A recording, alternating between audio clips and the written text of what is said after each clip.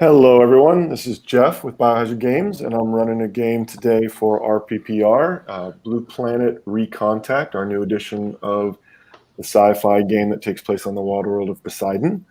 And I have a group of new players to the game, and I'll ask them to introduce themselves as they wish, as well as the characters that they are playing before we get started. So how about you, Hostel? Hi, I'm Hostel V. I am playing Alec Volkov. The pronouns are they, them. They are thick in stature, ruddy in complexion, wind-tossed hair, and they live a really casual, kind of like loose Hawaiian style of things, despite being a pilot and a hijacker. I'm getting kind of like a Bodhi from Point Break vibe off of this. Yeah, that's probably appropriate. Maybe a little older. Hello, I am on RPR as J-Chain1. I am playing Mai Ito. She is a hacker electronics tech. She goes by she, her. She looks like a rather attractive person with silver eye color that has circuitry embedded in it. And she looks like your atypical techie, maybe a ship tech, maybe more. Excellent. How about Christoph? Hello, my name is Wilkins. I'll be playing Christoph Taffy Leone. He is a composite hybrid and a bit of a loose cannon. Small and kind of reckless. And he carries a sniper and is looking to take, studying up on the forgery business. Dan, how about you? Hi, I'm Dan Kay, and I'm playing John Key, who is nondescript. That's actually a great description.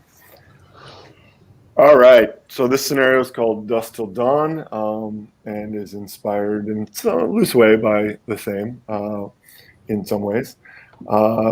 So by way of intro pitch, how did your life become such a cliche? You always told yourself you wouldn't be that stupid. You'd walk away before desperation took you down. And yet, here you are. If you pull this off, you can finally dump this crew of assholes, leave this life behind, and retire to that little bungalow on the beach. Plenty of waterfront property for everyone on Poseidon. First, however, you got to survive this bullshit plan. All right. Volkov, you are piloting remotely at the moment, as you are all in the cargo bay of a VTOL, racing at 200 kilometers per hour, just centimeters above an armored car that's part of a maglev, crossing the island of Prime Meridian. It's 28:30 hours, middle of the dark night, and you guys are about to hijack the cargo in this armored car. The hatch opens in the belly of your VTOL. The wind comes whipping in. You're all strapped to safety bars, looking down at the shadowed surface of this heavily armored train car. My first question is, who's going to climb down on top and use the breaching foam? I'll do it. Yeah, go for it. All right. So was that Christoph? No, Christoph, yeah. All right. So what I need from you is your approach. Are you just leaping down recklessly? Are you trying to take safety precautions? How are you coming at this challenge? I'm definitely leaping down recklessly. Okay. Have you strapped in? Are you actually on some sort of safety cable? Or are you just screw it, grabbing the canister and jumping down? Yeah, I'm just going for it. All right. Nice. Not wasting any time. Way to lean into it. So let's take a look at your character sheet. You can look at your skill sets, and anything that you think would apply to this, we can start with that. So I might say possibly survival training, maybe forward recon. You could just make a straight up attribute test if you'd prefer. I mean, urban survival. Urban survival is definitely leaping up around buildings now. A little parkourish, okay. Little parkourish, yeah. All right, I'm going to say that applies pretty well, but not directly to leaping onto a train car from an aircraft. So I'm going to give you a -2 penalty on that. So All it's a specialty, so you're going to start with 3 dice. And your base value for that skill set is 2, your base rank. Now, what attribute do you want to add to that? What do you think is most applicable? I see hot-headed here. That certainly applies. I also see acrobatic, which would totally apply. Yep. So maybe acrobatic in this case? Yep. So add that to your skill set and gives you a total of 6. So you're rolling 3 dice at a target value of 6, and you are at a -2, so really your target value of 4. So 3 dice at 4, and you're looking to have 1 die equal to or less than your target number. All right. So I rolled 3 dice, and I have 1, 2, and 8. So Okay. 2 dice under. Excellent. So it rarely matters how many dice are under, only when you're rolling for damage in any context. So for the most part, you just need to make 1 success. It does matter whether or not that success was spot on, so that if you needed a 4 and you got a 4, or it also makes a difference if you made it by 5 or missed it by 5. So as we play through, let me know if anytime those are the case. In this case, it sounds like you made it by 3. So with reckless abandon that you've come to expect from Taffy, he just leaps through the hole, doesn't even bother to snap into the safety harness, just leaps down onto the surface. The wind catches you as you leave the relative calm of the cargo bay. And even though it looks like it's snapping you away from under the aircraft, you manage to grab a hold to a handhold on the roof and cling there with the breaching canister sort of flopping in the breeze in your offhand. The rest of you, I mean, you're used to this from him, but you never really seem to get used to it. And when your throats go back, your stomachs climb back down your throat, you see that he's already started putting the breaching gel around the armored surface of the car. So your choice, Taffy, is: are you going to make a big hole or a little hole? Little hole. Okay, so like just to drop through yourself versus like blowing out the whole rooftop. Yeah. Okay, so as you start sketching that out, where on the rooftop do you want it to be? And do you want it to be like in the front, the back, the middle, the side? Because this will determine how you guys enter. Probably the side. Okay, so you're crawl over to the side of the train, and it's screaming across these night darkened grasslands. You can see both moons high in the sky. There's bright stars everywhere. Your hearing is totally overwrought by the howl of the thrusters on your VTOL, as well as the just the howling wind with the speed of the train. You crawl over towards the side of the car as close as you can to the edge and begin drawing a rough circle about the size of a manhole cover, maybe? Yep. Okay. Do you have any skill set you'd like to use for using these? It's technically an explosive, but it's more of a controlled burn than an explosive, but we'll categorize it accordingly.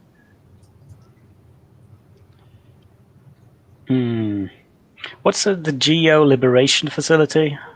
So you are a composite hybrid, and were actually illegally created. And when the GEO raided the facility that was making you and your gene brothers and sisters, you were repatriated to sort of a GEO camp while they figured out what to do with all you guys. So you lived in what amounted to a refugee camp for a couple of years, probably. Oh, all right, that doesn't count then. I would say forward recon, maybe. That's because sometimes totally you have to. Absolutely. Okay. This is a fairly challenging flight. Obviously, you are using a combination of your own piloting ability and the ship's autopilot to sort of slave your position to the train. But given its speed and the slow undulation of the ground and the slow curve of the track, you're constantly having to adjust that. So I need a piloting test from you as well, and I want you to characterize how you want the plane relative to the train, which will determine how difficult this is. I'm sorry, you're talking to Mai or Hopple? I'm sorry. I'm not. I should be talking to Volkov. Yeah.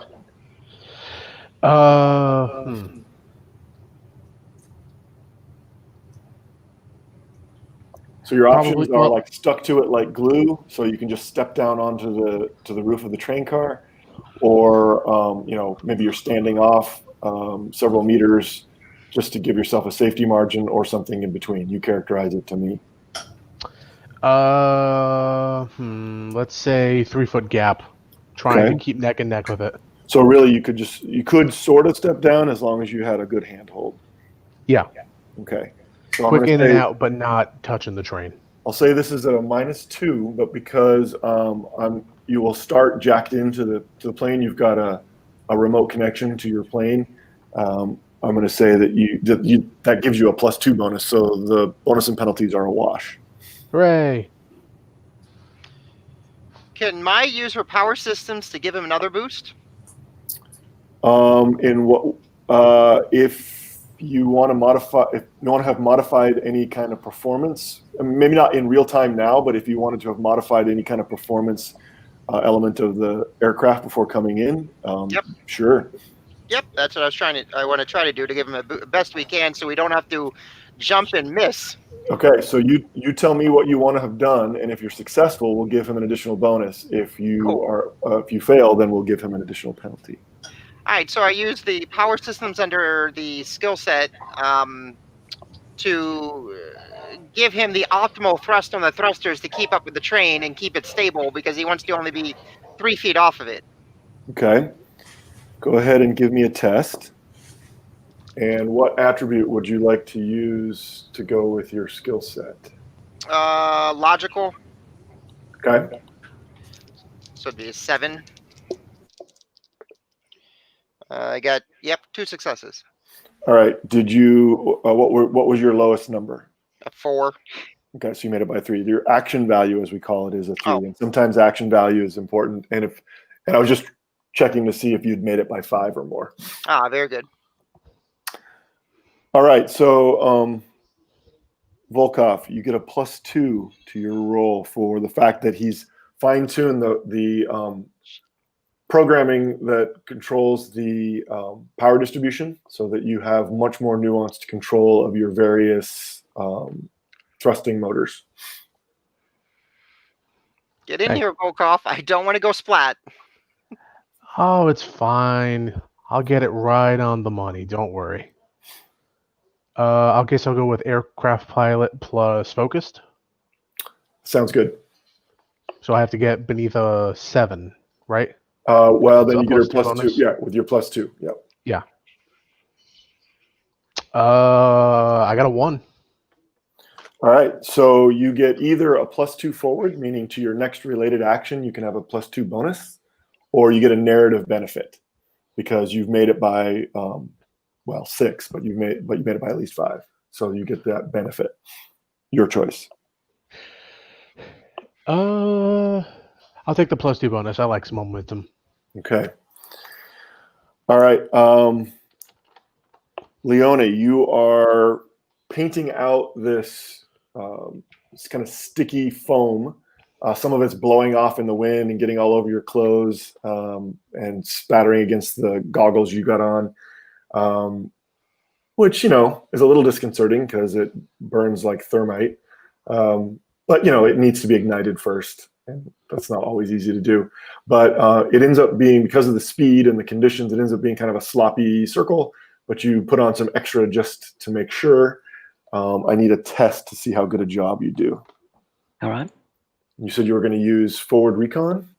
Yep. You have to breach Places and no maybe forward recon. and maybe precise. That seems appropriate. Yep. But because of the conditions, I'm going to give you that -2 again because you're using a spray foam at 200 kilometers an hour. So you're at a 7 -2, so your target is 5. Yep. 4. All right. So you've completed the circle, and you've put there's a little sticky tab that you pull out of a canister on the device, and stick it into the foam, and it essentially is a remote detonation cap. So at any point you can set it off and burn it. What will happen is wherever the foam is will burn. The goal is that it'll burn hot enough to just melt through the industrial bioplastic. And unless you make other preparations, you can anticipate that the disc of armor will either drop inside the space or potentially even just blow out and get whisked away by the wind. Yeah, I'm going to move so that doesn't hit me in the face then. Okay, so you kind of roll back towards the middle of the train car. What are the rest of you doing as you see him complete the circle? Wondering what we're here to do again? I missed it.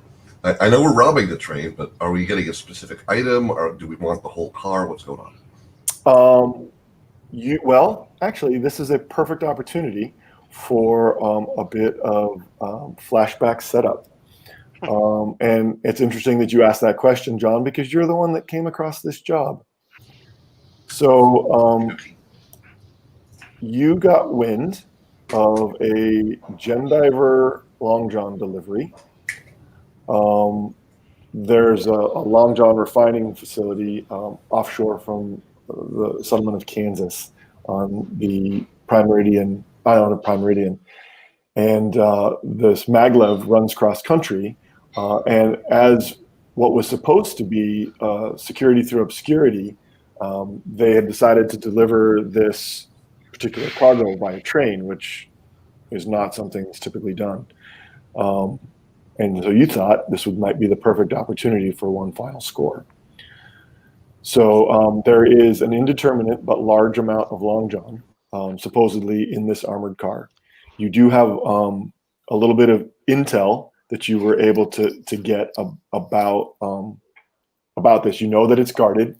You know that there is a strong box that you're after. You know that this car itself was essentially chartered by Gendiver, and that they've got armed security personnel both in this car and the 2 adjacent cars. What I want to know is, how did you manage to convince the rest of your crew to take this job?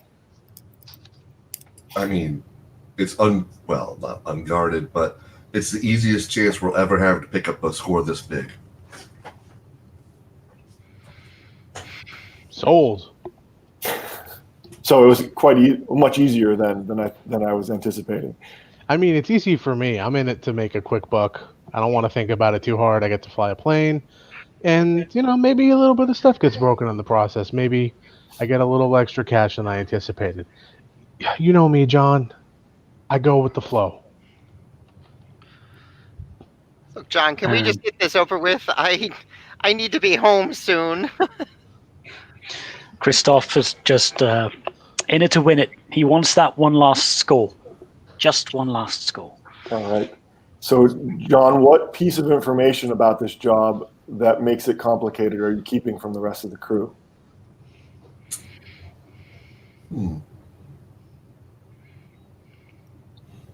The actual owner of the delivered product, who might be somewhat irritated. The owner that you're bringing it to, or the one you're... The owner that they're bringing it to. Oh, okay. Might be disappointed to lose it. Yeah, it's Gendiver themselves. They're one of the largest economic and political powers on the planet. So was that something that these guys would have known up front, or not so much? If they knew it was Gendiver, yes. But if you didn't tell them it was Gendiver, then I may have neglected to mention which corporation. Okay.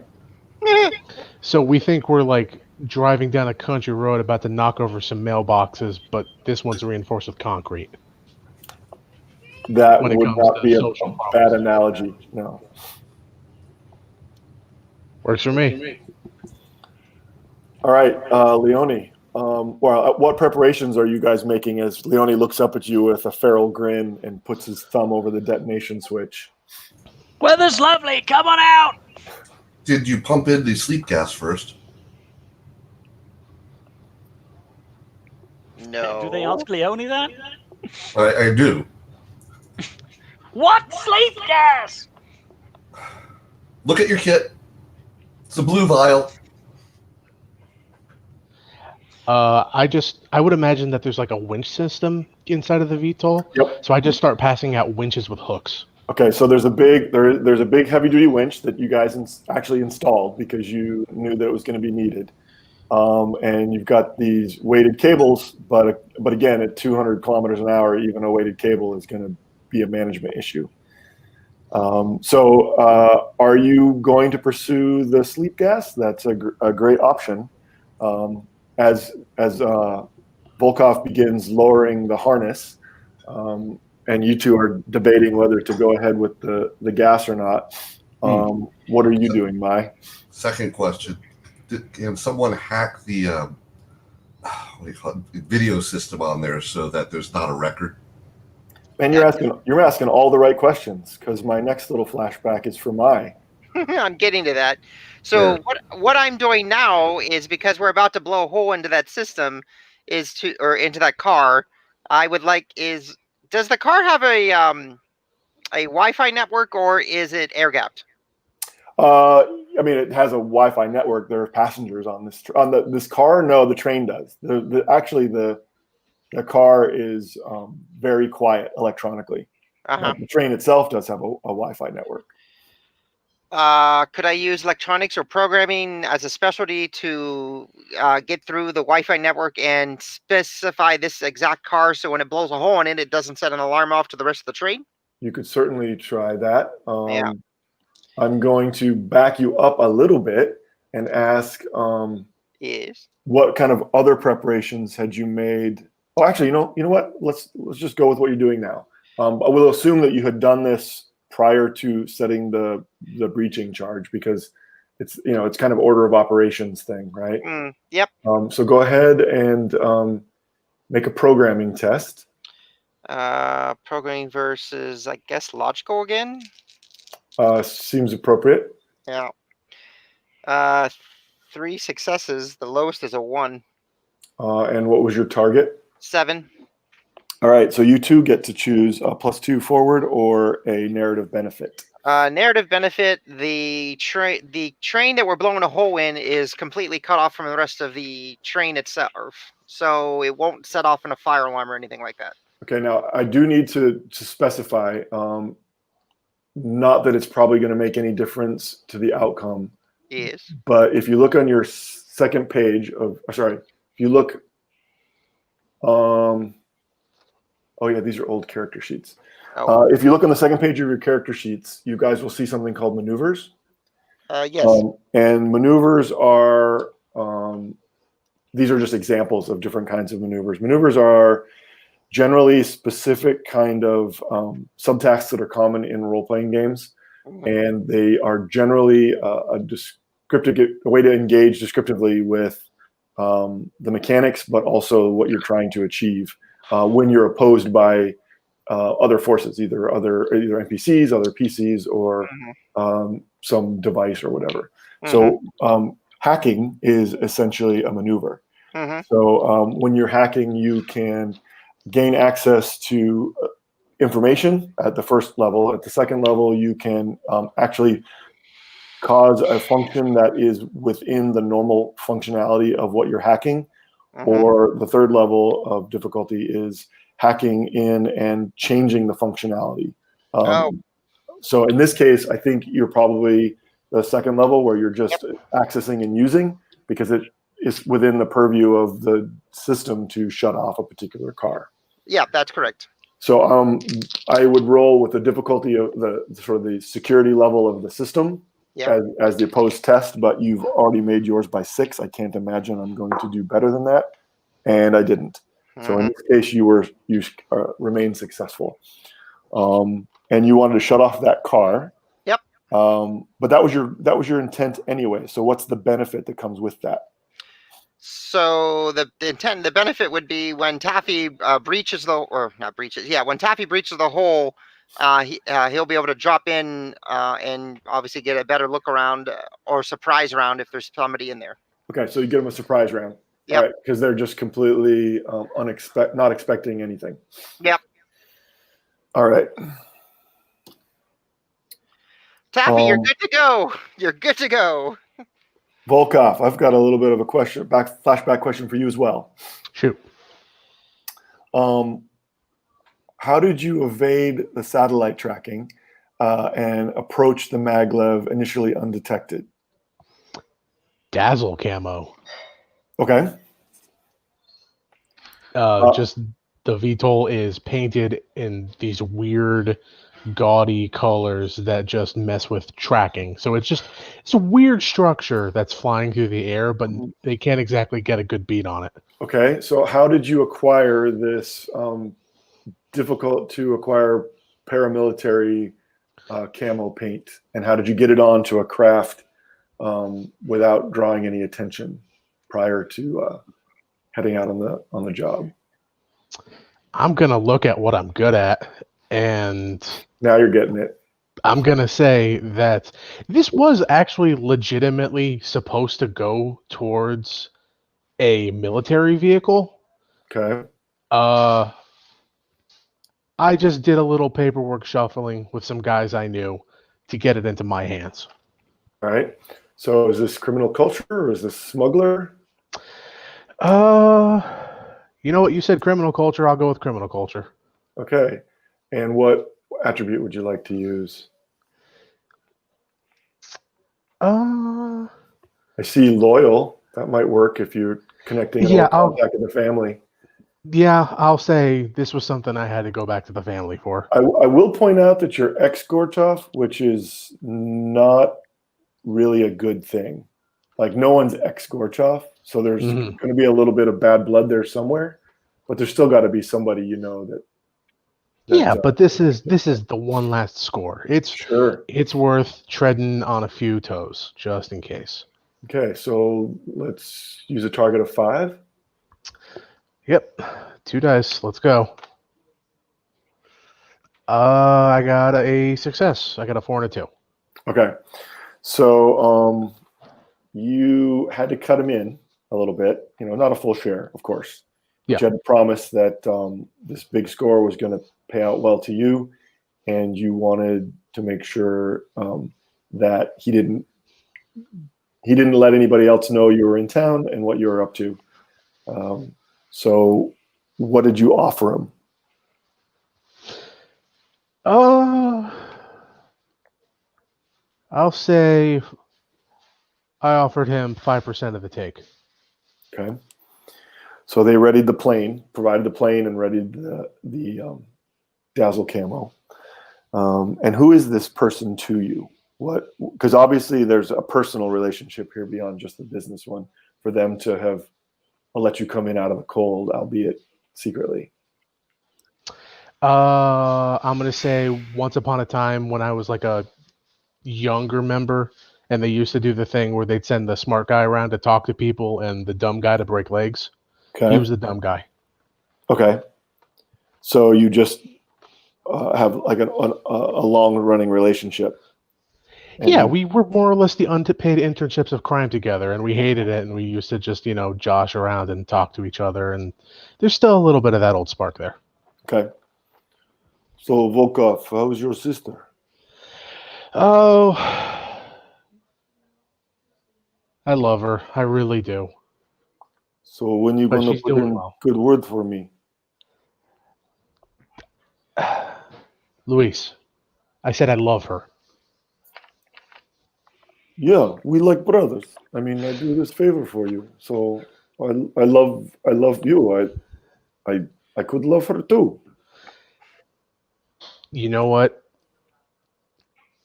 If next time I see you again, I'll let you know how it shakes out. Okay? Okay. Well, better be soon because you're only 5%. Of course, man. Of course. Okay, I hold you to it. I know you will. All right. Wind is howling past the open cargo bay door.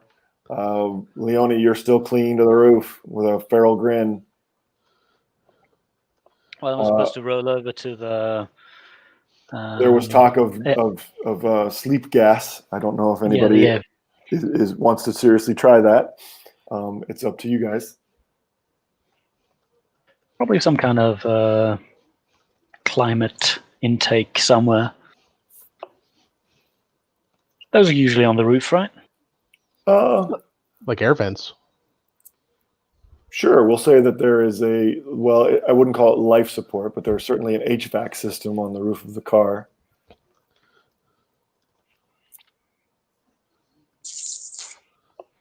And I know how to open those because I'm a smuggler. Okay. I mean, that's how you get stuff from place to place. You Sure. sneak onto the roof, you put it in the HVAC, and catch it when it's there.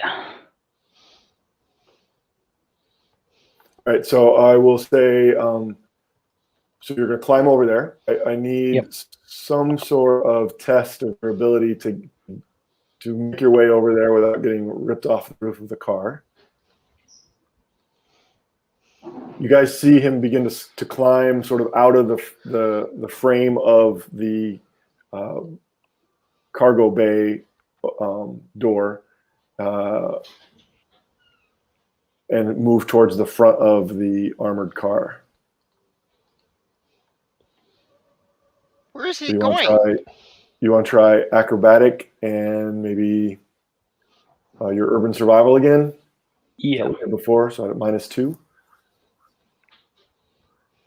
Nope, still good. Okay, so you managed to make it look easy as you drag yourself across the roof of the car. You get that kind of like flappy cheeks looking thing that you get when you're skydiving, right? Yep. As you look into it's probably too on the nose, but there's a lot of canine DNA in hybrids, in composite hybrids.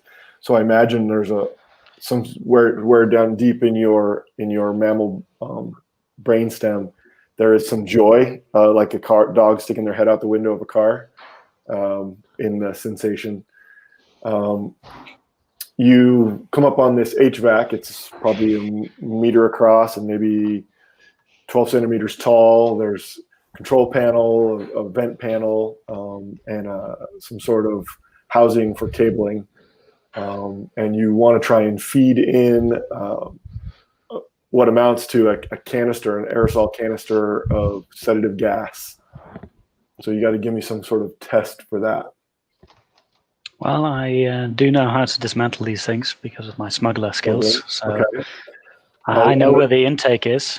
All right. I'm going to say this is tough for several reasons. One, smuggling doesn't map directly over this kind of mechanics, but it is something you've done before, more in an effort to break the machinery and force people out through foul air and lack of air conditioning. But to actually put an aerosol canister into this device under the current circumstances be a little challenging. So we're going to be at -4. All right. So you've got 3 dice against a base skill set of 4. What attribute do you want to use? I think I want to use precise again because you need to three, get it. So 3 dice against a 4. Oh, just. All right, so it takes a little while, probably 10 minutes of monkeying around. Eventually, you get frustrated and just kind of bend a panel back rather than try and dismantle it. And you're not going to be able to plug this canister in. You don't have the right fitting, but you have gotten past the filters, and you figure if you turn this canister on and just stuff it down in there and push the panel back in place, enough of it will get down in there that it should have an effect. So you tell me when it happens and what happens after and what happens next. It depends on how fast acting they told me the gas was and if I was paying attention. Well, it sounds like Key was the one that got it for you, so he'd have to decide that. Like, are we wearing gas masks, or is it something that fades almost immediately as soon as it has done its job? It might be a contact neuro, anesthetic. Okay, Might so you're Should hoping. be. So your intention is that this is anything that gets on them. It doesn't have to necessarily be inhaled. Right. Okay. So I would say that it doesn't go away. So you guys will be wearing. Anyone that's planning on going in would need to have a gas mask, rubber gloves. I was actually aiming for, and it will settle out of the air very quickly. But Well, then we're gonna have to see how good a job your contact did in getting you precisely what you want. Because he had stuff to sell. you know what? You The had- gloves are perfectly fine because we should be wearing that anyway. Yeah. So let's see. I need you to Key. I need you to make a test on something that would have allowed you to acquire something like this, because pretty special order. And the kind of people you'd go to this who wouldn't ask questions. Deceptive and assassination. That's pretty perfect. Okay. But I would imagine someone like this, he might have something to sell, but he also might So kind of hedge a little bit on what it is, depending upon what he's trying to unload and what he can convince you of. So we're going to do this as a maneuver. So go ahead and look at your second page. And he's going to try and deceive. Okay. And you're going to try and deny. So you're using the stats you described. Okay. So go ahead and make a test. Let's see. What did I say? What did I just say? Deceptive and assassination. So Yes. it was 5, and I rolled a 3, so that works. And so you made yours by 2. Yep. Your contact, a guy by the name of Emil, who you really don't like and really don't trust, but you're kind of desperate. He missed his by 1. And so you succeed. You guys go back and forth. You demand a test of the stuff, or at least some sort of verification that it does exactly what it is you want to do. And you manage to have acquired it. So it's going to do what it will do what you expect it to do, pending any sort of preparations or precautions that have been taken by the guards. Okay. So ideally, it's fast acting and will be out of our way by the time we're in there. Okay. And we'll also expect that it won't work at all. Be prepared. Right. Yeah, that's presuming that Taffy manages to actually hook it up correctly and doesn't just shake and spray it in. Assume it did not work. Just So- for safety's sake. So Taffy has done that. What do you do next, Taffy? I'm going to roll back and, not now. I basically have 2 detonators. One is for the gas, and the other is for the. Yes. You basically have to turn on the canister. It's essentially a spray can. So as you stuff it down in there, I'm going to assume you just open the valve and push it down in there, because it doesn't have a connector, and it's not really an explosive device. Well, in that case, yes, that is precisely what I do. So when And then you're I'm ready to go, starting counting seconds as I start to slowly make my way back to where the. okay, Taffy because- crawls back into frame,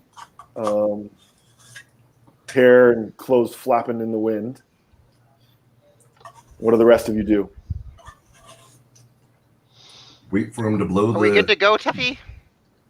Thumbs up. Wait, I toss him the hook to the winch, Okay. just in case. This heavy-weighted cable comes down and starts flapping around in the breeze, and you kind of clutch at it a couple times and then grab a hold.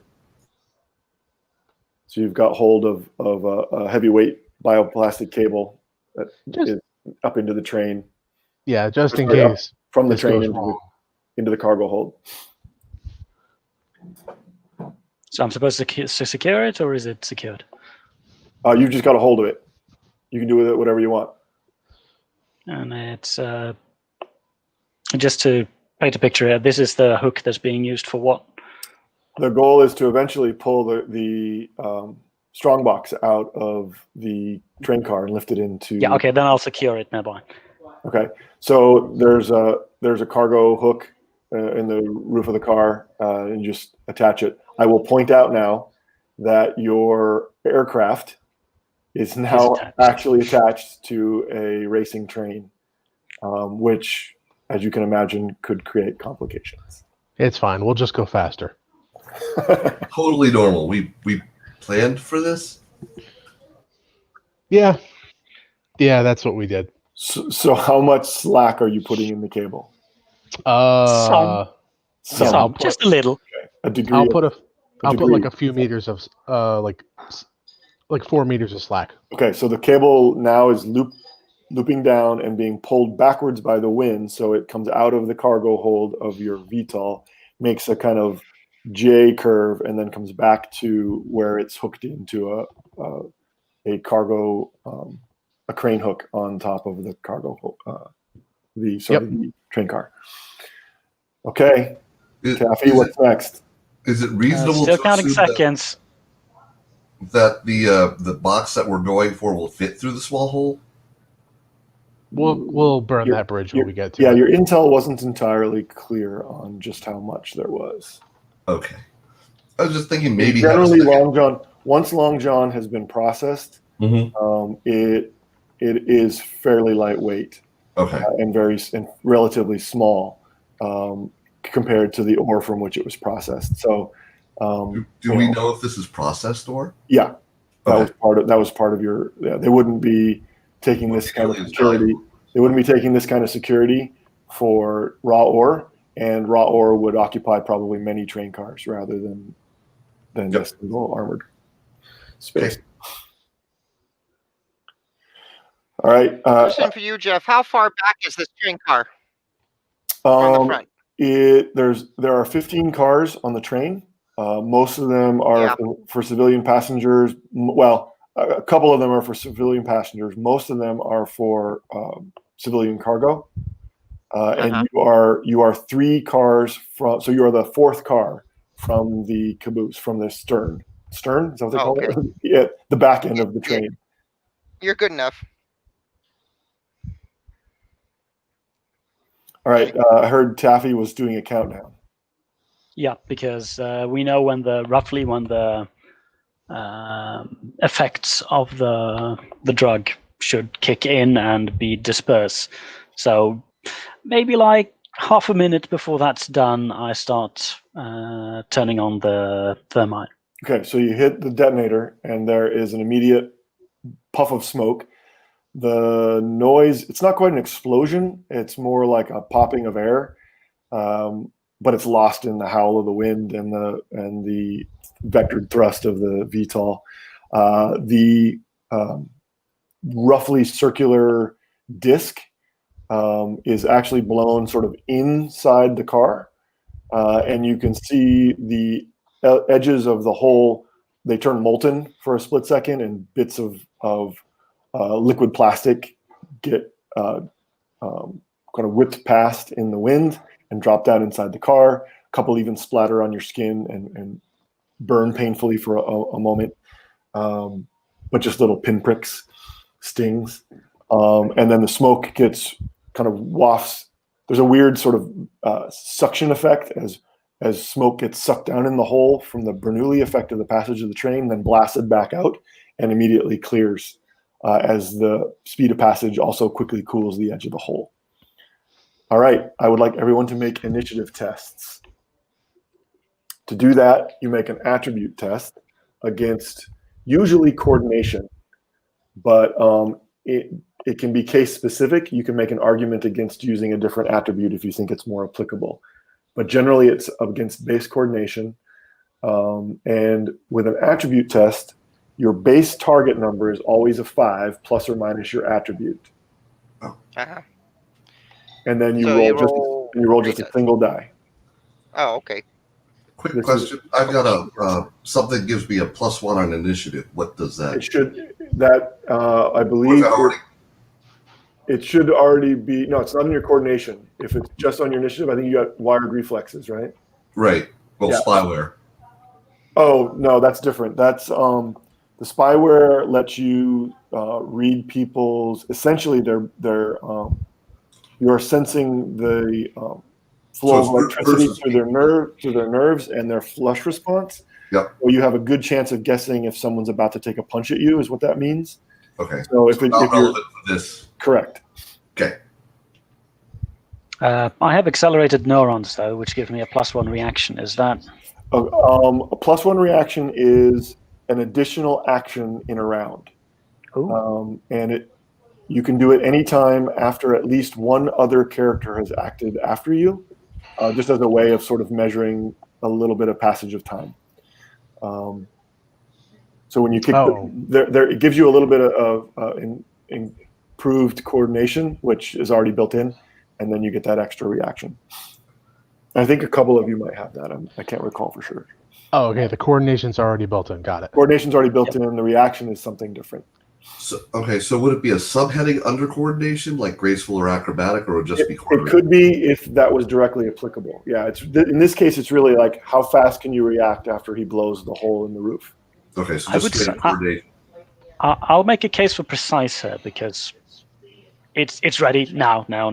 Like this is the moment. I'll give you that now because you're the one that blew it, and you could coordinate your timing with that. Generally, precise. I would imagine. Well, it can be whatever we want it to be, but I've been imagining precise being a high degree of manual dexterity. So go ahead and make your tests. And this is one of the times where action value matters. How big a gap between your best die and your target number.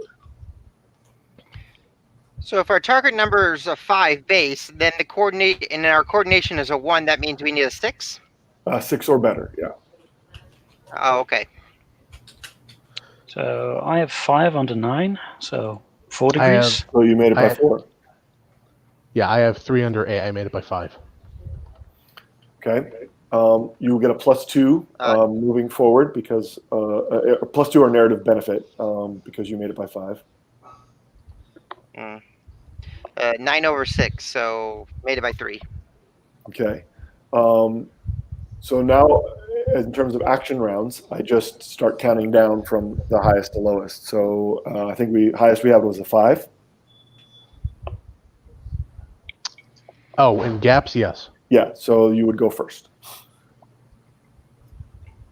Okay, into the hole. All right. So you're going to jump down to the roof of the car and go through the hole. Give me an attribute test. Sorry, give me a skill test that would give you sort of the parkour against 200-mile or 200-kilometer-an-hour winds to get you down into that hole in a nice, smooth, hard intrusion. To be pedantic, I'll say damage control because I'm just trying to get on this situation as fast as possible. I'm going to say no. Okay, damage that's control, because then that's going to end up applying to way too many things if we set that precedent. Yeah, that's fair. So damage control in this case is much more related to that skill set. So mechanic, aircraft, damage control. So you would, like, if you took missile fire or you had broken landing gear, or you were leaking water in a submarine, that's the kind of damage control that is implied by that skill set. I guess I'll just go with tactics. Perfect. All right. So like tuck and roll. Are you going to go? Are you keeping your safety cable on as you do this, or are you jumping your safety cable and jumping? No, I'm keeping the safety cable on. Okay. Pussy. Give me a roll. Yeah, I'm rigged into the ship. I can just tell the ship to pull me back. Okay, give me a roll. Okay, so it's I pick the skill, and then I add one of the... You pick the most appropriate. In this case, sure-footed, I think, would be great. Yeah, literally. So you're shooting at a 7, and because of the wind, we've set the precedent of the wind being -2. Well, I'm 7 over 5 then. So you rolled a 7 as your highest? Oh, wait, no, that's right. I still have a +2 from my previous thing. Oh, right. Oh, nice. Got the high initiative. Nice. Okay. So you are spot on. Yep. Which means you succeed with a complication. Okay. So you leap down. You are you? Let me ask this: are you imagining you're hitting the top of the car and then moving towards the hole, or were you going straight into the hole from the car from the VTOL? Straight in. Okay. Your complication is you tuck through the hole, and the safety harness cable you're on jerks you up short with your feet about 6 inches off the floor. So you're not out of control. You're just dangling in the air and sort of hanging in the open car. Your first impressions are a dark space lit by sort of safety lights, a couple of figures stumbling around in the dark, and a large object kind of occupying most of the room in here. All right, that was a 5s, 4s. Yeah, that's me.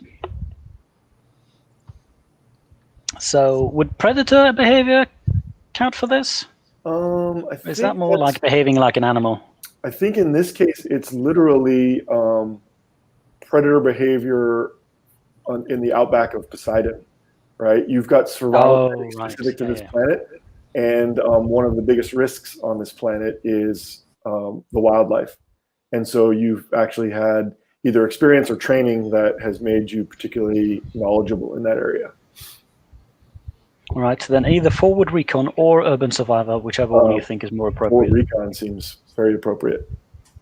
All right.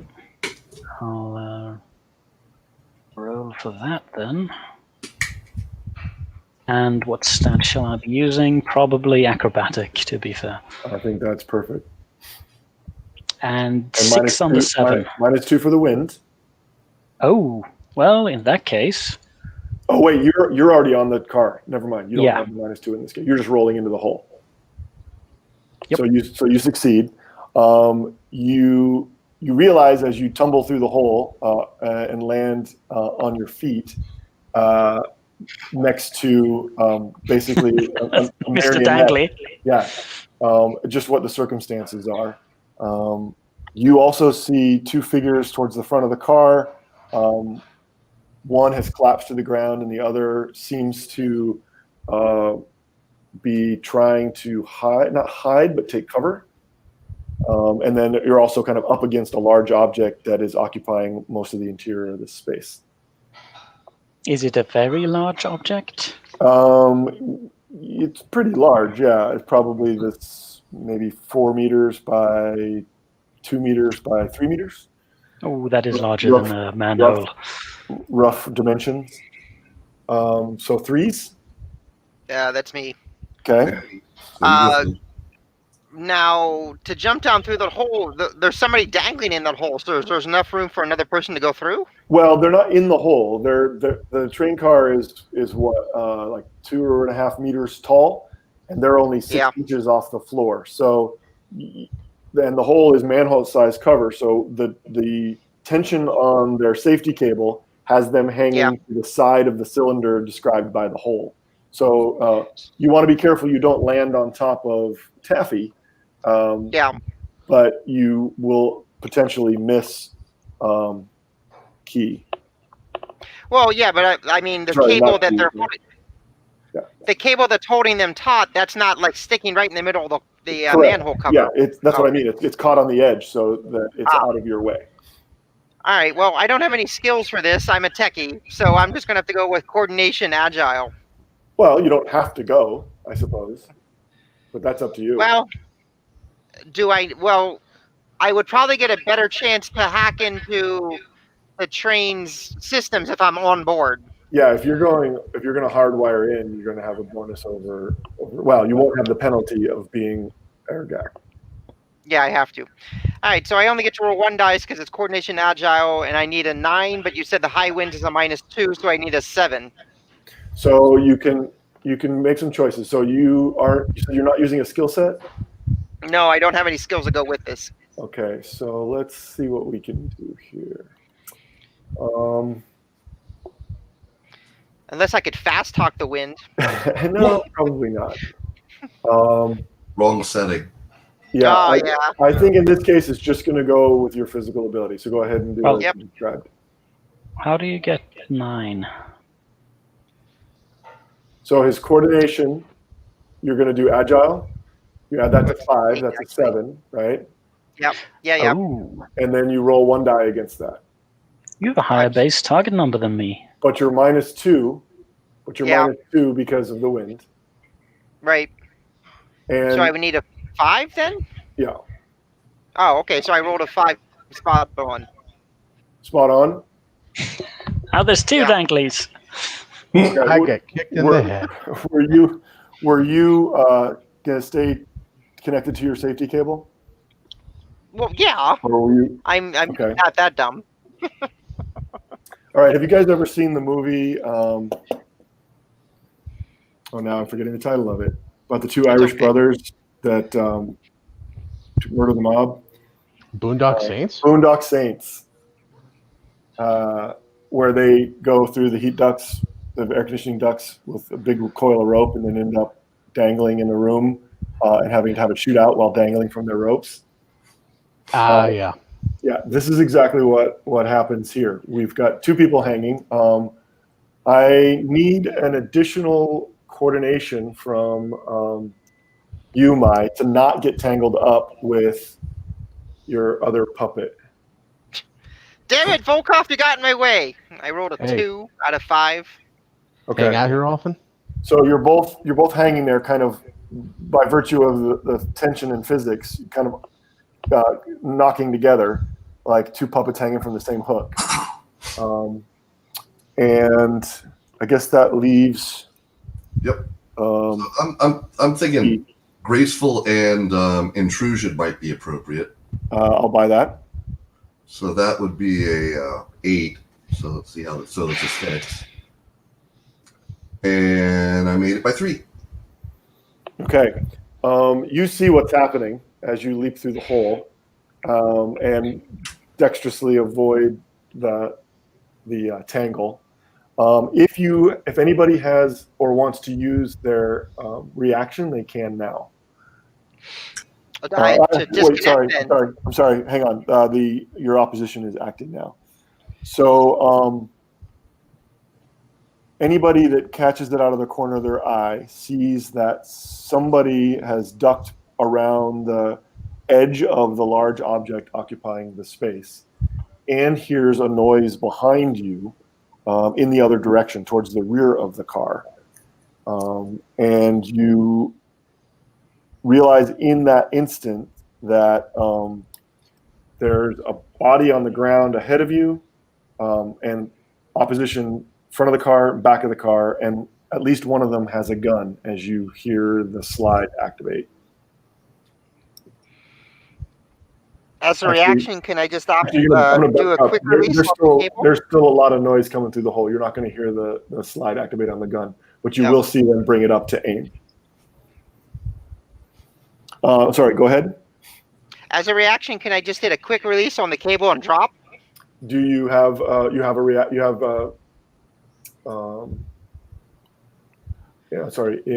enhanced reflexes? Oh, I see. No. No, you have to have the biomod enhanced reflexes to get the reaction. Got it. Is that the same But as I have a accelerated reaction. neurons? Accelerated I- neurons. Yeah, sorry. I should probably use my reaction to shoot the guy who's trying to shoot us. Okay.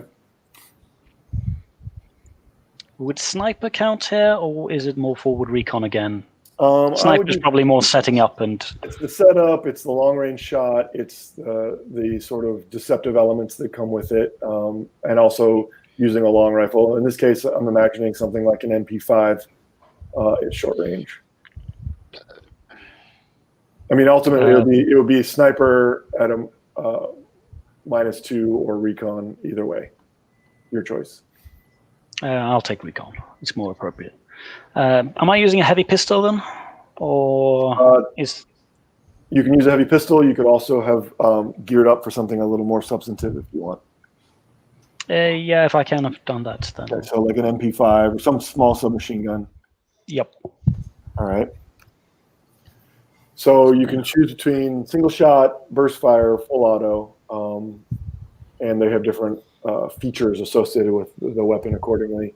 I will also assume that that's a smart weapon, so that you have a +2 for being linked in with it, and you can kind of watch with your mind's eye where the barrel is pointing, getting feedback from the weapon itself about its status, as well as your ability to aim it. Yep. In that case, coordination to aim well. Okay. How about precise? wait. That can go for shooting. Oh yeah. Yeah, that's a perfect use of it. So you got a Then 7 +2 for being jacked in. 9. And then he's got cover, so we're going to call that -4. So you're down to 5. All right. And I'll roll. Okay. 2 under 5. All and right. Burst, probably burst. Burst fire. Okay. So you are rolling damage. Your options with with the burst fire. So you're just firing a single burst. Is that what you're saying? I'm not sure what burst single versus full does. Burst would be 3 rounds in a single pull of the trigger, and it just allows some trigger discipline, some ammo discipline, and precise shooting. But full auto is just a series of bursts, really, and it just depends on how you want to engage the target. Full auto, you have a choice of doing suppressive fire. You have a choice of doing more damage or more targets. Since this is a single target, you would do more damage, presumably, as the default. Okay, so with a submachine gun on full auto, you would get to roll against a target value of 9. Now, here's the damage mechanic. You always roll damage with 3 dice, and this is the only time that the number of successes matter. 1 die success is a minor wound, 2 die success is a major wound, 3 dice success is a mortal wound, and they all have different effects on the target. So you would roll all 3 against your target of 9. He's got some armor and some physique and some cover that would impact on that target number. Normally you wouldn't know what that is, but I'm going to tell you just for mechanical transparency that it brings your damage rating down to 5 for your weapon. And right now, since I'm firing a burst, I am hitting him 1 time. Well, you're hitting. I'm rolling once, or you're always rolling once. You're rolling. Well, you're always rolling once, unless it's multiple targets. In that case, 8, 9, and 6 is a miss on all of those. Okay, so your shots, your muzzle flash lights up the space, and you see clearly above the safety lighting that there's some sort of armored box that you're sort of leaning up against. The target is behind it, up in the front of the car. Ducks back, your bullets ricochet around the front of the car. You also realize that there is someone laying on the floor near the front of the car, and you can't tell if you made contact with the target or not, but you definitely don't see them or the results of your shot. Anybody else have accelerated neurons? Yep. Okay, so you can take a reaction if you'd like. Does the reaction have to be purely combat oriented, or no? It's just another action. Okay, I'm gonna try to look for what could be the strong box or what we could be here for. Okay. Well, if you spend the time to do that, you're pretty confident that what you guys are. So I'm imagining an open freight car with about a third of its interior volume being taken up by a large rectangular case bolted to the floor in the middle of the cargo space, right? So there's a narrow gap on either side and a somewhat larger gap on either end of the car. and you guys are pinched between the wall and the cargo container with about a meter and a half of space along the left-hand side of the train car. Oh shit, this is big.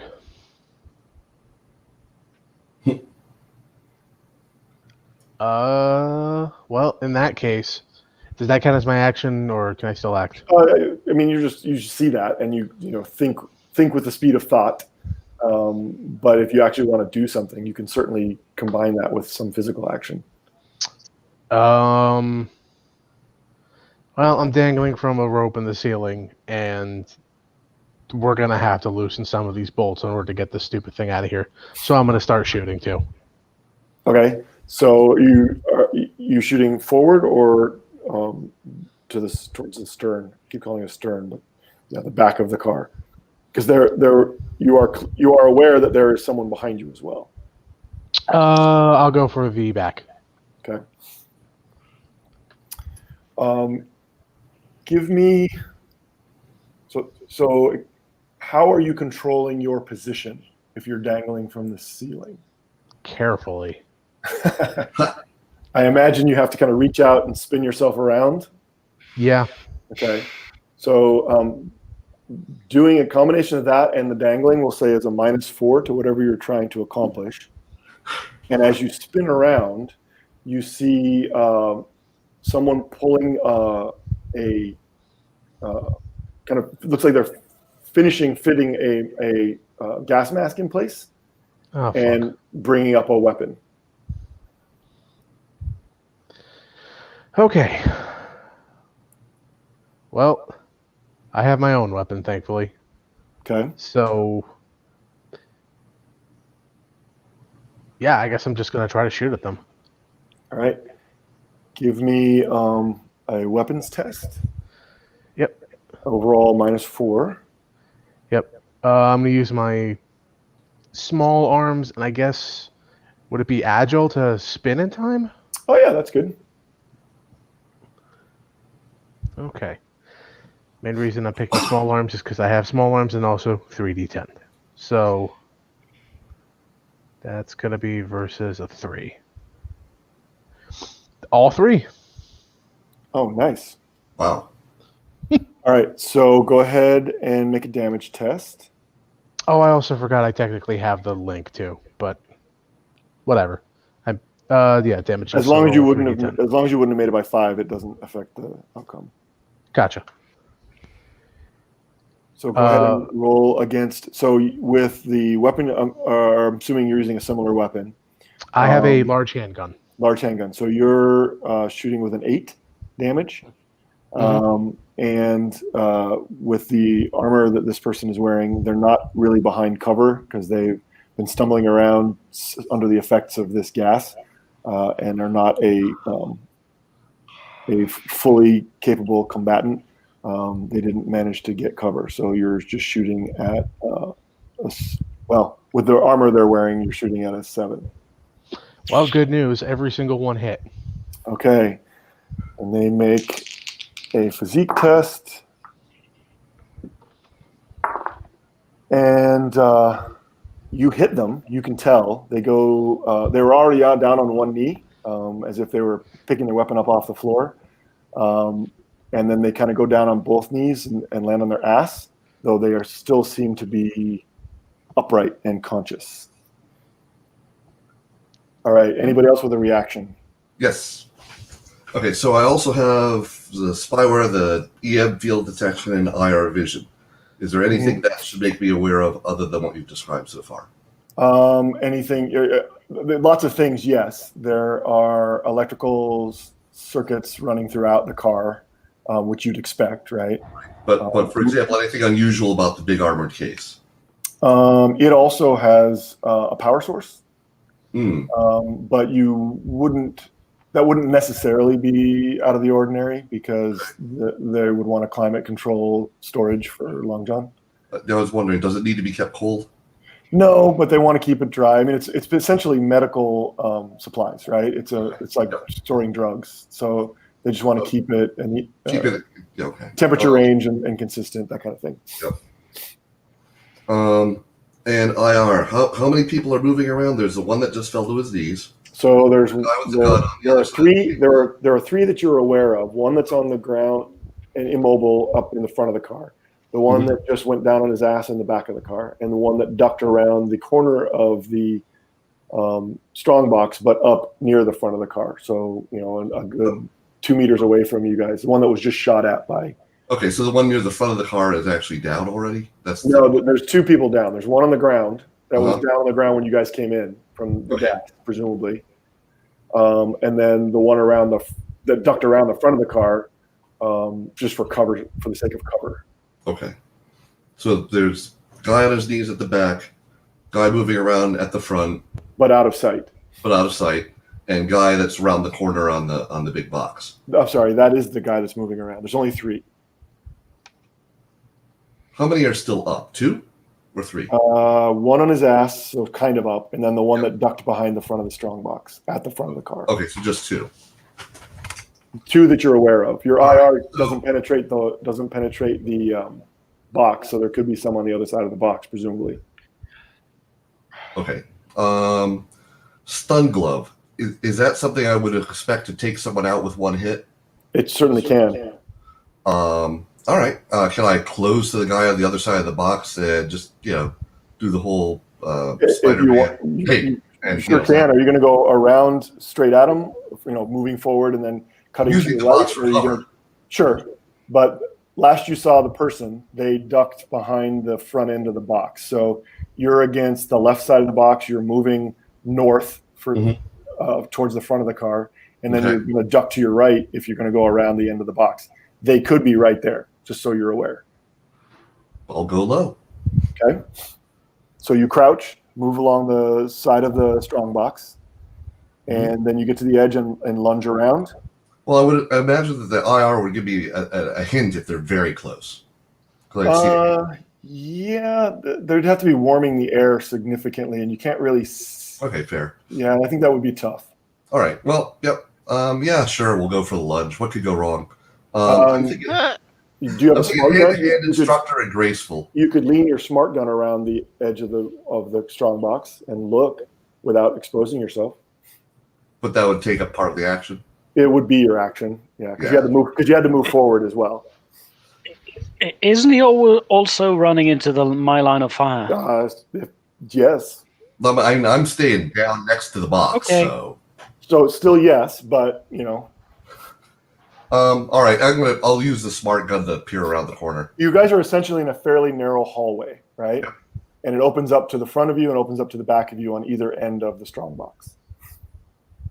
So you crouch and move along the lower edge of the strong box. It sounds like Taffy is covering you over your shoulder by default. Yep. And I think Volkov has pivoted and shot towards the back of the car, and Maya is still dangling. Just so we're all aware of where everybody is. Yeah, normal situation. Right. It's a Tuesday. So let's do it this way. You get up to the edge, and what are you going to do? Are you going to duck around and try and shock, or are you going to look with your gun? I'm going to look with the gun. Okay. The fact that you described that in such detail convinced me that I should do that. I just like to make sure everyone always knows where they are. Yep. And that way it can hide ambushes. So what delightful surprises await on the other side of that corner? Well, unfortunately, nothing. There's no one there. Weird. All right. Well, scan the front of the car. Is there anyone there? No, there's an open space. You can see where you can see the guard that's already down nearby, still warm on IR. Yep. You are getting electrical feedback, so you assume the heart's still beating. Yep. And that there's still ample brain activity, but they are completely immobile, and they are not wearing any kind of gas mask. You can see there's like a little crew space where I don't know how you describe it. It looks like there are this car is designed to be modular, where you can install passenger accommodations, or like in this case, put in locks for bolting down large cargo nets, that kind of stuff. And you can see where there seems to be some benches for the guards, along with a equipment case that's open on the ground.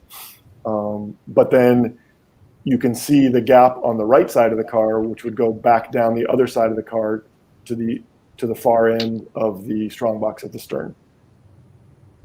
All right. I will make the gesture that we all understand means on the other side of the box. Okay, so you all see him kind of point, and you realize what he's indicating, since he's not getting shot. And I assume that used up my action by a That lot. used up your action. So everyone now has acted, correct? Mm-hmm. And Yes. executed their reactions. All right, so roll initiative again, same way we did before. Oof.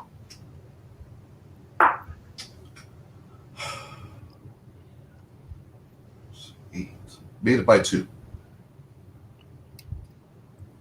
All right, the opposition did very poorly. So right now 2 is my high number. Anybody beat that? No. So we'll start with 2. All right. I will go to the next corner and peer around with the smart gun. Okay, you see that person crouched similarly to you, but headed, just starting to head around the far back corner of the strongbox. So they spent their whole last action like running around to the back of the strongbox. Can I close with them, potentially without them hearing me, and zap him with the stun glove? Or is he too armored? You could certainly try, and he's pretty lightly armored. He's wearing sort of the equivalent of a police vest, but that's it. All right. So does that take my reaction, or is that just part of the action? You've moved up, and yes, that will be you can do that as your reaction because you moved up and looked as your first action. Okay. All right. Do I need to make a quiet move or just a move? Well, wait for your reaction because someone else has to act before you. Because got it. Instead of giving like some arbitrary value, like reactions only occur after 3 turns have passed. More narratively, other characters have had to have a chance to act, implying that time has passed. Yep. So that you can slower people have acted, so that you can then. I also make a gesture indicating he's going around the other end. No one can see you because you're around the front of the car. That's fair. All right. So you could report it. You could report it through. I'm assuming you guys have some sort of little boom mic or .coms or something. I do that. He's going around the other end. Yeah. All right. So that was 2s, 1s, 0s. I'm at 1, I think. Okay. Like for the reaction, it was 5 plus attribute. 5 plus attribute. Correct. I have a question about that then. On my character sheet, it says base TN is 3 plus minus stat. Is that correct? 3 plus minus stat. The others are 5. You have an old character sheet. Sorry. All right. Well, it should be 5. In which case, I've had a few by 5 successes, but let's just move on. Well, that's only for attributes, not for when you combine it with a skill set. Oh. It's only when you're rolling strictly for attribute, and this is strictly an attribute test when you're doing initiative. All right. So you start with 5. Start with 5. Add your coordinate. Acrobatic. Acrobatic. Acrobatic. If you were doing something acrobatic, but just trying to go fast, I'm not sure is really acrobatic. So maybe just coordination. All right. In that case, I'm on the dot, so 0. Okay. So you go 0. Anybody else going at 1? We're up with 0s. I'm actually going at a 2 also. Okay. I misremembered, but yeah. So go ahead then. Let's take your action.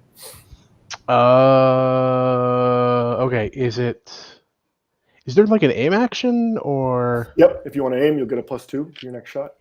I'll aim for my next shot. Okay. Who are you aiming at? The one I knocked down.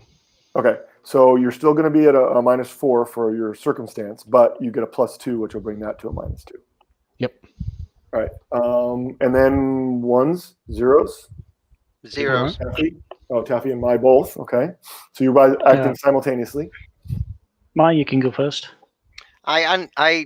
Since I'm still dangling 6 feet off the ground, right? Or 6 inches off the ground, 6 feet, right?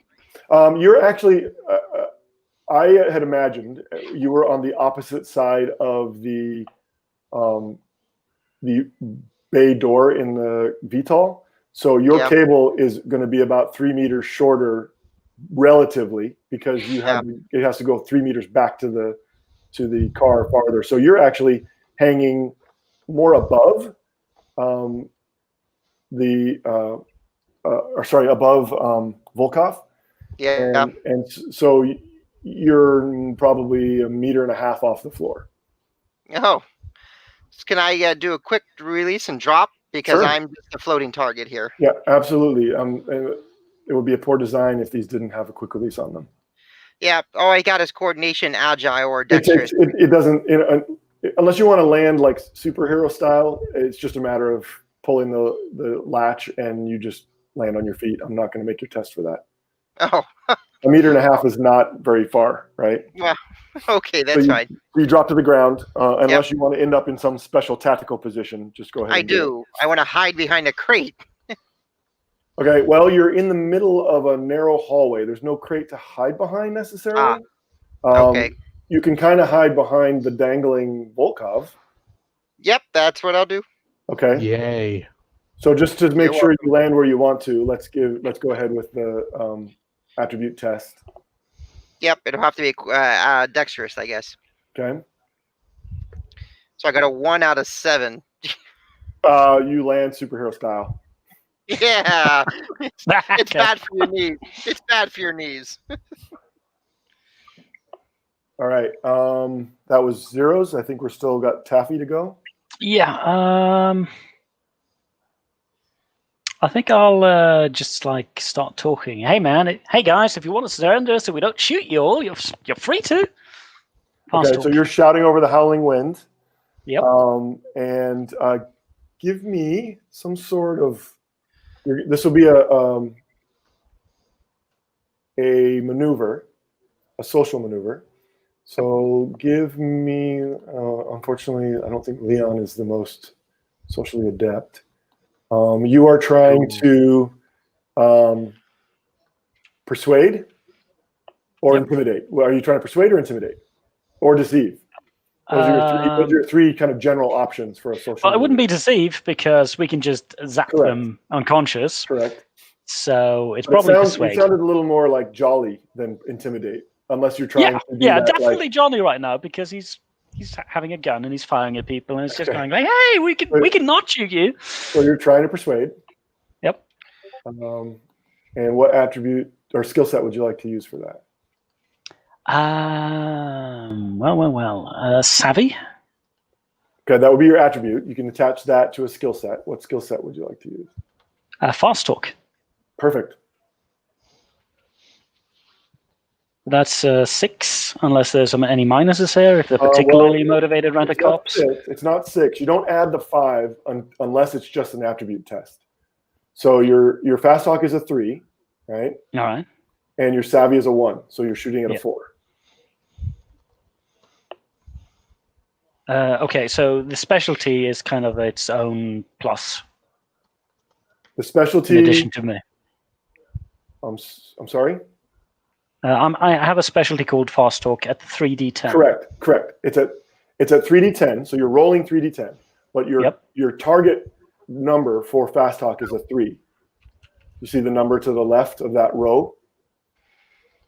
So the skill set. Oh, there. Okay, well, I have not actually paid attention to that at all. Oh, okay. So then the general core and specialty just determines the number of dice you get to roll for the test. Yep. And the target number for your subterfuge, misdirection, and fast talk skill set is 3. Add that to the 1 for savvy that you get from the attribute. So your target is a 4. So now you. To be honest, I had not noticed that row of numbers at all. So sorry. There we go. That's my fault. So you are rolling against a 4 with those 3 dice. And 1 gets through. Okay. So John, you see the guy that you're about to zap.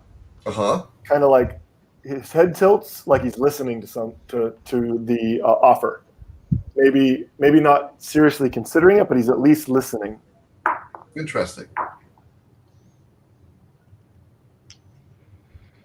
All right. Are you going to move anywhere, Taffy, while you're saying this? Or are you going to stay? Yeah, I'm going to go around the other way. So Front or back? That would probably be back, right? Since So that's going to take you right past. It's going to take you right past the guy that's on his ass and into Volkov's line of fire, which is fine. I just want you to be aware. Yeah, I mean, I'm short. He can shoot over me. Okay.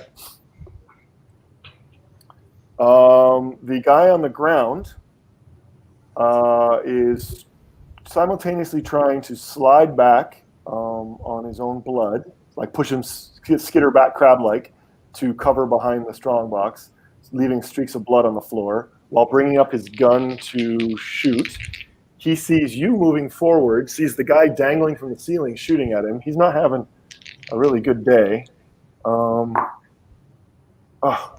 Shot goes off. You both cringe, not knowing who he's shooting at, but he misses.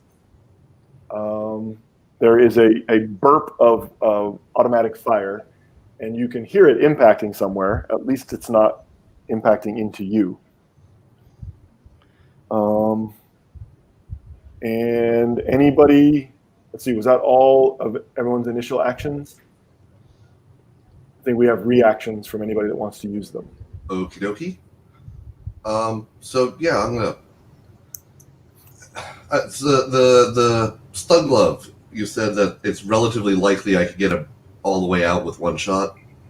Yeah, he has to make a physique test against the DR rating, the stun rating, essentially of the weapon. All right. I will close with the guy that was heading towards the back that tilted his head.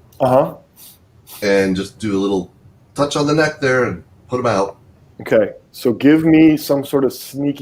You're going to get a +2 because of the noise and the fact that someone's yelling over the howling wind. So I'm thinking intrusion and coordination or graceful.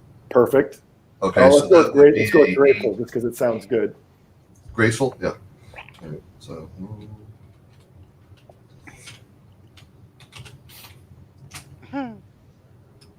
Oh yeah. So 2 by 5. Okay. So give me. You want +2 or a narrative benefit? Narrative benefit. He goes right out. Well, that's a little too much narrative benefit because that implies some mechanical effects. All right. Well, I get a clean hit on him without having to roll it. Okay. I will give you an additional +2 on the rating of the weapon because you find exposed neck right there at the base of his central nervous system. So you reach out. Okay. Go ahead and give me a skills test with that +2 bonus. So hand-to-hand instructor. I think that's perfect. Okay, and again, I'm thinking coordination. So again, graceful. Yep. It's like an art.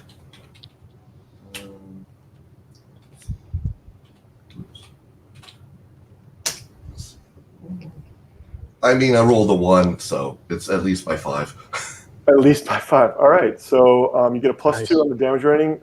You know what? It's almost impossible for you. So you are at a, let's see, 2 years. You are going to be stunning at an 8. So roll 3 dice. Roll on 3 dice. Mm-hmm. All together. And this is where it matters how many. 2. How many whats? How many successes? What's my target? 8. Okay, so I made 2 by 4.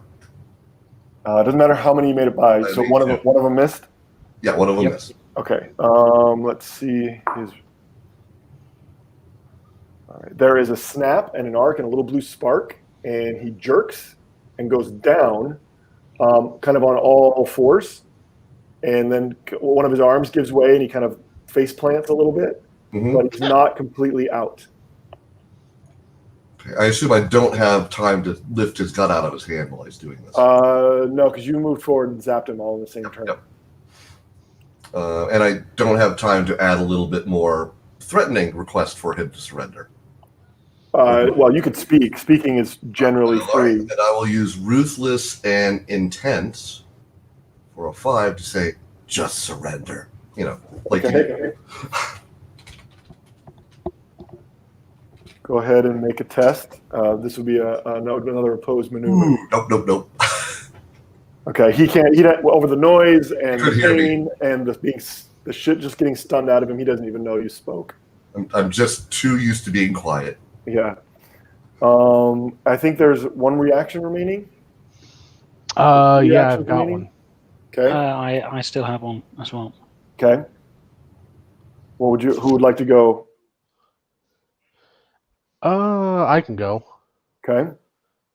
Do I hear the overtures of trying to get these guys to surrender? You hear, you certainly hear Taffy yelling his jocular invitation. But it's also, you know Taffy, and you can also read a little bit into like. Sometimes he just likes to fuck with people.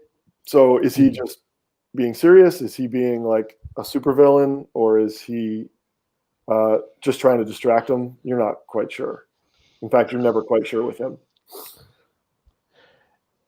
Yeah. All right. I'll follow that just in case. I won't shoot. I'll keep my gun trained on the one in the back who's on the floor. The one that's crab walking towards the cover. Okay. Yeah. And I'll just shout, "Stop down now." Okay. He's not an idiot. He drops his gun, but keeps crab walking backwards, trailing blood behind him. Taffy, you've got your reaction? Well, since he dropped his gun, I'll go over to him and start shackling him, essentially, with some tape I've got. Okay, so you zip tie him up? Yep. All right. Maybe tape over his wound as well. Okay, so you're going to start that. We're still in action round, so you'll reach to your belt to grab some zip ties and begin the process.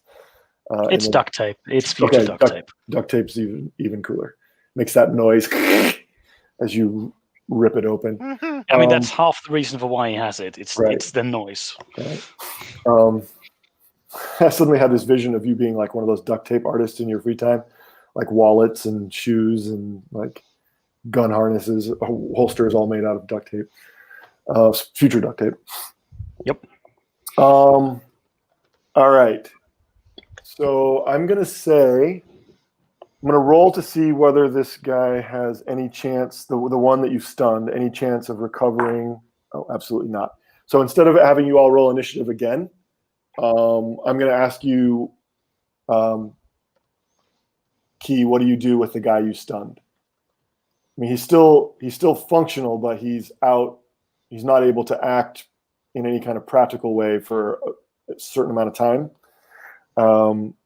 So, I mean, you could shoot him, you could club him, you could stun him again. So he's not able to defend himself, and it's not worth putting everybody through initiative rolling just for this. So does he have a visible comm? And if so, I'll take that as his weapon and then zip tie him. He's got one of those little. It's got like an earbud, like a stolen. Grab that just in case we need it later. Okay. And like I said, zip tie him, grab his gun. Okay, so you managed to just overwhelm him. He tries to resist pretty feebly. His muscles aren't really responding to his nervous system yet. He kind of fends you off weakly, and then you've got zip ties around him. I let him know. It's like, look, you've got an excuse, man. You're good. Just relax. Okay. All right. You think back to some weeks ago when Key approached you with this job. Why did you take it? I mean, you're doing okay. You got money you got some money, or you had some money. Maybe your story is going to be that you lost it all somehow. But tell us why you took what is clearly a sketchy job with a crew that you've kind of gotten tired of. Why'd you say yes? I owe money to some very, very bad people. Who are these bad people, and why do you owe them money? The NIS, basically. I'm bribing guards, and increasing the amount of payment they want substantially. So I'm trying to get this and make one last hitch so I can get those guards off my back and make everything copacetic. All right. So you are looking for the big payout so that you can take care of some personal business. Yep. Volkov, why did you say yes when this asshole Key came to you with this gig? Okay, look, yeah, it's easy money, but like sometimes you need easy money to pay off certain bets you made. Oh, gambling debts. No, The story is almost not time. it's not a debt if it doesn't last longer than like a week or two. It's just like It's just an obligation. It's an obligation, or like the money's in transfer, but the bank hasn't cleared it yet. All right. So it sounds like you were maybe flush, and now you're not, and you need to be flush again. Yeah. Okay. Taffy.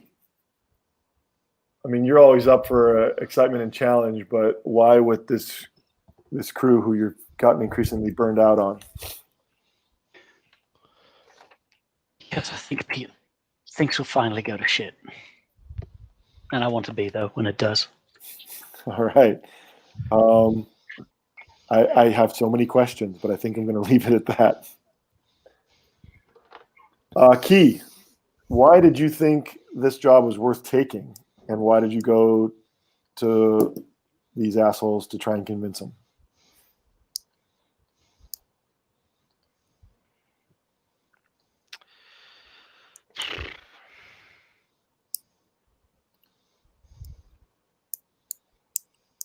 Oh, we lost Dan, or he muted himself.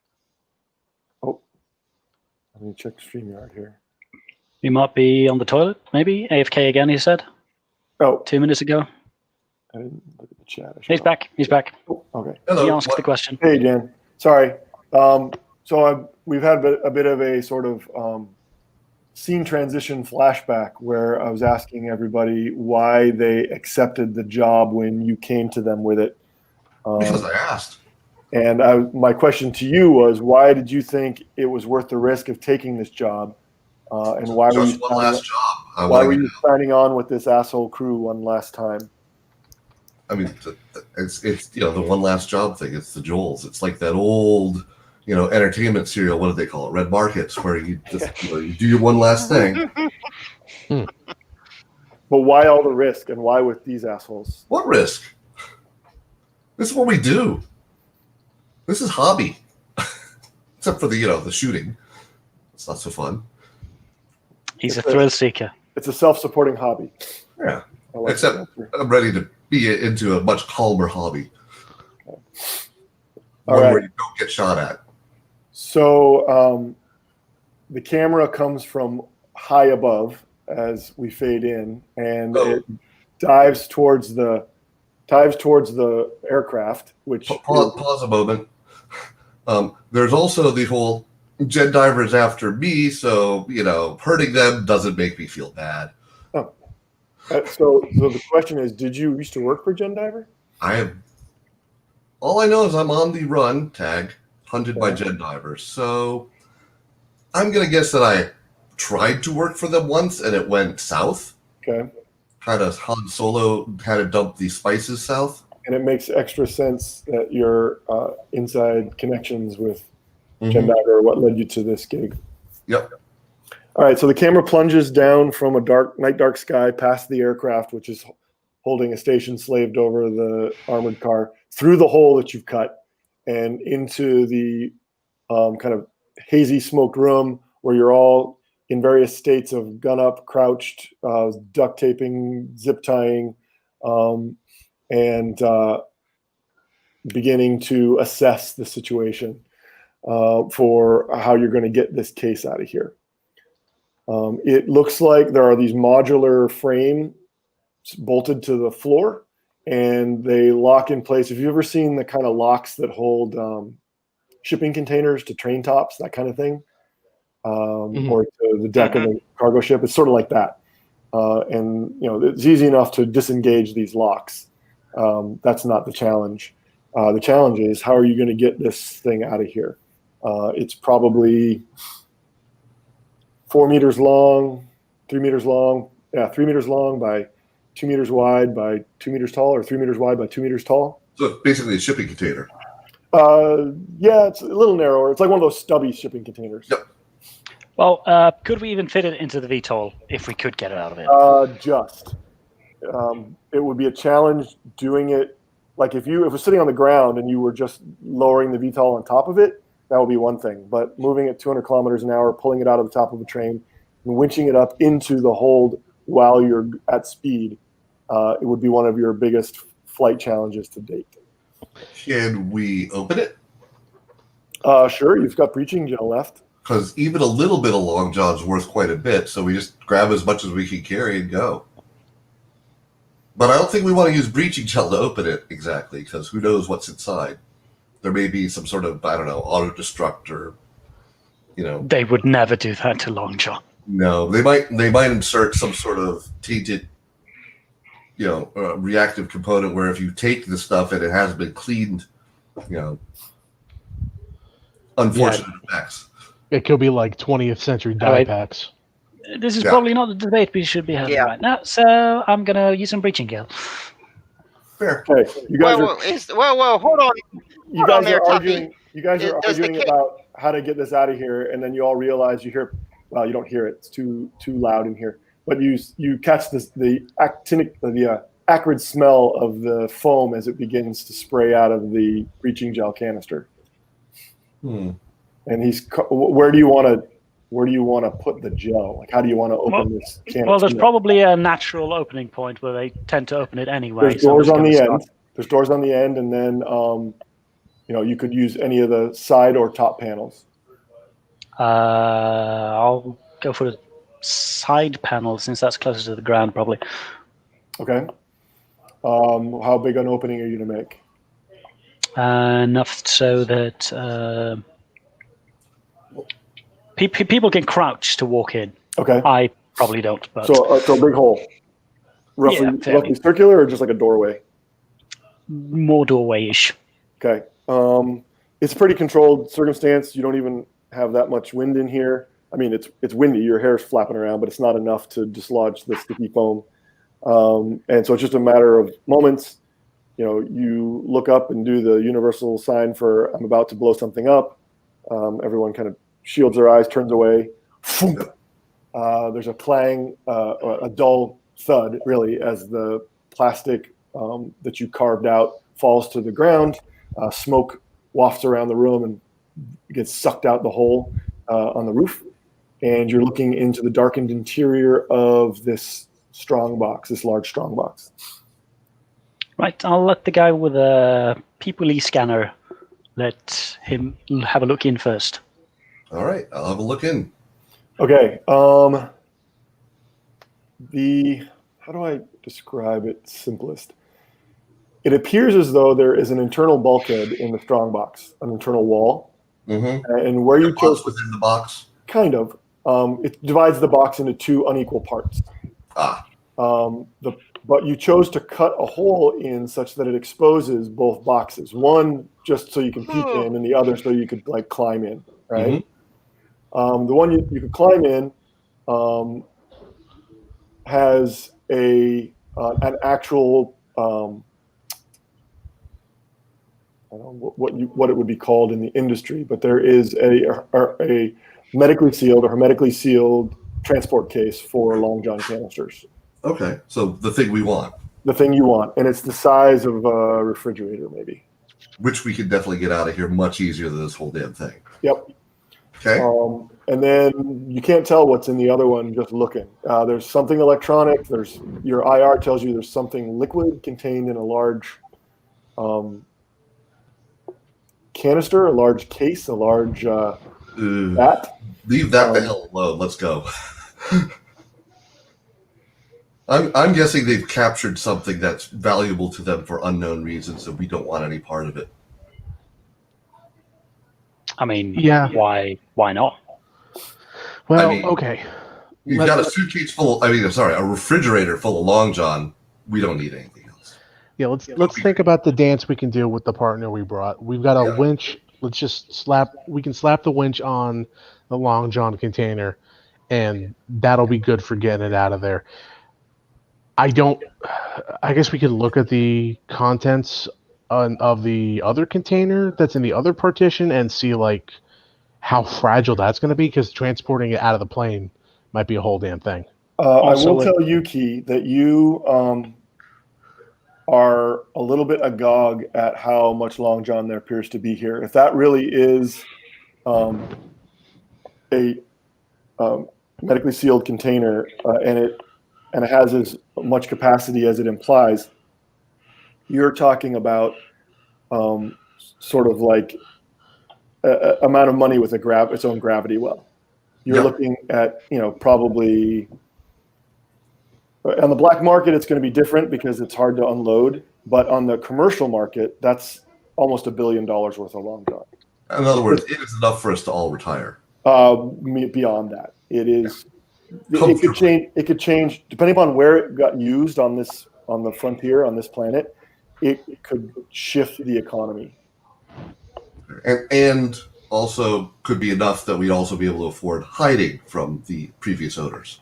If you can't afford it with this, you can't afford it. It's not not viable. Yeah. I mean, like I said, it's a refrigerator full of Long John. We should grab this and go. Unless we think it's not Long John. Is there a computer interface on the crate? Yes. Well, I jack into that thing and find out what's the invoice. You go ahead and give me a test. So it'd be programming logical, or it'd be electronics logical. I think electronics. Okay, very good. You're not really writing a program. You're trying to just defeat the security on this, and you're just trying to access it for normal function. So. Yep. That's going to be at a -2. Oh, okay. So it knocks it down to a 5. Because you're trying to crack the security. Okay. I got a 1. All right. So you're in, and it's basically this is bog standard sort of default programming in this interface. It tells you what the contents are. It tells you what the status of the contents are, and then it allows you to sort of modify the climate control system and so forth. There is a lock mechanism, but it is an additional level of security to open the electronic locks. Does it give me an invoice of what's in the shipping container? It is listed as medical grade processed Long John, and it gives an amount in kilograms that you kind of have to double take because it's usually measured in grams. John, there's enough Long John in here that we could buy a small city. If there was another planet, we could buy another planet. Let's get it out of here. There's also some biomechanical, or not bioorganism, something in the liquid. I don't know what it is. Oh, it does list it as bioorganism. So, like I said, they cost something we probably don't want any part of. Although, no, there's nothing listed in your readout about the other room. Yeah. Oh, I thought you. Okay. I will also point out that the character has an attitude paranoid. So, you guys can try and argue that we should have a closer look at that. That's fine as long as we're getting this thing out of here first. Well, I guess I'll dig deeper since you said I have to go to another level of security to find what's locked down. No, it's to open this case. The case is locked, right? And you can open it electronically. Oh, the Long John case. Yeah, the Long John case is locked. So you can. All right. Well, then I guess I'll have to unlock it. Well, we could try bringing the entire fridge with us, but then we need to use more breaching gel to open the side of this box. Or open the end of the box at the doors. Yeah. Yep. I mean, it's a door. Use it. Okay. So would this be programming then to force it? Again, you're just accessing it. You're trying to break into the system and use it the way it's designed, just to unlock it, right? Yep. You don't need to write a program. Because this is actually getting it You're still accessing it to do something that you don't want it to. Yeah. Oh, sorry. You are accessing it to do something that it's designed to do. Yeah. But it is a higher security level, so it's at -4. Now, my Neurojack is just +2 to initiative or +2 to this roll? If you are plugged into any device, you get Yeah. a +2 to what you're trying to do with it, just because you have finer control over it and are more aware of whatever's going on with it. Oh, cool. 9 minus 4 is 5. Got it. So I need a 5. I got a 4 out of 5. Okay, you manage to pop the lock, and it asks, it verifies whether you want to break the medical grade seal, yes or no. On the Long John box? Yeah. John, there's a medical grade seal on this Long John box. No. Yes. Don't mess with it. Let's get it out of here. Okay. No, I'm not. Yeah, turn that off. Because I assume that contaminated Long John is not worth as much, right? Correct. Yeah. We want to make sure when we breach this thing, it better be under controlled conditions, and that ain't here. Mm-hmm. Well, why would they be shipping contaminated Long John? No, they wouldn't be. That's the point. We don't want to contaminate it just to verify that that's what's in there. I assume that's what's in there. Everything is telling us that's what's in that. Okay. Nothing is telling us what's over there. I don't want to mess with it. Let's get going. All right. So I disengage the lock. You can drag it out when you're ready. You said that you had set up an exploit to isolate this car from the rest of the train. Correct. The system is now being pinged with a query about that lack of communication. Initially, it's just a automatic query. Yeah. But it's shortly followed up by someone. Hey, Williams, what's going on, man? I start doing a. Offline. I'll start doing the Han Solo. We're all fine here. We're all fine now. Okay, give me a sound more bored. Skill set test. Be fast talk and maybe cognition, humorous, fast talk, humorous. All right. So be 5, yeah. Why does William sound like a lady? No idea. I got 5 on the button. Okay, on the button. All right, so you succeed, but with a complication. Yep. It's like, well, yeah, it's all dark on this side, so I'm going to come through with a tech from the train company, and we're going to see if we can reboot it. So can you release the locks on your side? Oh, just a second. Somebody's showing off his fast draw skills with a gun. Just give me a second. Excuse me? One of the guys back here is trying to be a dick about it, saying that he can shoot an apple off something. So just let me tell him to put the gun away. Belay that action. We're coming through. Just unlock it. That's an order. I mute the mic. John, they're coming through now. Yeah, well, so open the end of the box, so let's get this out of here. I did. Well, then there we go. Not the refrigerator. Get the whole refrigerator out. We could get that into the VTOL. Yeah, this Can we just invite them in and then shoot them? Or bar the door with, I don't know, a bar. Or we just don't open the door. The doors are barred. Specifically, he asked you to unlock the manual bar on your side because this is an armored car, right? And they lock the armored cars from the inside. So he's asked you to do that and is now repeating his instructions to a muted mic. All right. So can we get this thing out of here? Is it maybe on rollers? I hope. I mean, I just attached the winch to it. That's fair. Okay, so yeah, so if we open the end of this big armored box and then attach the winch to the Long John box, we're good, right? You're going to have to cut a hole in the armored car. It's not going to fit through the manhole cover. Oh, okay, well, shit. Someone get on that and we'll get the rest of it set. Okay, so someone's going to feed someone's going to go up on the roof, get the cable that's already attached, drag that down here, put a cargo net or some sort of like adhesive cables to the refrigerator, to the climate control unit. And then, Taffy, are you going to cut a hole in the roof? since you've been Yeah, sure. I'm just going to say to John then, well, what do you think is going to happen when nobody responds and opens the door? And then I start going to do that. If you want to get it open real bad, they're going to use the same stuff you're using, so stop talking and get the roof open. We want to be gone. Okay, so I need 3 tests here. I need 1 test to securely connect the climate control system box, the refrigerator, to the winch cable. I'll do that. I need someone to figure out then how to, and this might just be a matter of elbow grease or just some clever feeding of the cable, but you need to drag the refrigerator out the back doors of the strong box, up towards the roof and out through the hole that is being cut now by Taffy. And then the third thing is I need a Taffy to cut the hole. All right, Okay. let's see then. Can I run a skill check to run interference on their tech so he can't jerry-rig the door? Well, if they're going to come through the door, they're going to have to do it physically.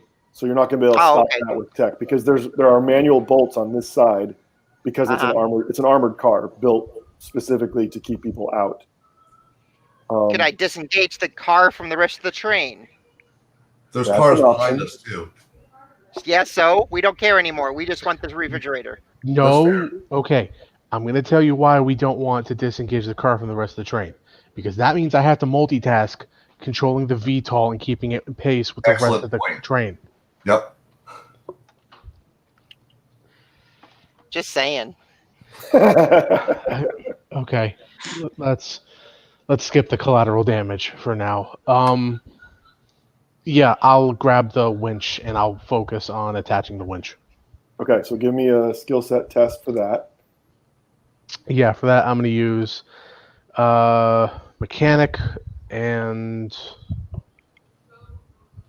clever. All right. Leone, you want to give me, or sorry, Taffy, you want to give me a test for laying out the breaching gel? Yeah, I'll do with the forward recon again since it's just this, but in the reverse with something large enough. I'm going to say it's a -2 because you're in the little red zone on the valve on the gauge, and you're running out. So you're going to have to cut some corners. And let me ask this: are you laying the foam on the inside or the outside of the roof?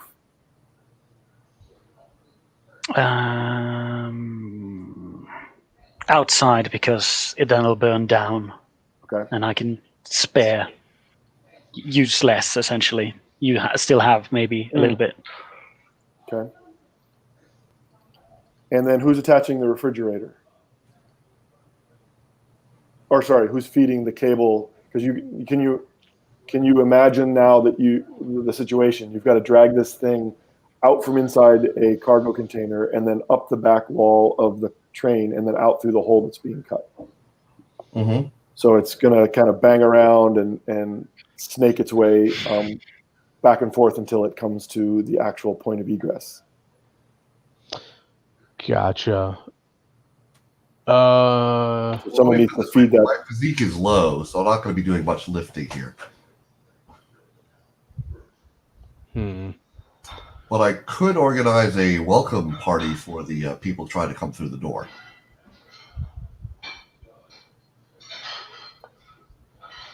Who's working on the cable? My plan was to get the cable and attach the cable. Okay, so you're getting the cable, and you realize that the slack is quickly going out of it. Not really fast, but it's going out of it at a noticeable rate. Mm. And now it's starting to pull taut. Shit. And you are realizing that the plane is moving ahead of the car. They're slowing down the train. Crap. Okay. In lieu of that, I'm gonna have to do a piloting check to slow the VTOL down. Okay. All right. You got your wish. Yep. I'll just yell at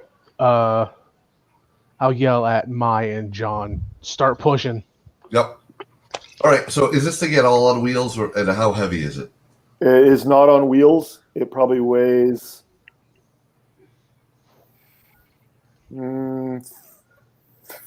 Maybe 3/4. Well, no, it's like maybe trying to convert it. I'm not converting fast enough. It probably weighs 75 pounds. Okay, so it's not that bad. No, it's like a big cooler. Yep.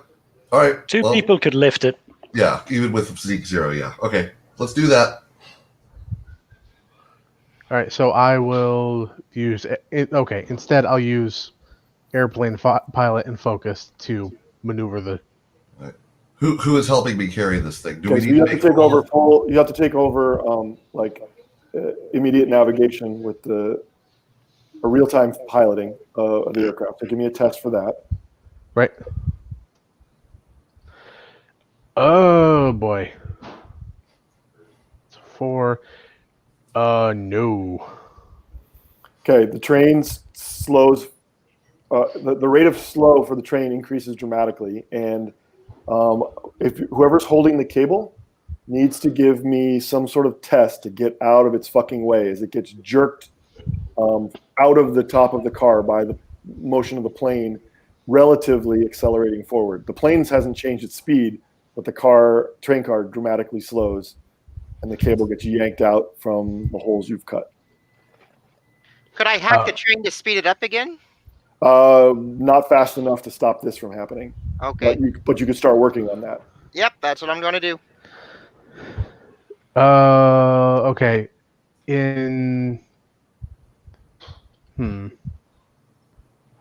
Well, I guess I was the one who was by the cable, and I realized this, and I tried to do that, so I guess I'm the one who has to dodge it. Okay, Yep. So give me an attribute test. Okay, I guess it's going to be coordination. All right. Go ahead and make it. So you're rolling at a 5 plus your coordination. Okay, so one die. One die? Uh-huh. Oh boy.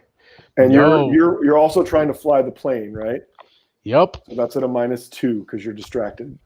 Well, guess what? I still didn't make it. Okay. Did you fail by more than 5? No. Or did you fail by 5? No. Okay. I failed by 2. Okay. Well, actually 3, but. All right. The cable goes taut, and just your instinct is to hold on to it, right? Just because that's just your instinct.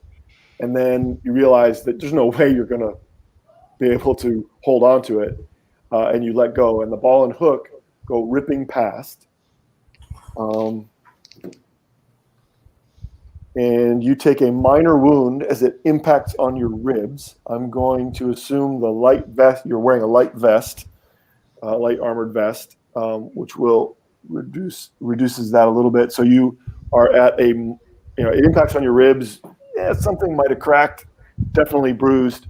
And you are at a -1 to all physical actions and mental actions that would be impeded by pain.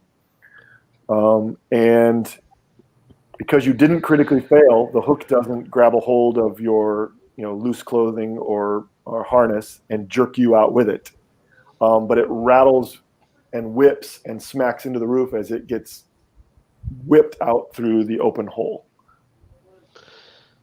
Well, shit.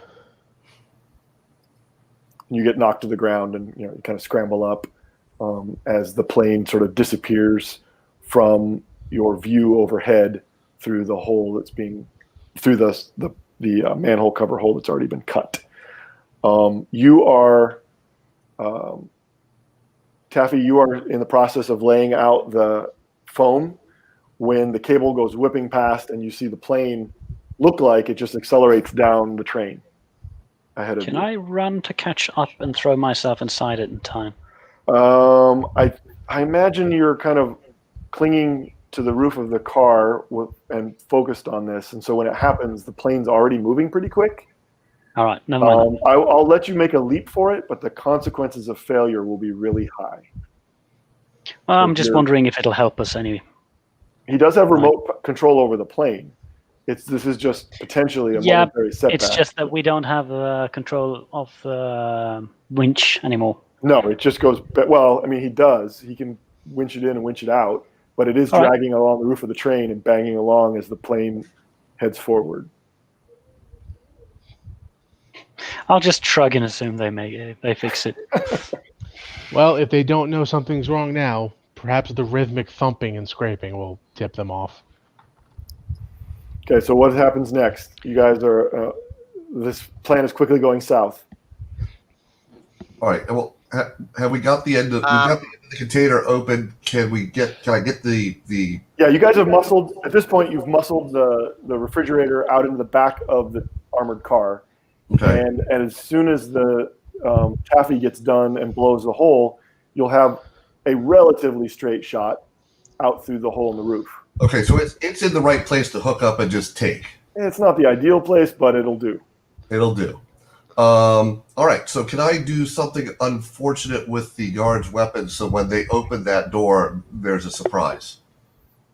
Trying to rig up like the old shotgun at the shack door kind of thing? Yeah, I'm thinking, I mean, it could be almost any of these skills. Well, I'll tell you what. Remote operations. I like remote operations. Assassination. Firearms, most firearms in Blue Planet use binary propellants. And it is not an uncommon thing to use the propellant. It's a binary propellant. So there's two that mix together in the firing chamber and are set off with electrical spark. Mm-hmm. It is not an unheard of thing to pull those and make an improvised explosive out of them. So if you want to dedicate the time it would take to do that and can give me a particular skill roll, you could try that. Okay. I mean, is there anything else that I need to be doing to get us out of here, or are we just waiting for the pilot now? Well, someone's going to need to attach the winch when it comes back, if it comes back, and then help guide the case up through the roof. You haven't blown the roof yet, so that still has to happen. Yep. I'm not feeling those are in my skill set, so I'm just going to rig something to delay these guys if I can. Okay. Well, they haven't started cutting or anything. It doesn't sound like they're trying to dig their way through. The train is probably going half as fast as it was a few minutes ago. All right. Well, okay then. With electronics technician, computers, remote operations as a skill string, can I get control of the train and accelerate it? You can try for sure. Yeah. Well, give it a whirl. That's what I was working on. Yeah, mine's already actually. Well, then I'll let Maeve finish, and if she blows it, I'll give it a whirl as a backup. Okay, you can try. You can try and sister. You could also jack in and give her a +2 bonus. Yeah, I'll do that. So if you're successful in your own test, it'll give her a bonus. Okay, so go ahead and make your test. Which layer would this be? Remote operations, computers, or tech? Computers. Okay, and cognition or psyche? Cognition. Okay, so I'm going to say knowledgeable. You've seen the system before. So that's a 2 and a 3, so 5.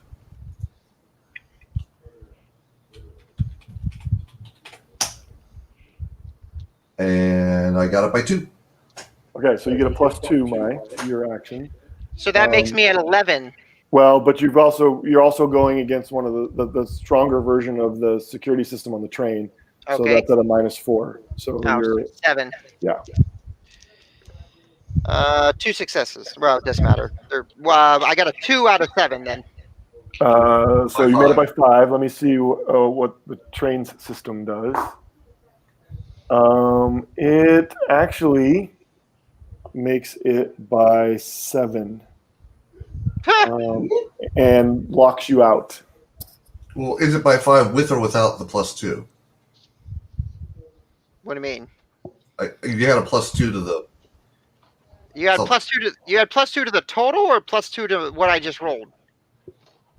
You always add it to the target number. So your target number was he gave you a +2 from his assistance. Right. So my target number was 11. -4 is 7. I rolled a 2. Okay. Yeah. So you made it by 5. The train made it by 7. The AI on the expert system on the train security made it by 7. Wonderful. Okay, so it locks you out. Let's not fool with that again, because that's not working.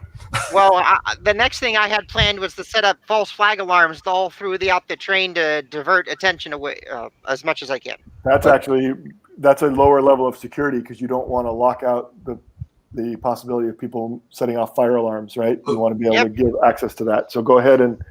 Yep. So you made it by 5. Let me see what the train's system does. It looks like Does that mean give we can that try? test. Well, he's trying to do something different. Well, yeah, but okay. I thought we were just locked out. I've locked out of from the. controlling the train, the operation of the driving of the train. Okay. Also, if you could mess with their environmentals, that's always fun. I'm doing that next. So what's my what's my negative on this one? It's a -4 still. Really? Wow. All right. Oh Right, no! I- Right. We assist did again. it's -2. This is the lower level, -2. Oh, yeah. That's okay. So I got a 2 out of 7. Okay, so that's my 5. What narrative benefit do you want, or a +2 to your next test? Narrative benefit. It's going to take them longer to get through the door because now they're for dealing sure. with- Yeah, Absolutely. Okay. So then I'm going to say that there is a substantive delay as the halon system goes off all over the train. Yep. And people start getting covered in foam. Blue foam. Yep. There we go. And give me an attribute. I need you to make an attribute test against cognition. Okay. What are we looking at? So one Just die straight up. against 5 plus your cognition test.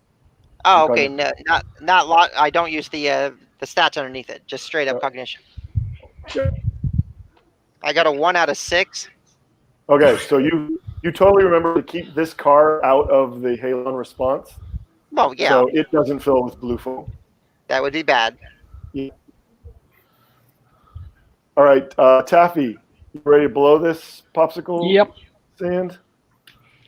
Let's see what am I at? -2 for the wind. Yep. And -2 for the fact that you had to cut corners with the foam. Remember? Right. Where are was you? this precise? Okay.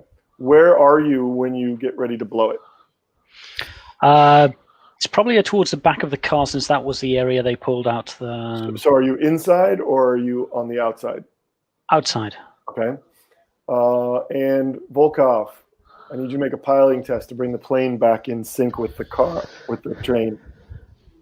Gotcha. I'm going to go with piloting plus focused. Okay. So Taffy, hit the button. Okay, I made it. Well, I've already rolled. Okay. How many minuses was it? -4 total? -4. Okay, then I miss. It's How much 3 did you plus make? 4 is 7. Okay. So, and my highest roll was 4. So, So the foam goes off, right? Yep. But instead of being a nice even burn because you were running out of foam, it burns through towards the back of the train first, and then burns through in the front. So the panel that you're cutting out drops from the ceiling, but at an angle, and the wind catches the front end of it and jams it in place. It flips it up, so it's vertical now, and kind of jams it against the back edge of the hole you've cut. Does that make sense? Sort of seesaws it upward. yep, so it's stuck in there and it's in the way. Yeah, well, and the tension of the wind holds it in place for a moment, and then it flips out and up into the air and into the bottom of the plane. So I need a piloting test. Yeah, Well, that's great. As the plane jerks to kind of jerks up away from the train and then tries to compensate with its autopilot. I need a piloting test from you. yes. You succeed? Yes. Okay. The panel just disappears into the night out in the distance as you're still doing 100 kilometers an hour, and it crashes down out of sight into the dark, and the train, the plane settles back into place over the hole you've cut. Okay. I tell the winch to lower. Okay. It starts to come down through the hole. It doesn't flop around nearly as much since you're only going half as fast as you were before. It's one of those moments where it's a high-powered winch, but it goes really slow because it's torqued way up. Mm-hmm. So it's just like you guys are already feeling the press of time, and it just seems to take forever as it comes down through the hole. And then I think John was going to try and attach it to the fridge. Is that right? Key? I do not have the skills for that. Oh, sorry. Who was going to attach it to the fridge? I'll do it. Okay. All right, 3 of you, pull your safeties, get back on the VTOL. Yep. So, did our safety harnesses or lines come back down so we could get back up? The safety harnesses are just flapping in the breeze under the bottom of the plane because they don't have weights on them.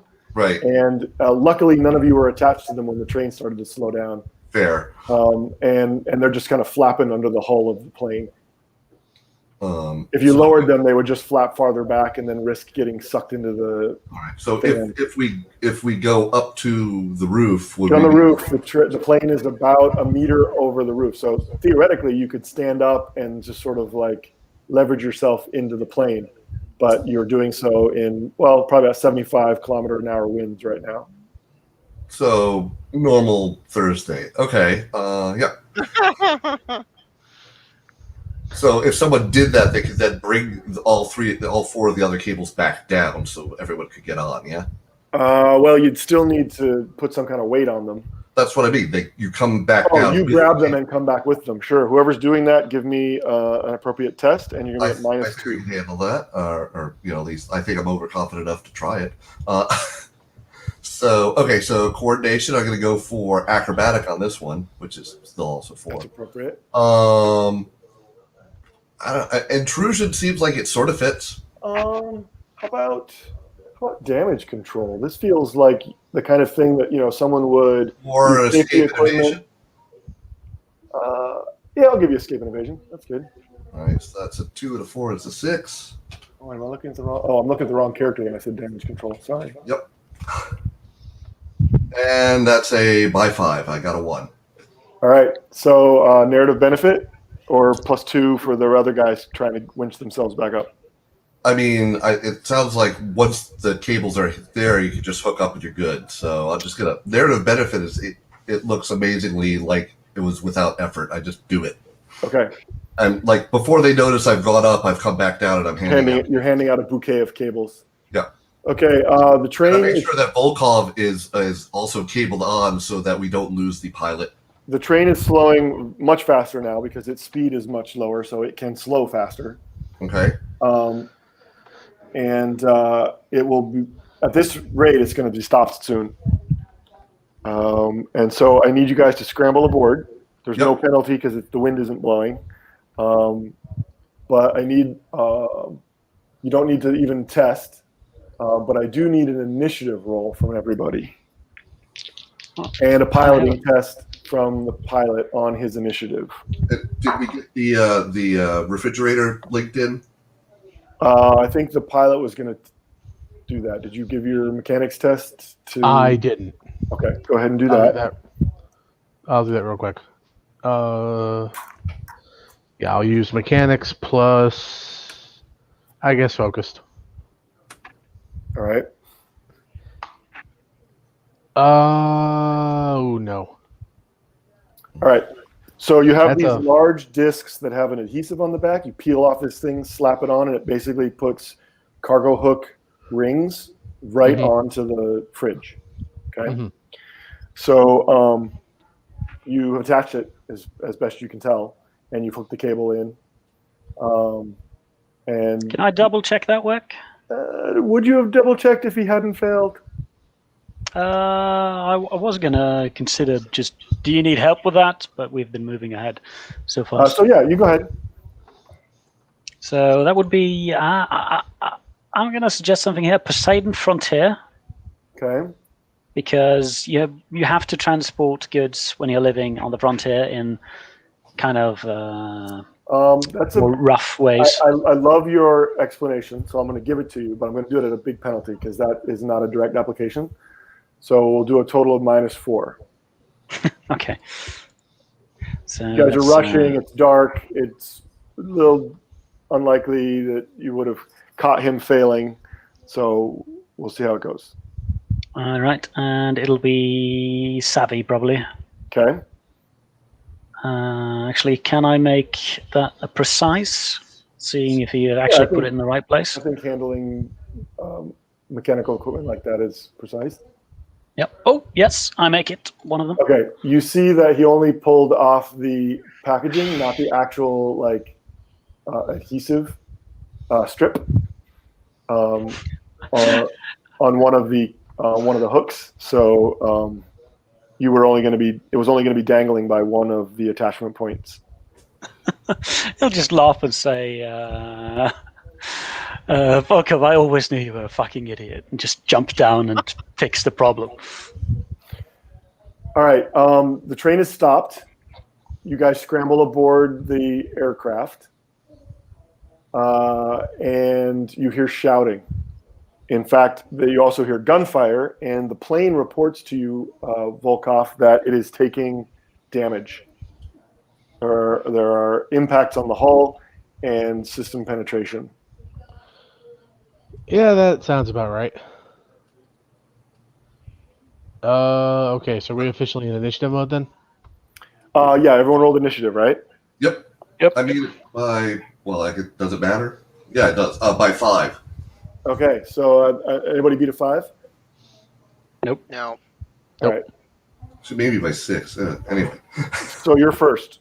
Yep. All right. Well, I mean, if I get back up there, can I do something with the aircraft to make it less? This is to get up there. You could do that on your reaction. All right. You're So scrambling out of the train car. I thought I'd already been up and down with the hooks. So that You came down with the hooks, gave them the hooks, and then go back up. Scrambled up. This is your scrambling up before you're overwhelmed by people pouring out of the security car ahead of you.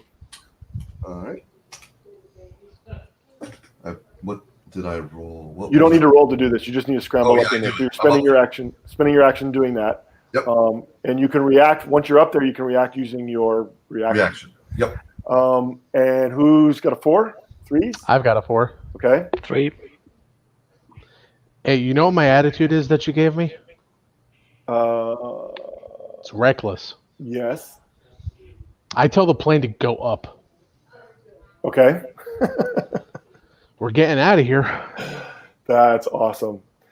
So suddenly, all of you are jerked off your feet if you're not already in the plane. And luckily, you're all headed for the opening anyway, and the opening is much larger now.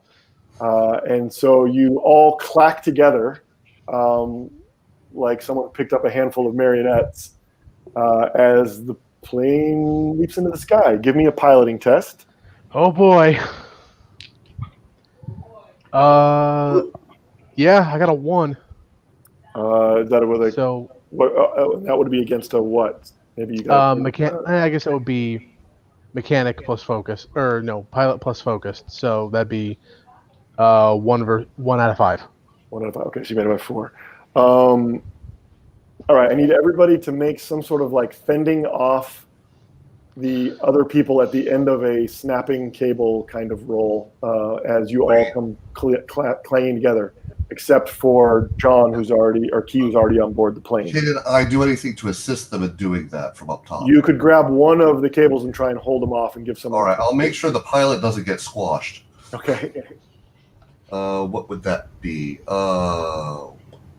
Escape evasion. How about a straight up strength test? I hate that idea. You hate that idea? Zeke 0 says no.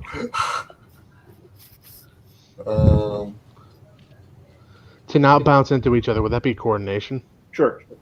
I mean, the target number is still 5, so... All right, well, I look at doing that and figure out that that's a bad idea.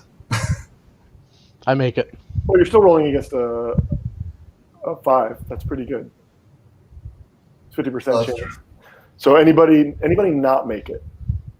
I'm trying to figure out what skill this would be.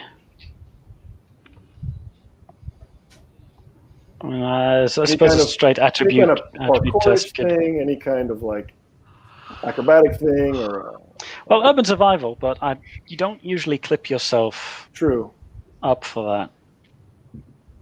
I think coordination might be your best bet in that case, or a focus attribute under that. Maybe forward recon. Probably. Geo-military. Yeah, you've done some repelling. Yeah, I'll do that then. So just to clarify mechanically, the attributes, there are 4 core attributes, right? Coordination, psyche, cognition, psyche, coordination, and physique. And those are your basic scores. But each person that makes a character gets to describe a focus attribute or pair of focus attributes underneath each of those. You can pick them from a list or you can make up your own, but they're just adjectives that further nuance the description of your character. And they give you a +1 over whatever the core attribute is for that set. So they're not really separate attributes. There's really just the 4, but these are ones that can be applied in specific circumstances. Mm-hmm. Okay, so did anybody fail that? No. Sorry, I'll roll. I'm just trying to. It's like coordination. Yeah. I'll fail it. Okay, so you come crashing in hard. By 5. You failed it by More 5? than 5, really. No, actually, precisely 5. Okay, so you are. No, sorry, actually 4.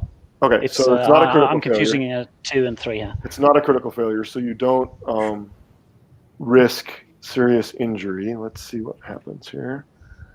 You are dazed for a minute and really unable to sort of help yourself as you dangle on the bottom of this cable, but will recover your senses shortly. But maybe a minor concussion as you collide unexpectedly with the head of somebody else, or get kicked or get kneed in the chin or something as you all crash together. The vertigo of the plane going straight up with a howl of engines combines with the retreating lights of the train as it drops out below you, and the pitched feeling in your stomach to really give you all but the pilot a sense of some sort of like bizarrely dangerous carnival ride. And then you're chased into the air by stray bullet fire, and the plane is being left in the dark behind you. Sorry, the train is being left in the dark behind you. Yeah, one way is much worse. Yeah. All right, I need a roll from the pilot for your planned extraction. Knowing that the plan was not just a straight flight out, because there's just too many satellites for that, but using some beta that you had, some intel you had, some old techniques that you developed in your smuggling days. It's a combination. You ever see the movie Driver? Mm-hmm. I haven't. Like, there's this brilliant slow motion escape at the beginning where he's using a car, and he drives into alleys and turns off his light, and he parks under like rooftops and waits for cop cars to go by. So he's not actually out racing them, but he's out driving them. Right. And that's kind of what you're doing with the satellites and any potential pursuit, because security will certainly have notified somebody to be watching for a plane out of this area. So you have your fancy dazzling camo, but that's not enough when they're actively looking for you. So you're like flying into like forests and spending 10 minutes till a satellite passes out of its curtain of observation. And then you're up in the air and heading north in the dark until you come to this area with cliff overhangs, and you're settling down for an hour and a half and waiting out the passage of another trio of satellites. And then you're trying to get into really common high traffic areas to lose yourself amongst other planes. And then you're doing a bunch of nap of the earth stuff to just confuse your signal and get dropped off of various radar. So it's a long game of cat and mouse that you've got pre-plotted out for your evasion. So go ahead and give me a test to execute on that. And this is really not so much a measure of the flying in a moment, but the measure of your ability to keep to that carefully plotted flight plan. All right, I guess in that case I'll go with aircraft pilot and clever. Okay. So how do we give each other bonuses? Because this sounds like a lot like smuggler tricks, and I am a smuggler. If you can make a test successful on smuggling, you can give them a +2. How about escape and evasion? Same thing. Okay, so that would be, I guess, cognition calculating. And in terms of the fact, because one of the most powerful organizations on the planet is looking for you, and they're not sparing any of their assets in doing so, you're going to get a total penalty against your test of a 4. Okay. For the people assisting or for the pilot? For the pilot, for the final test. I feel either way. So once you guys give him the bonus. Oh, wait, no, I made it. I'm sorry, I looked at the total. I also make it. So what are you actually contributing? What smuggling tricks do you want to contribute? Is this more navigation? Is this more how satellites work? Is this more about timing? This would be more about how to mix in with high traffic areas and lose ourselves in the crowd, so to speak. It's a savvy. Key, what are you contributing with your escape and evasion? Escape and evasion calculating, I'm updating the timetable based on what time it actually is when we left and how long each maneuver is taking to keep it current with the satellite patterns. Okay. Mai, are you going to try and contribute to this? I was thinking to either suppress the what do you call it? The GPS signaling on coming out of the ship, so satellites couldn't track it. The transponder. Yeah, that's it. Okay. Okay. Oh, I know the perfect thing for the smuggler help. All right. I have a contact who can give us a new paint job. Well, you have to get there first. You have to get there first. You got to remember, on Poseidon, everything is far apart. It's like few and far apart, right? There's only 2 million people on the whole planet, and there's only a handful of actual urban centers. Everything else is outposts and villages. And so I gave him another +2. Pretty far out right now. Sorry. So you get him a +2. Or so it sounds like there's a +6. Yep. Yep. And a -4. So you got a total of +2 to your basic test. Okay, 3d10 versus 7. Let's go. Yes. All right. That's a 3 under 7. Okay. So there's this montage of all of these smuggler tricks. Each of you, there's a montage of the plane doing all these smuggler tricks, but then these inside shots of each of you on cue contributing to the plan. While the updated timer that Keys is working on sort of counts down in the corner, right? And then there is a hard smash cut at the end of the montage to a scene where the VTOL is ripping across the open ocean, leaving behind this foaming rooster tail. It's so close to the surface of the water. And for the past few minutes, the low fuel light has been, or the low fuel indicator has been pinging in your heads-up display. You're not worried about it because it's part of the plan, but you are starting to get a rising sense of tension because, you're hoping that all the math worked out. Your fuel depot is not far ahead, but you're hoping that the fans stay spinning until you get there. By way of another sort of setup flashback, you guys are looking, during the course of this escape and evasion, occasionally we'll catch a glance to the cargo netting and the refrigerator strapped down in the cargo bay, imagining how much money is sitting there and what it's going to do to change your life. But you also feel a kind of intrinsic relief, perhaps even joy, at how you are going to dump the rest of this crew, that you're done with these assholes. I want to know why each of you is sick of being a part of this crew and why you never want to see these guys again. So, Key, how about you? They call too much attention to themselves. They're not subtle. So just kind of a practical concern. I'm on the run. I want to make it out of here with my daughter alive, Okay. Sorry. Yep, that's me. So my case is Volkov is way too reckless with his pilots, and Taffy's just insane. Okay. I thought I said that, but yes. So you're just risk averse. Yeah. Okay. Volkov, how about you? Mai has a problem of freezing up under tension, and the last thing I want to do in a heist is to have to deal with disposing of a teammate's body. Taffy's just a jackass, and John waltzes around thinking, "Oh, I'm king shit of CIA Mountain." Okay. And honestly, I just want to drink some beers and gamble. So you're just tired of their personalities as much as anything. They're all right professionally, just. All right, Leone, Taffy, why do you want to dump this crew? John's always underestimated me. Volkov's not as smart as he thinks he is. Mai is okay, but all of them have failed to get me killed. So I want to dish them. All right, you're going to go look for a better game. Yep. All right, so the plan has been all along, once you have executed on your escape plan or your escape route, is to refuel at a place called Kraken.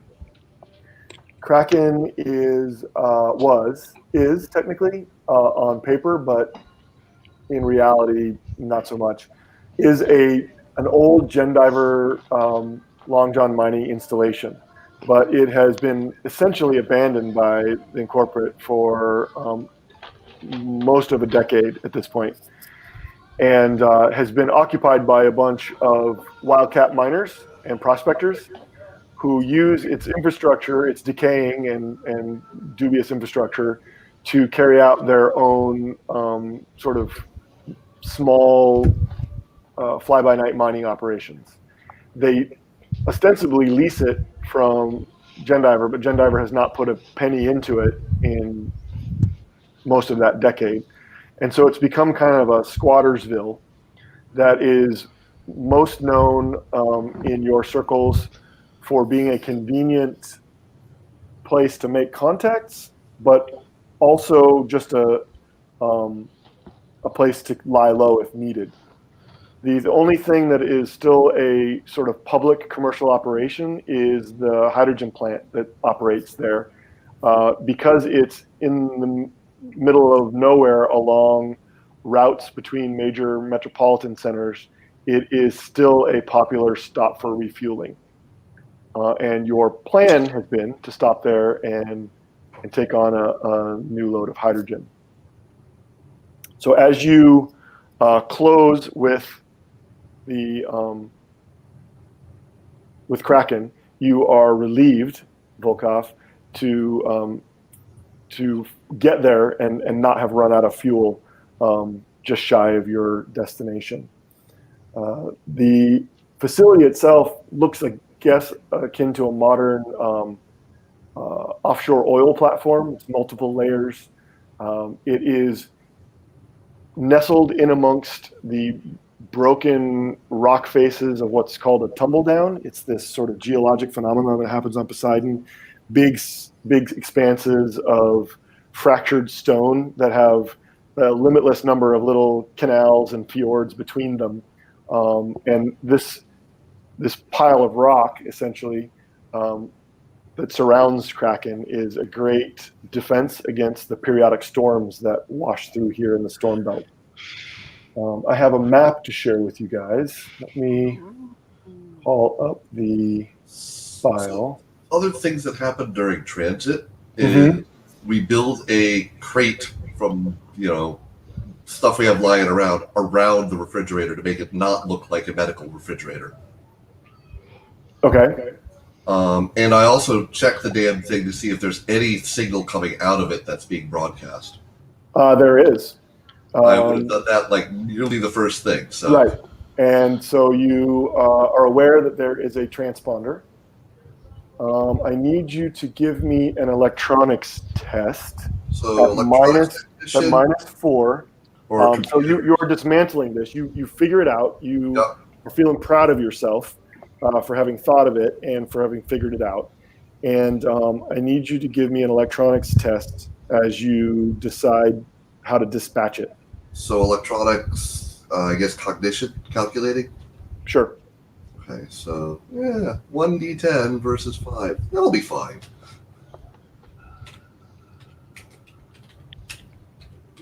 I just threw a file into the character folder called Kraken Deck Plan, if you guys want to open that.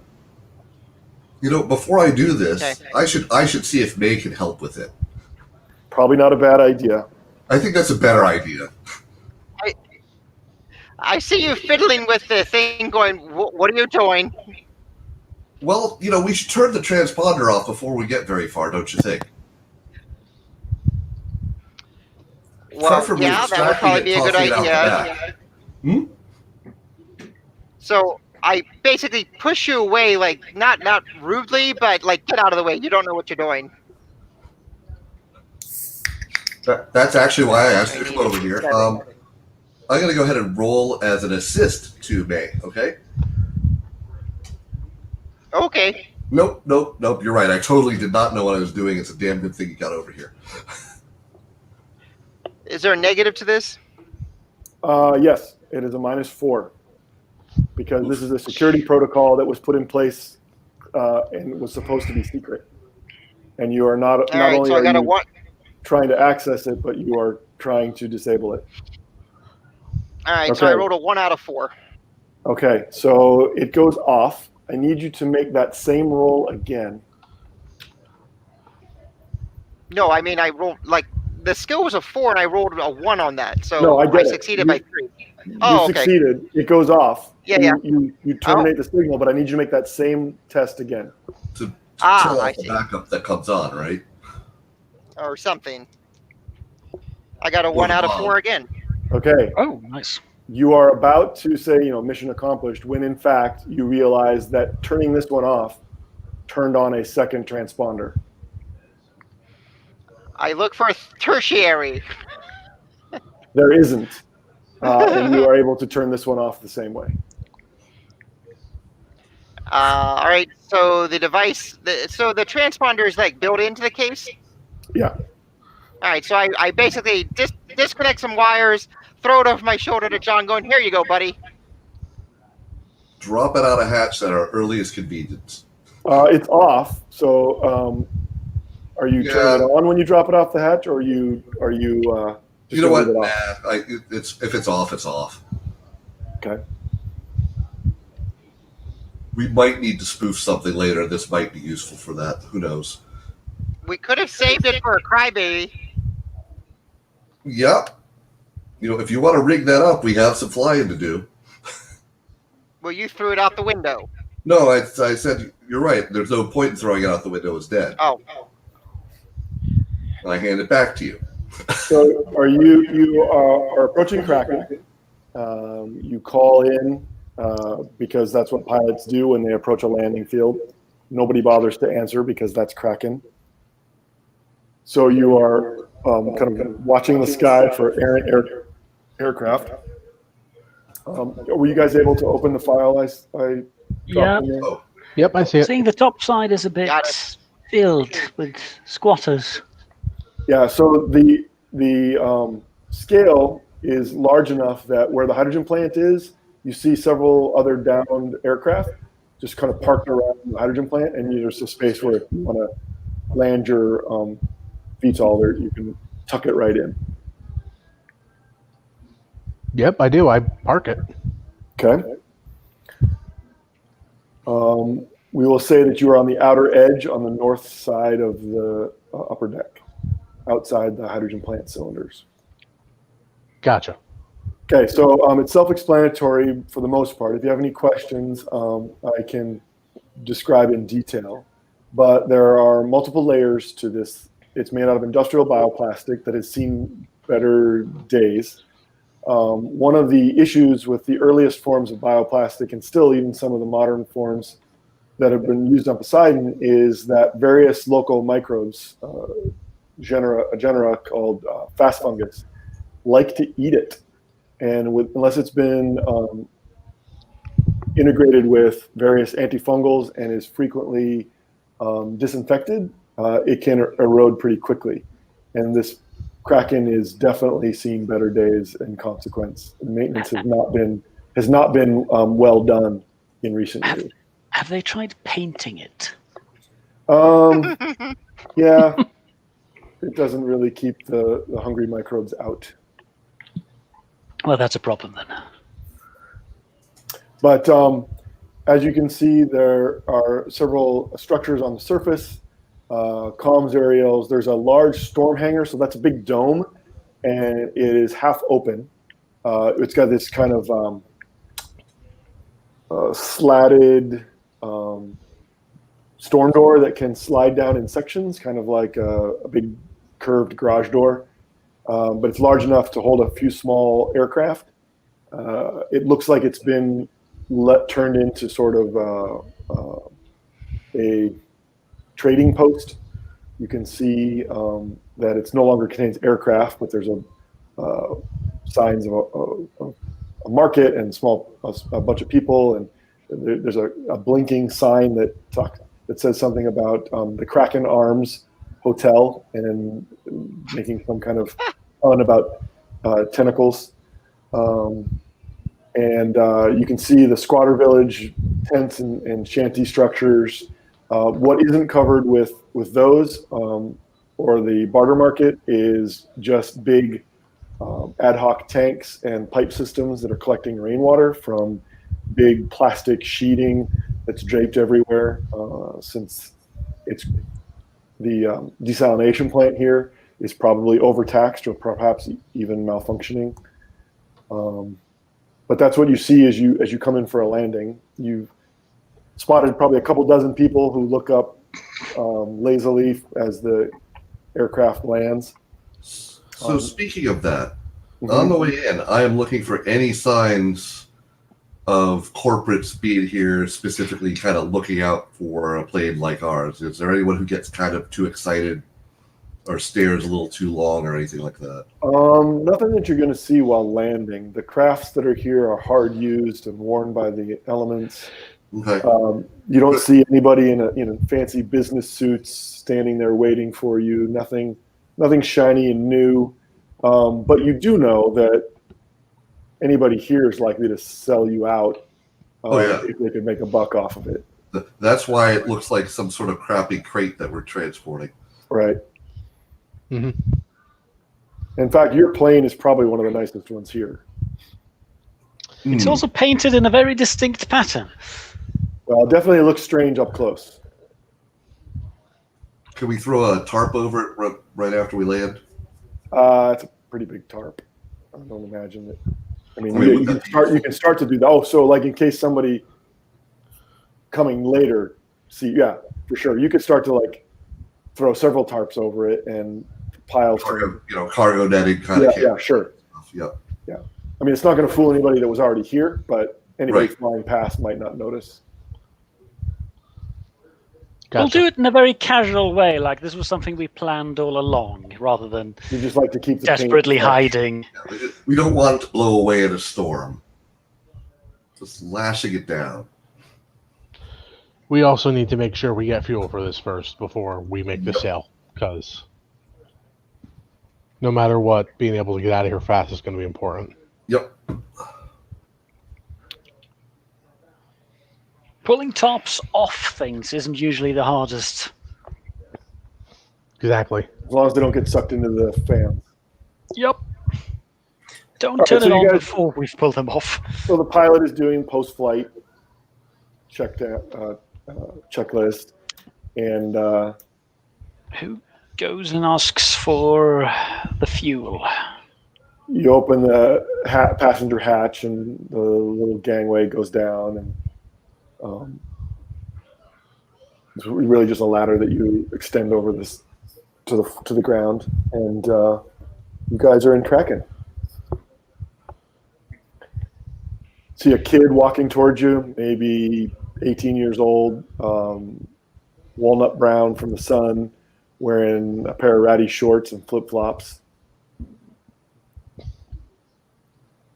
Is there anything particularly distinct about him? Like, what's he here for? Would we know? Just walking up towards you. Culture-wise. Holds out his hand, and you can see he's got a V. And he's like, all right, got a landing fee. You guys ready to pay it up?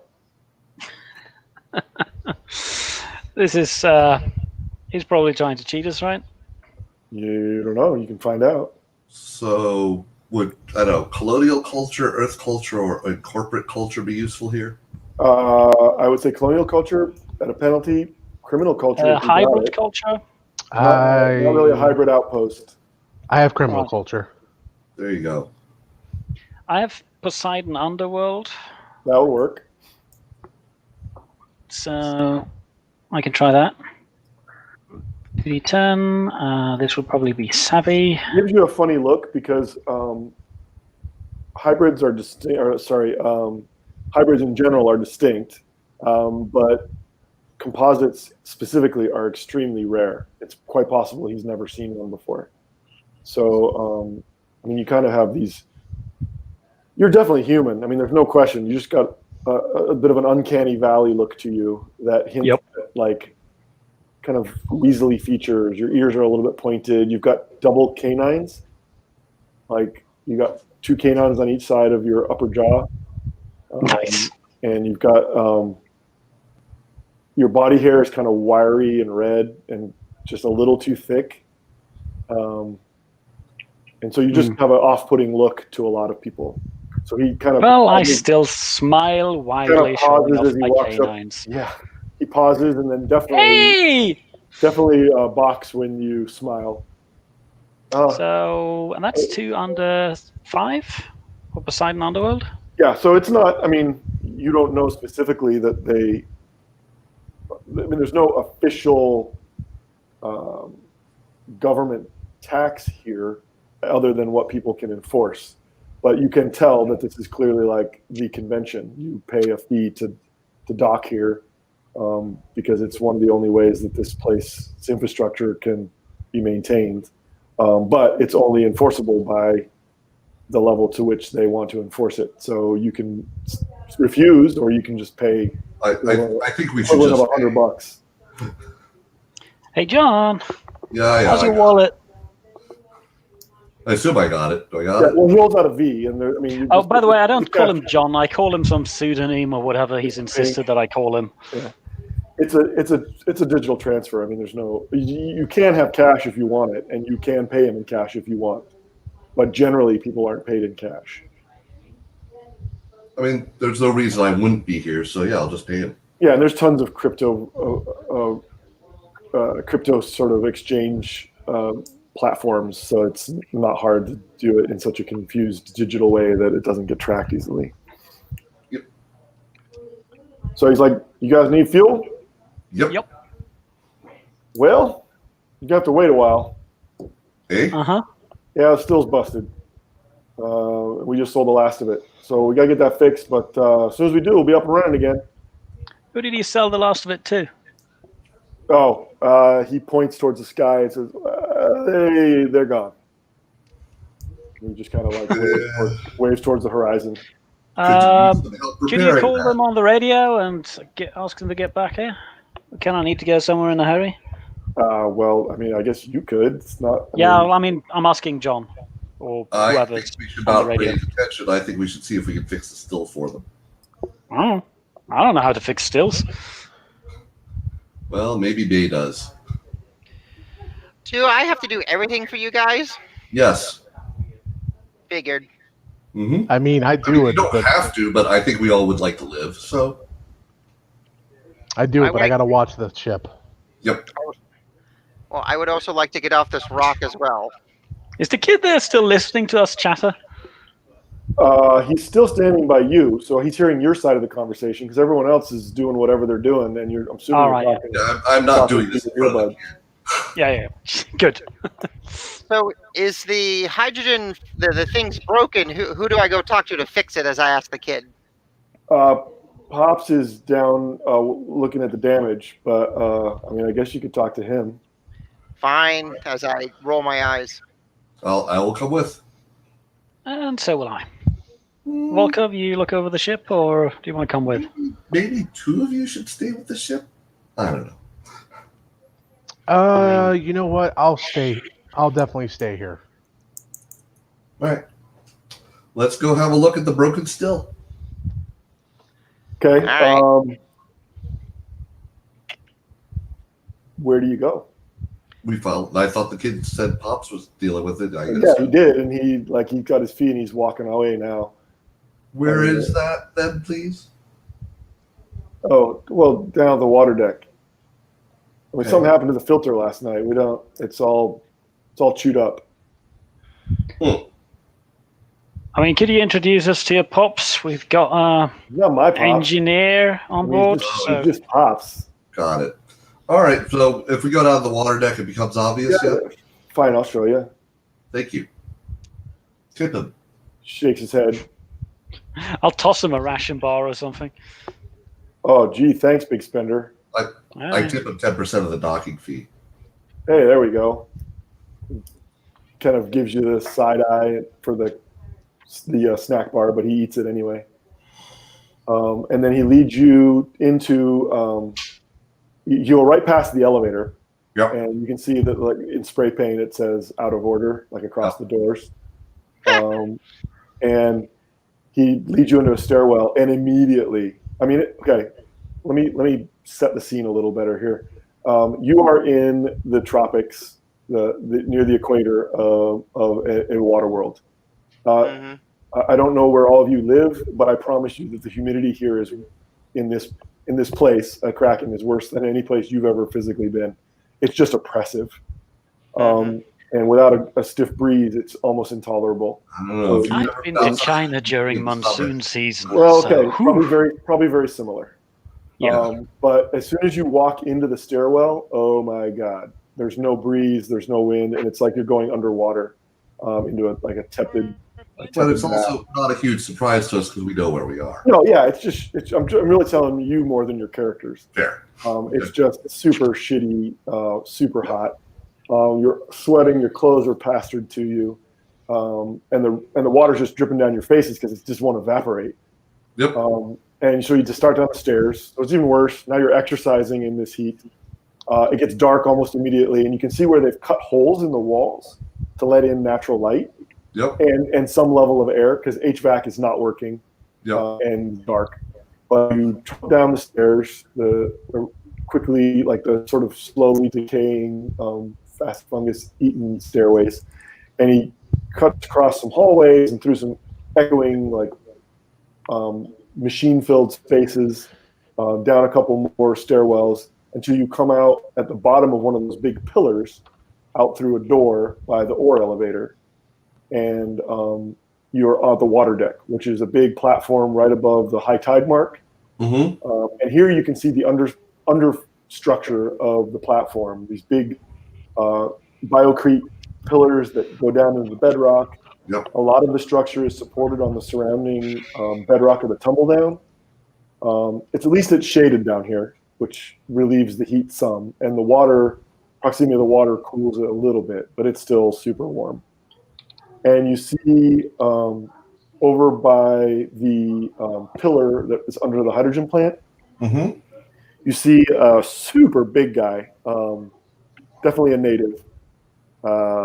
He's got kind of the features that give it away, the nictitating membranes, the webbed hands, the sort of soft bulk of sort of people with Oceania descent. You could almost call it the look. Yeah, almost. They look a lot like maybe like Tonganese or like they're from Guam. I thought you were going to say they look a little bit like they're from Innsmouth. Well, no, but they're probably a subset of people that make that joke on Poseidon, especially with the nictitating membranes. But he's cursing, and he throws a wrench into a toolbox, and there's this guy's giving him help, some scrawny version, another native, but a scrawnier guy, much older looking, and he's just clearly pissed off. They've got some large assembly the size of a chest freezer that they seem to have disconnected and pulled up onto the dock, and there's just pieces all over the place. And it looks like it's been at first you think it's been crushed by some sort of collision. Maybe a boat ran into it or something. But then when you get closer to it, it doesn't really seem like that. You're not sure what's wrong with it. Like something jumped into it? Its panels are ripped, and all there is this, anybody with hydrogen technology skill. Yep. You recognize the reverse osmosis filters that are used to purify the seawater before it is cracked into hydrogen and oxygen, and it is just shredded, deeply shredded, and the frames that it's set in are bent and twisted, and it's not something you fix with tools. It's something you have to fix with new parts. I'm gonna walk up close and study the damage. They hear your pattern across the deck and they turn, curious. Hey, I'm going to walk past them and walk up close and study the pattern of the destruction. Can I help you? Just looking. Engineer, talk to her. Do we have any contacts that might be able to get us replacement parts? He looks at the kid, and he says, "Hey, Fish, what's going on? Who are these people?" The kid shrugs and says, "I don't know. They paid me 10 script to bring him down here." And he just smiles and turns and walks back towards the stairway. We need fuel. You have a problem. We would like to solve your problem so you get some fuel. Everyone's got problems. Who the fuck are you? Someone who would like to leave again. We need fuel. You're on the plane that just came in. Yeah. Yeah, well, join the queue. Yeah. Any of you actually got expertise in saline filters or hydrogen stills? Yes. Because this piece of shit's seen better days. He kind of kicks it. So while I'm staring at the damage, can I tell if this was caused by some manner of predator? You do have predator behavior, don't you? Yep. Go ahead. This will probably be the wise or savvy. Savvy. Savvy for predator behavior, which is 4. I'm rolling 3 dice, and one of them makes it. So 2 under 2, 4. All right. So you would say it was done. I mean, you can't verify that it was done by a predator, right? Yeah. But it wasn't done by someone who was trying to take it apart, for sure. And it wasn't done with someone using like a fire axe or or some other kind of demo tool. There'll be claw marks in here. It definitely, the softer parts of it look like though they could be claw marks, and they're not over large, but they seem quite sharp, but strangely deliberate. That's the thing that you got kind of hooked on. It doesn't look like a great white shark was chewing on a shark cage or a buoy or something and just kind of randomly biting into it. It looks like something was more intentional about the damage that was done. Like something was wearing great white shark teeth gloves and just kind of sliced it up on purpose? Well, unless he says that to you specifically, you wouldn't know that necessarily. But Taffy I was just trying to get a frame around. Yeah, for the players, yes, that's kind of what it could be. That, or it could be that it was a predator that for some reason was particularly interested in certain parts of the filter system.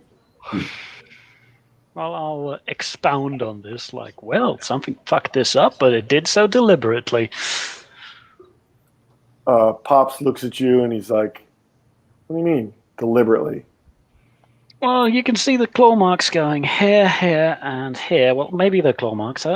Kind of, but you can see the patterns deliberate. It could be teeth too, if it had the right kind of jaw. But I mean, yeah, I'll say that as well. Like, but unless I miss my guess, either you got a very intelligent predator going after something, or somebody did a bit of sabotage. he looks at the scrawny guy that's with him.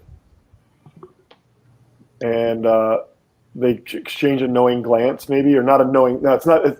I overstate it by saying a knowing glance. They look at each other to see if the other reacts to that statement, like if it means anything to them. So you're not quite sure what they're thinking. They say, "Well, that's par for the fucking course. Guess I better order some parts." And he starts packing up his tools. Anything you can do to fix this? I say, using my Eater's pseudonym that we've prearranged. Oh, I'm sorry. I thought you were talking to Pops. Yeah, I'm asking who might have a better idea. Go ahead and give a mechanics test.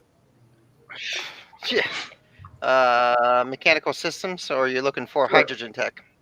Either one. Oh, okay. Well, then let's see here. So cognition 11, 3, 6. Yeah, 6. Nope. I'm sorry. What? No successes. It's a broken. Yeah, you just assume that the only way to fix it is with spare parts. Yep. Do Do we have contacts that could get the parts faster, perhaps? Sure. I mean, anything. Speed is just a matter of how much you want to pay. Can we do it without drawing too much attention? That would be up your bailiwick. Yep. I think. Again, how much do you want to pay? But sure. I mean, how much resource do I have before we sell the thing? Well, you could pay less now or more later. Also, do we have a sale lined up, or is that a different problem? That is a tomorrow problem. I mean, you've been working on it and you've got a sale, but that is lets the heat die down and then start to move the cargo. Right. Okay. So you weren't sure how much we were going to get. So if we're going to promise more later, it's going to be way later.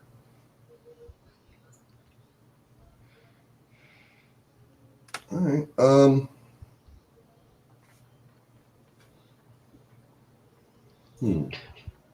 I mean, there's an underlying problem here, and that is, even if we get this fixed up, somebody else might sabotage something else related to it. So then we're still not getting off. Okay. Can we get some fuel brought in? Yeah, that's smarter. Let's just cut to the chase. Can we get fuel brought in? Absolutely. Can we get it done soon? Well, you got to start making some calls and find out what soon could be. All right, let's find out. I'll also inquire about the filters, because why the hell not? I mean, in that regard, you could do all kind of things. You could bring in just another transport. You could have someone fly in and pick you up. You could bring fuel. Like there are a variety of options. We could sell them the plane and just take another plane out of here. That's crappy, but has fuel. I don't know. Did we arrange for any backup vehicles along the way for a switch? Was that part of your plan? Maybe it should have been. I don't know. Well, you guys are professional crooks, so by way of like Blades in the Dark / Red Markets, there's a flashbacky element to the reasonable things you ask for. Just like saying, did we bring breaching gel because you were going to heist an armored car? Did we have a backup vehicle someplace? Seems reasonable. I mean, could we get a sub? It's not here. I'll tell you that anything here, you are unlikely to be able to get out of here today. It's just too far away from everything. But possibly tomorrow. All right. Well, let's try and arrange for some, I guess, fuel or a different fuel. Let's. I don't think we want to leave this vehicle here. We want it to disappear. So we ask for a fuel consignment. Mm-hmm. And while we wait, what do we do? And also, if they can bring the filters, great. If they can't, they can't. Who's making the call? Well, let's see it. I'm not sure quite what I've got. I've got deceptive and I've got in corporate culture. I mean, you could make the argument that I could call a former corporate contact that does not know I'm out. You've all got connections. You've all got people you know. I mean, it's not you're not asking for anything illegal. You're just asking for someone to bring some fuel. Okay. Right? Well, and you could even like call AAA really if you wanted to be that mundane. But you probably mundane might be less suspicious. But you probably don't necessarily, they're not gonna, how they say, we'll be there in an hour, and yeah, they don't mean that, yeah.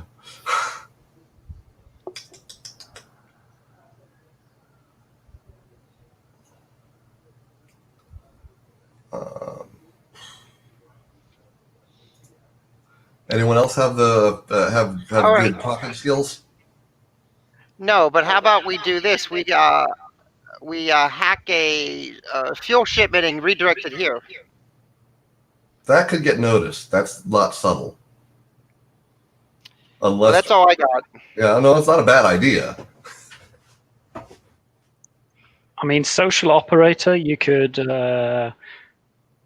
mention that this outpost is in need. Yes, but this isn't a corporate outpost. Hearts operative school. Nobody from Nobody from like, NIS would come out here. Yeah, is there like a NGO that helps out remote settlements? Sure. Find one of those. But they're not gonna make it a delivery of fuel without like imminent loss of life, the kind of priority that they're going to drop everything and fly out here for a significant. I mean, donation. you can have, this is like calling your cousin and say I ran out of gas on the side of the road. You can call anybody you want, and it's just a matter of how fast you want them out here is what kind of deal you want to make with them. Volkov can call the Gorchov family. I can smuggle some in. I'm really asking through my smuggler connections. I wanted to role play the phone call, and I wanted to know who you were calling, so I could, have the right voice on the other end. We don't have to make a big deal out of it. You can just say you've called somebody and the fuel's on its way. Right. If no one's volunteering, I'll say that Leone calls one of his smuggler buddies. What should it be? Cocaine Jack. Cocaine Jack. Yeah, Cocaine Jack. All right.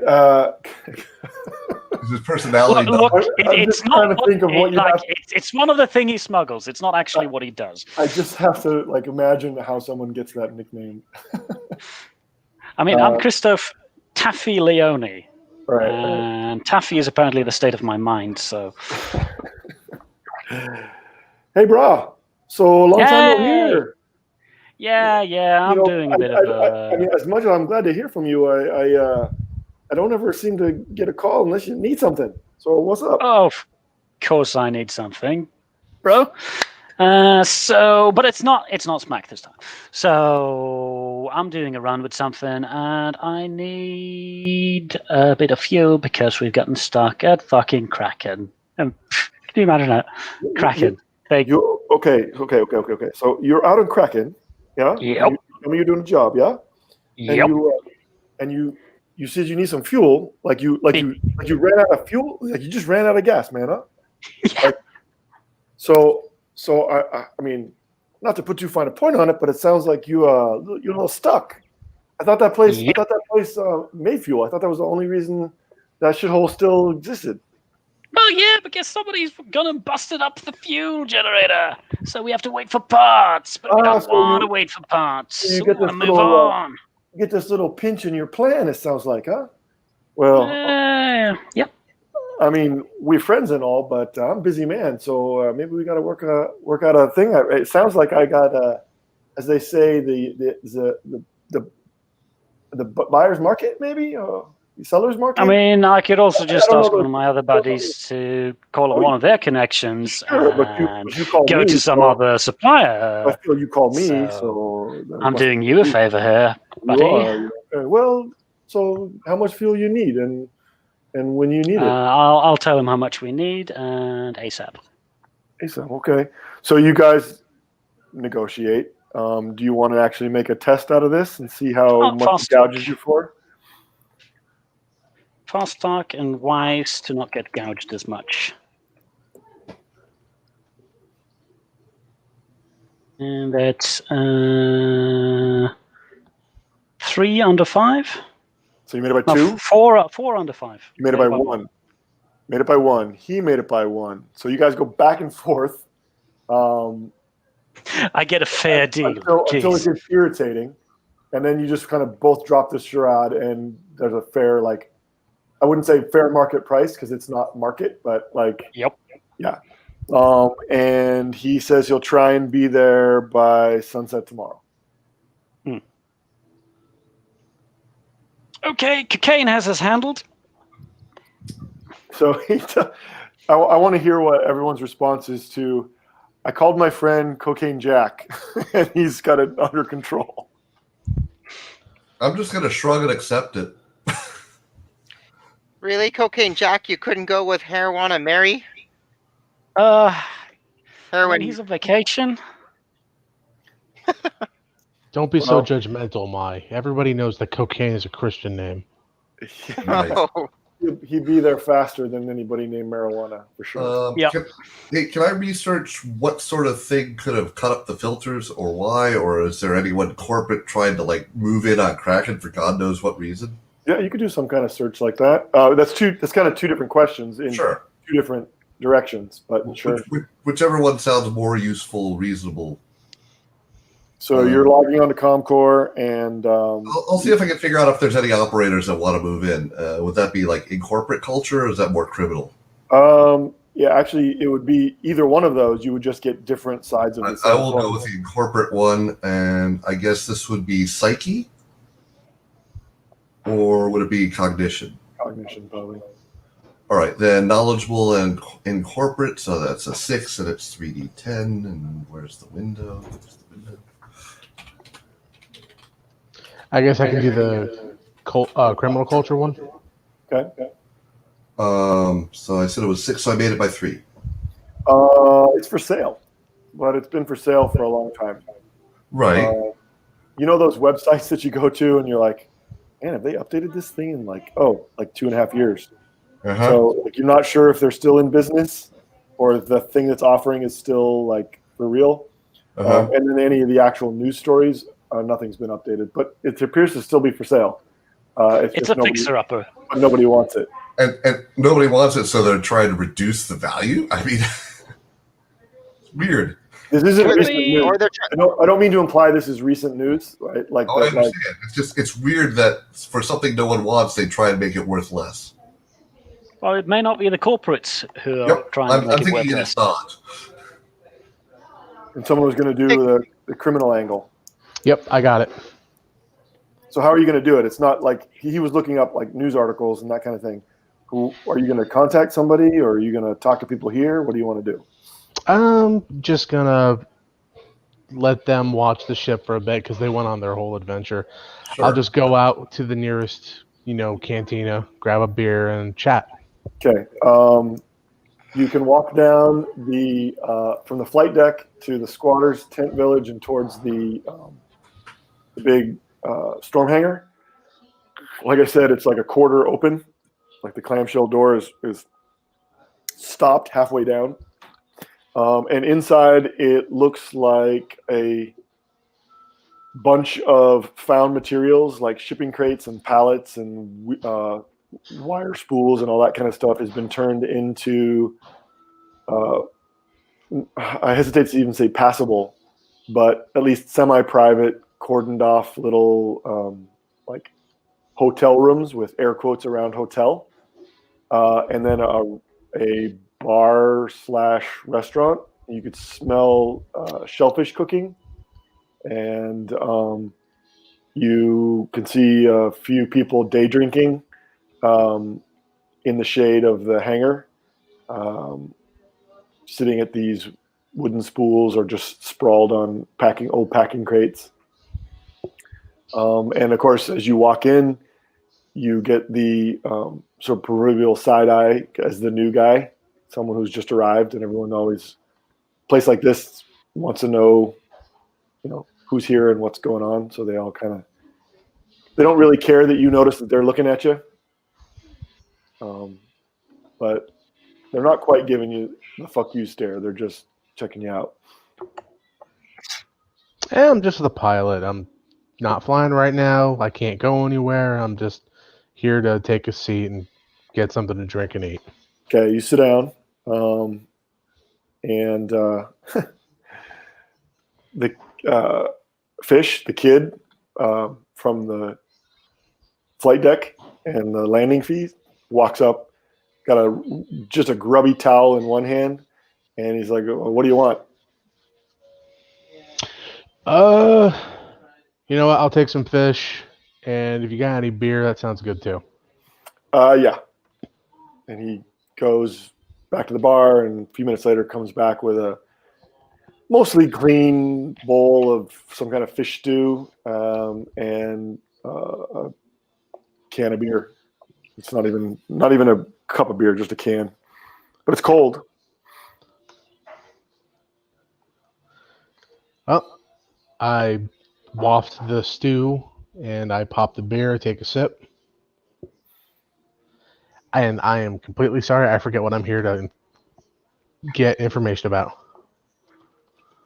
You were doing the criminal side of what's up at Kraken. Like, is there any reason why someone would want to be upsetting the delicate ecology that is this Squatter outpost. will. Yeah, squatter Right. outpost. So, tell me, kid, what's the news around here? Subtle, he says. What do you mean news? We're out of fuel. Fish stew is on the menu today. We're out of light beer. It's hot as hell. And you owe me 25 script. All right, I give him the money.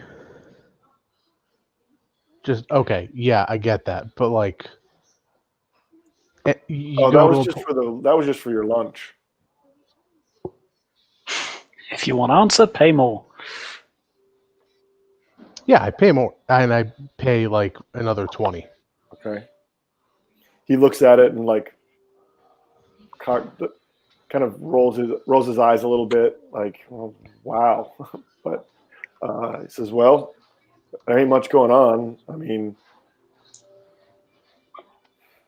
there's a few planes waiting for fuel.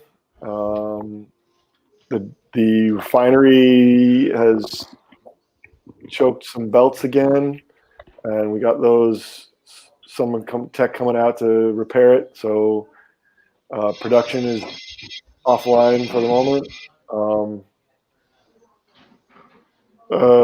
Well, I mean, old Harvey disappeared. Well, we were just expecting that any day. But he'll show up again, I bet. Beyond that, I don't know what else to tell you. You saw the filter. It's kind of fucked up. That's a new thing.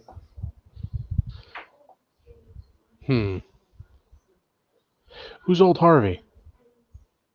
Old Harvey, he's just one of the prospectors that kind of gave up but never left.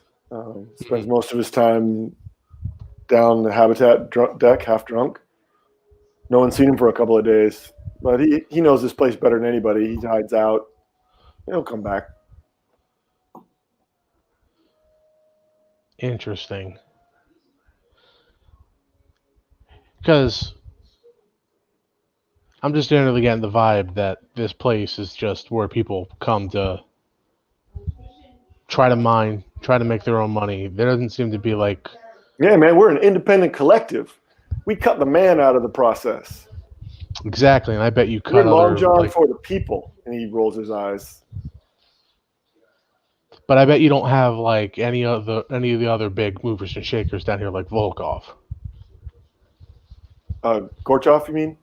Gorchov, yes. Sorry. That's he looks at you and it's like, well, I mean, everyone's got connections, but I mean, shit, this place is... No one gives a shit about this place. The only reason I'm here is because it's, believe it or not, it's a step up from my village. Yeah, I understand that feeling. Okay, well, you've been helpful. And I'll give him another 10. Another beer? Nah, you said you were out of light beer. I can't drink the heavy shit. Gives me a headache.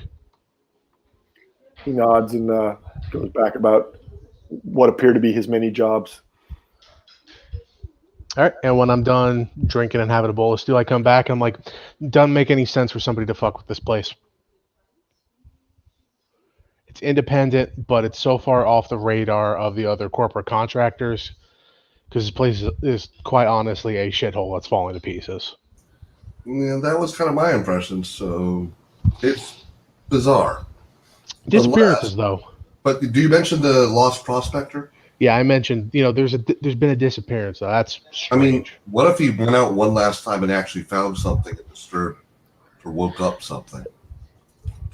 Yeah, but the old Wildcat prospectors, they keep talking, they keep bragging. I don't know. It's not like them to just kind of disappear like that, especially if they've been a fixture of the community like he was, apparently. I mean, if he riled up something and it's got the taste of man, why would it go after the water filter?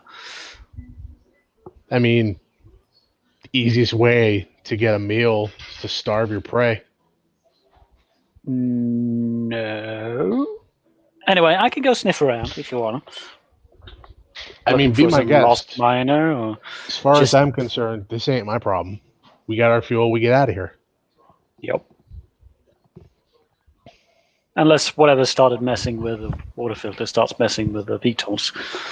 Well, that's true, but that Maybe just we means want to should keep a an guard. eye.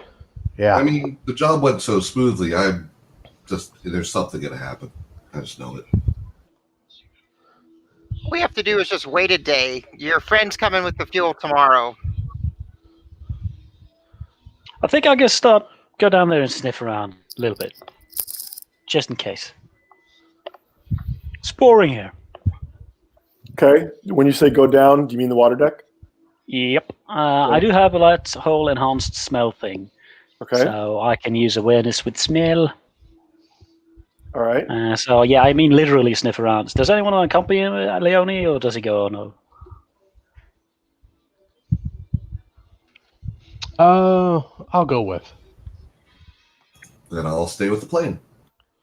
So you guys make your way back down. There's a couple of false turns because you've only done it once, but you eventually find a way down to the water deck. You pass other squatters and miners who are just apparently inactive because the reactor or to the refinery is down and they're waiting repairs on that. So they're just kind of chilling out, trying to stay out of the sun.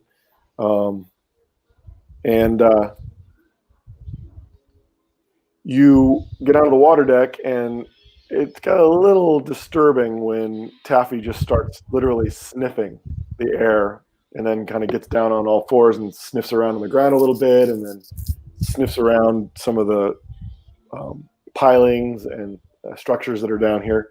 Go ahead and give me some sort of awareness test based on your sniffing. Either survival training or something like that. Yeah, let's go with GEO Liberation Facility, where I got taught my how to handle my let's otherness. go. That's a good idea. Oh, and put that with aware. Yes, so that's a -1 for psyche. Yeah, I'm only rolling. Well, it's not a -1 for psyche because it's the aware is a 0, so you don't add in the -1. Oh, right. So and I get a +2 you're for rolling it against a 2, and you're rolling 2 dice against a 2. roll. Oh, hey guys, I'm sorry. I should have told you this long ago, and I should tell you now. So let's talk about strain real quick. If you look under your attributes, there's a little category called strain. You can have mental strain and physical strain. And there's 2 uses of it. You can use it to make a reroll. So let's say you are doing something that requires, that's a mental skill. You fail it, you can spend a mental strain to reroll at the same stats you were rolling at before. If you succeed, all's well, and you've spent that point of mental strain. If you fail, you spent the point of mental strain, but you are at a -1 to the associated attribute for the duration until you had a significant chance to rest and recover. Same with physical, but it applies to physical traits. The other way to use it is you can apply it in advance. You can say, well, I really want to make this roll, so I'm going to add a point of strain or 2 points of strain and spend it before you roll and bring up your target number. All right, that's cool. How do you restore strain? You just have to spend a significant time resting, generally like a good night's sleep, a good meal, some medical care. Like, it's not just sit down for 10 minutes and relax. It's really like a significant downtime. A day. Yeah, it depends on what that day includes. If it's a day of slogging through the jungle, no. But if it's a day of normal activity, Sleeping through the jungle. Right. All right, I'll roll for Geo Liberation Facility then at 2d10, and it would be against Aware, which is 0. So 2, but I have +2 for my Sniffy Power. Mm-hmm. And I'll spend 2 mental strain, why not? Okay. So that'll put me at +6, under 6. Wrong. Chat channel. Hold on. I'm trying to find that. I have too many Discord channels. Oh no. If I've pre-spent, I cannot spend to re-roll. If you've got some left, I don't see why not. All right, then I'll spend one for a re-roll. Is that how it works? Yeah. Yes, that'll make it. Okay. So I'm really sniffing around. Yeah, you're sniffing around, and it's a little weird seeing this guy finding his way with his nose, and ultimately you smell blood. You smell blood it's not old, but it's not exactly fresh. And you sniff your way across the water deck in an uncanny display of awareness until you get to the far corner.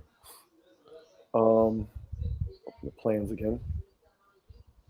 The far southwest corner of the water deck, and there's a structure. So the water deck is actually has an understructure that supports the platform itself, the decking itself, and there is a strong smell of burgeoning decay, like freshly something has been killed and left here. It wasn't killed within the last few hours, but it's not bloated roadkill yet. So there's something like that. Yeah, which is impressive considering the humidity and the heat of this place. And the more you dig down, like you kind of lean over the edge and sniff, and at some point you're even sort of trying to stick your head down under so you can see under the decking between the surface of the water and the deck. Yep. And I need you to roll a psyche attribute test as you push your face down over the edge and look into the bloody and kind of half desiccated skull of a human form. I totally expected that. 2 under 4? So this is an attribute test with 1 die, yeah. Yep, I did. Okay. So you've seen way worse. It doesn't even faze you. But it looks like something with inordinate strength stuffed a whole bloody body into this lattice work that supports the decks above the water. And you can see like a bunch of crab-like organisms scuttle away. Something slithers out of the corpse and plops into the water as all these scavengers have already started making a meal of it. Yep. You can't tell if the flesh missing off the face was because of scavengers or because of the original attack. It's in the shadows. You can't really see any of it anyway. Just the smell is pretty overwhelming at this point. And it's just super gross. But I was expecting it, so it's fine. It's fine. It's fine. Volkov, what do you say this guy was called again? Actually, I legitimately forget. Old something. Old Harvey.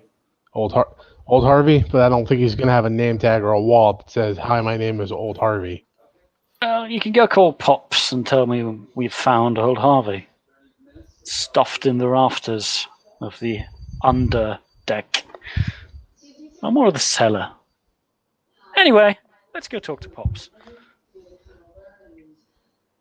I mean, there's nothing else that I can see there that gives us a hint or clue as to what the fuck did this. Other than inhumane strength. Well, you could try and pull him out. I mean, it would take a lot of strength no matter where you were. If you're on the water deck or in the water or even somehow suspended in those trusses, you would have taken a lot of strength to muscle a whole human and jam them into those little exposed presumably crabs. While climbing or swimming or hanging upside down. Yeah, I'm not fixing to try to pull that free. We should just tell somebody that there's a corpse. By the way, whatever it is, it's probably doing a bit of a swim around. Since it got around down there. So are you going to take a look, Volkov? No, I can. Am I able to smell it? This close? Yeah. Yeah, no. If I can smell it this close, I don't need to take a look at it. I mean, I don't see how else I can get information out of it if somebody doesn't have any kind of like skill for it. Yeah, I'm not exactly a coroner. Let me see what I could possibly have that would. But I mean, we do have you'd a have to handy pull it out. dandy. You'd have to pull it Yeah. out and pull it up on Yeah. deck. You couldn't just. Yeah, we can get the examine it. locals' help for that. Yeah. And we can also inform Alec and Mai, because we do have radios.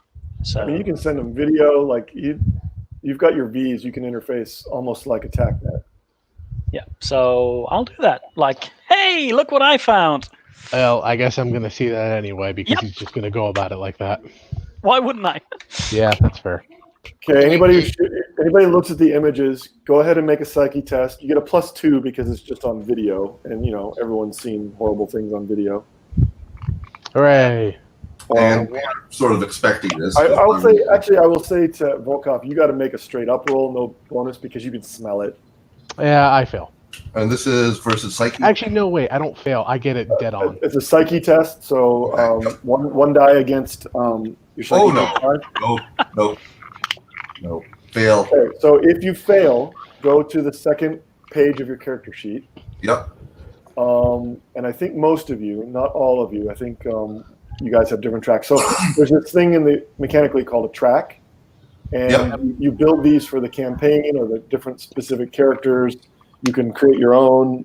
Maybe it's attached to a particular adventure, but they are these scales that you use to represent the sort of different states of the character's mind or physique or just their relationships with things.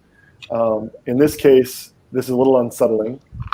So if you failed, and most of you, I think, have the track composure. I have cool and the crew. Okay, what's your cool? Okay. Your cool is solid, stable, composed, right. shaken, broken. So you would drop. Excuse me. Bless you. Sorry about that. Didn't mean to sneeze in everyone's ear. We'll drop you down to shaken. Well, okay, so you start at the middle, composed. Well, in a one shot like this, yeah. But generally, this would just track with what the character's been up to, and you would have a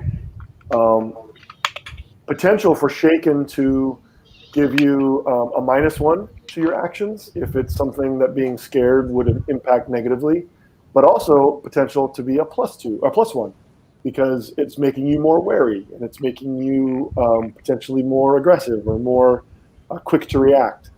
So if you ever think that the circumstances merits a bonus, you can get it, or if I think it merits a penalty, you could take that as well. So I can upgrade my paranoia a little bit and get a +1 for it, is what you're saying. Yeah. Or it could be a -1 if it's something that is related. Let's not talk crazy. Sure. And then, did anybody else fail? I got it directly on the dot. That's a success. Cool. Generally, there'd be a complication to that. You send the message. Go ahead. Oh, so Taffy, you send the message and with a visual. So Mai goes, shit. So why you warn us before you send us such? I did. I said, hey, look what I found. Yeah, that's not a warning. That's just being, you. My response after a few moments is, I hate being right. All right. So something strong did something unfortunate to this old guy. Yep. And did something unfortunate to the filters. We still have no idea why. I think we might need to extract some information from Pops. Or offer to help and thus get information. However you guys want to play it. Sure. Whatever. Do you really think Something to do. Pops stuck him under there? No, I think he might know what's going on, though. Yeah. Why would he sabotage his own hydro? Oh, he wouldn't, but he might know what might be going on. There are only a few named characters. One of them has to be able to give us some sort of clue. Yeah. Plus, we don't exactly know what what old Harvey looks like. So. Well, we still don't technically. Yep. Yep.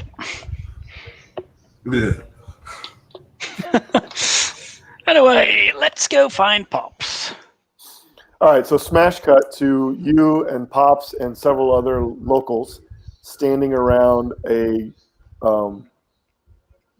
very bloody corpse that has been dragged out from under the decking with ropes and some people swimming in the water. And there's the smell of vomit in the air because a couple of people chucked up. And there's this kind of wet, the corpse inevitably ended up in the water as they were trying to drag it out. So there's this wet pink liquid sort of leaking off of it and out over the surface of the deck. And the bugs have started to be attracted. And it's particularly gross when some little crustacean-like creature crawls out of one of the gashes in its abdomen and then scuttles away across the deck. Ew. Thanks Pop for that looks visual. at it and goes, "Yeah, I think that's old Harvey. I mean, he was missing that front tooth, so that tracks. But can't be 100% sure. It's the right height, I think. What about the clothing? It's just rags. I mean, it's wet and old rags, and looks like what everyone else here is wearing, so it's hard to be sure." Anyway, what the fuck's hunting you guys? What do you mean hunting us? You think this is connected? I don't know. Something fucks up your water filter and kills old Harvey, who may or may not have witnessed it. He looks at you, and it's clear he doesn't know what to say. Is there anything in his pockets? Just some random personal items. You don't find a V. There's no cash. Well, actually, there's a little bit of cash, but that's not weird. In the city, it might be weird. You don't find a key, like to his. You don't find a V. V is like your interface. Virtual interface is what it stands for. Like his phone.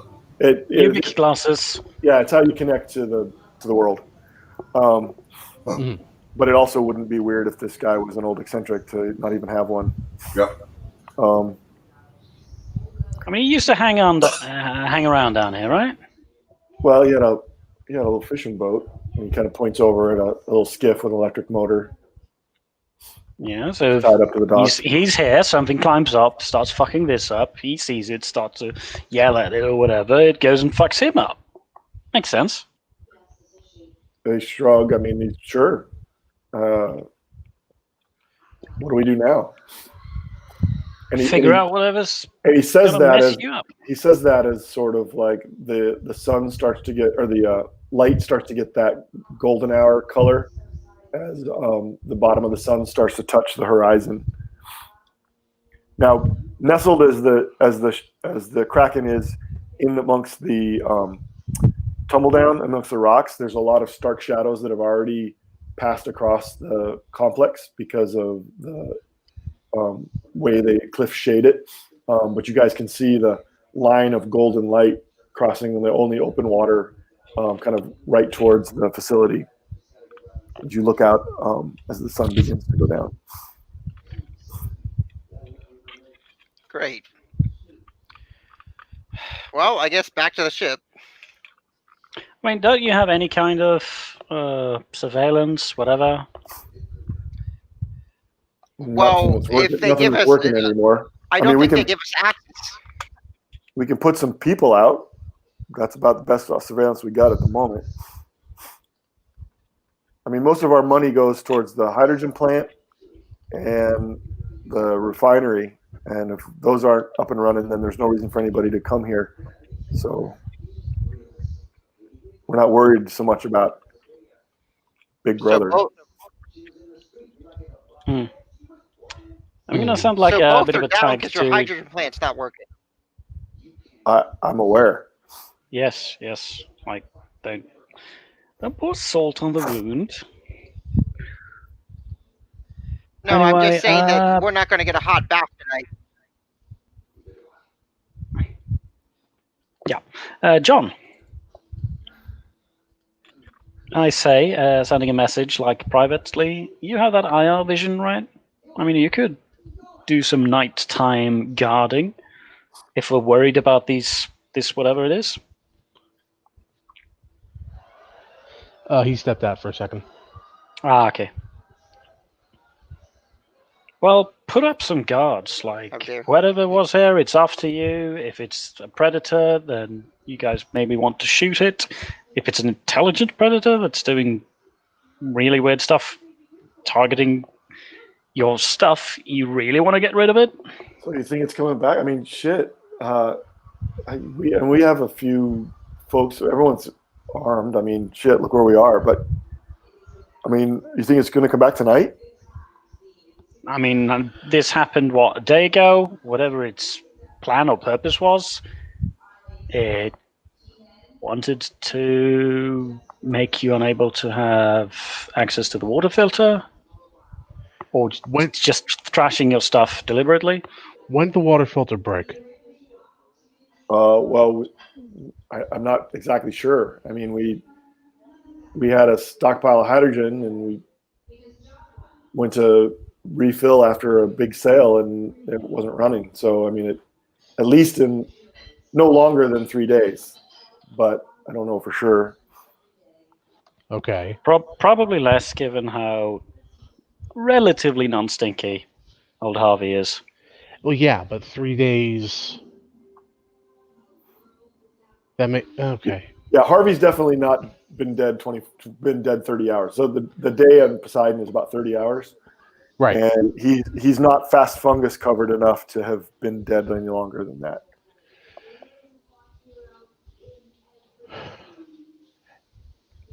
Okay, so yeah.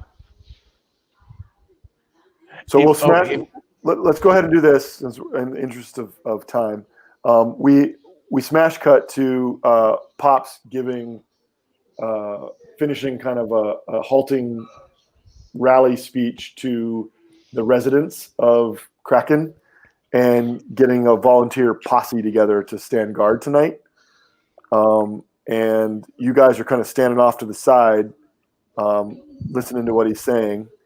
And you find yourselves with your own contributions to make, right? Are you going to go out and be armed guards? Are you going to stay in your ship and cover your own asses?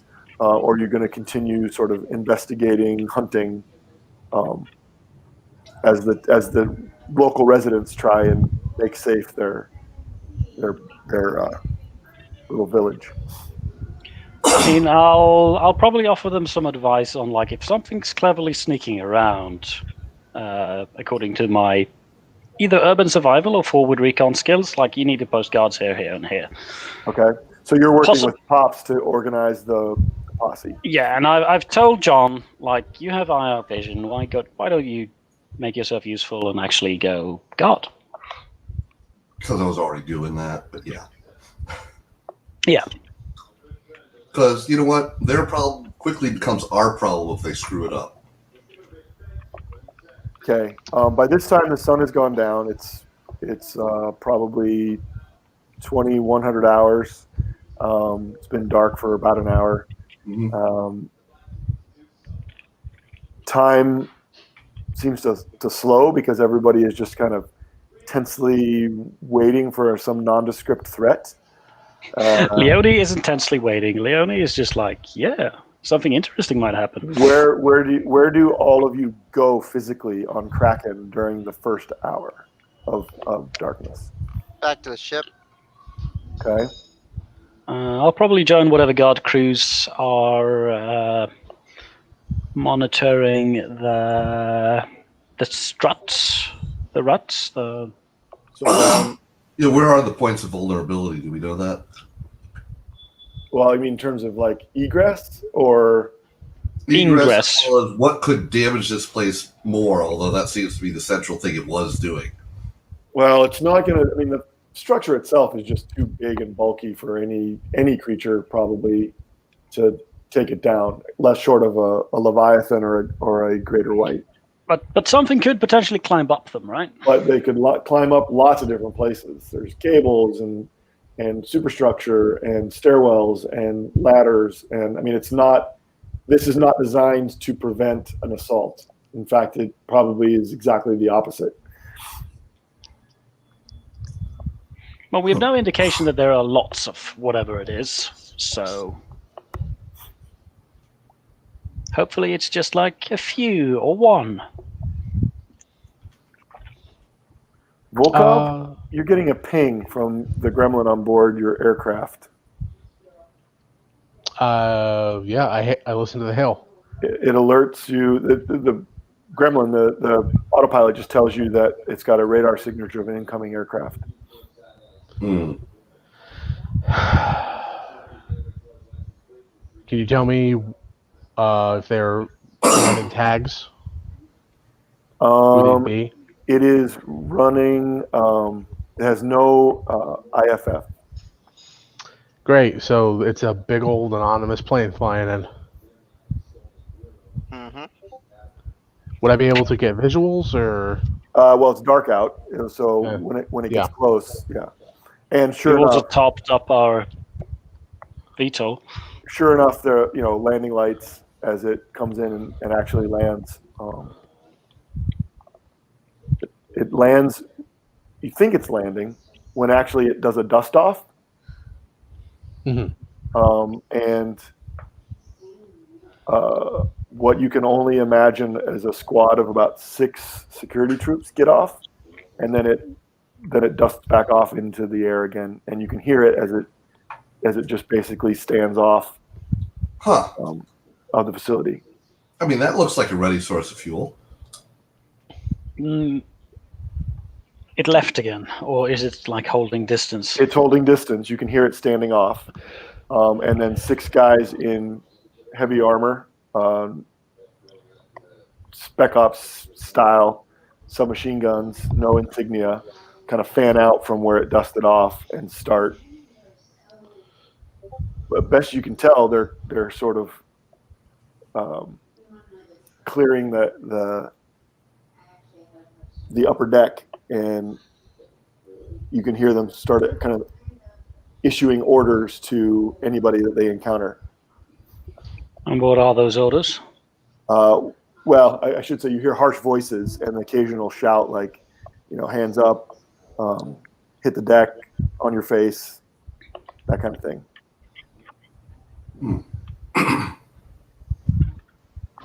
So I'm going to send a message. Going to send a message to the others like, so who are these guys and what do we do about them? Knowledgeable corporate culture? Yeah. Do we have enough? Are there any kind of indicators on there that would let us give a guess? I mean, they stink like a corporate security. I mean, that doesn't even require a test. Right, but is it specifically Gen Diver? You don't know, and that's intentional, right? They wouldn't want anybody to know if they're doing something potentially illegal. Okay. Like storming a facility that's... So I recognize, I guess, the model of heavy armor and know any vulnerabilities.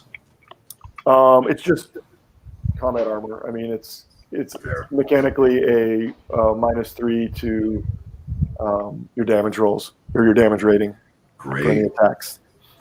Well, they got full helmet. They look like a SWAT team.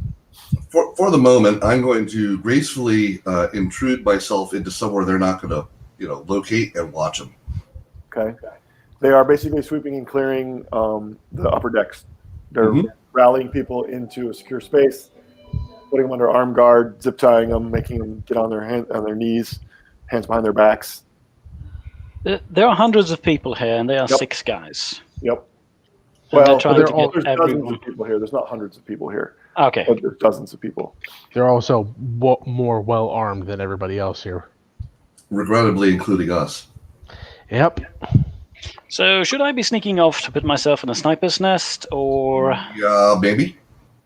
Okay, gonna do that. Unless you had a better idea, that sounds pretty good to me. Okay, I need specific locations for everybody. I said I was going back to the ship. Okay, so you're on board your ship, and they are clearing all of the planes that are and vehicles that are here, going up to them, pounding on the doors, going inside if they can get inside. One guy, another person who's waiting for fuel, you can see him gets pushed out, and he's zip tied up and goes into the corral. And then they're moved towards your plane, and in a pair of them, and start knocking on your door, like pounding on your door. I'm not opening. Okay. They move on. I'm assuming it's locked. Yeah. Yeah. So they will move on to the next one, and pass you by for the moment. Right, let's see. I'll probably be somewhere up in the radar and comm array. I was thinking about that, but fair. Give me a sniper test to set yourself up with a sort of an optimal view of the area, and that will determine either a standing bonus or penalty based on your sniper nest. Yeah, and what should I like? Acrobatics to climb into a really good position. Well, more about like figuring out where to go, not how to get there. So savvy or wise, Wise. or maybe aware. Aware would be better. Aware it is. I have a 1 under 3. Okay, so you'll get a +2 for position for any sniper shots you take. All right. All right. Where did they set up the pen? It's not. They don't really setting it up. They just push them into. I guess they're in the bar. They're probably just pushing people into the bar and go in the bar or get shot. Loosely covered by a guy with a submachine gun, which is pretty effective. Now you notice that they've only got maybe a dozen people, so they're just started in the corner and working their way out from there. Mm-hmm. And it's more like they're not trying to arrest anybody. It looks like they're just trying to sort through a group of people, and they're not referencing anything physical, but they seem to be shining bright lights in people's faces to do probably facial recognition through their V's. Are they getting more and more separated as they range out across the facility? There are 2 teams of 2 ranging out across the facility, and 1 team of 2 managing the people and checking their IDs. So we've got someone in the plane. We got someone at the top of the comms array. Where is Volkov? Probably about where would Pops be centralized? I think Pops would probably have gone. He couldn't have. He had to be on guard because he was telling other people to be on guard. So he's that kind of guy. So I think he's on the water deck. Yeah, I'll be down on the water deck. Okay. What about Key? Yeah, I probably was there, but right now I'm probably working my way up. Okay, so you're somewhere in the middle. Yeah, and trying to be, completely inconspicuous. All right. I'd like to get to a point where I could say, I don't know, cause havoc by releasing the people that are penned up. All right, so you're working your way towards the bar. Guess so. Also, I'd like to be able to watch the damn plane. Your plane? Mm-hmm. You've got a connection to it. Okay, that's fair. So, yeah, I guess going towards the bar. So you can the plane can be really second eyes for you. Its radar tells you where the other plane is, and its external cameras can give you some angles on what's going on in the upper deck. How far out is the other plane? Probably 200 yards, 300 yards, doing a big circle. Right. Far enough away that it's not something we can get to without an aircraft. Right. Disappointing. Do we notice any, old rocket launchers lying around? Not really the kind of thing that would be at this place. And I don't think that's something you would have brought with because that's too unsubtle. Right.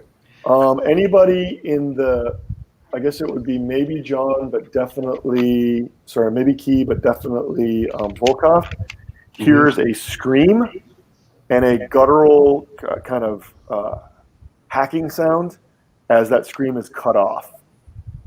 Where? Down on the water deck. Well, gone up.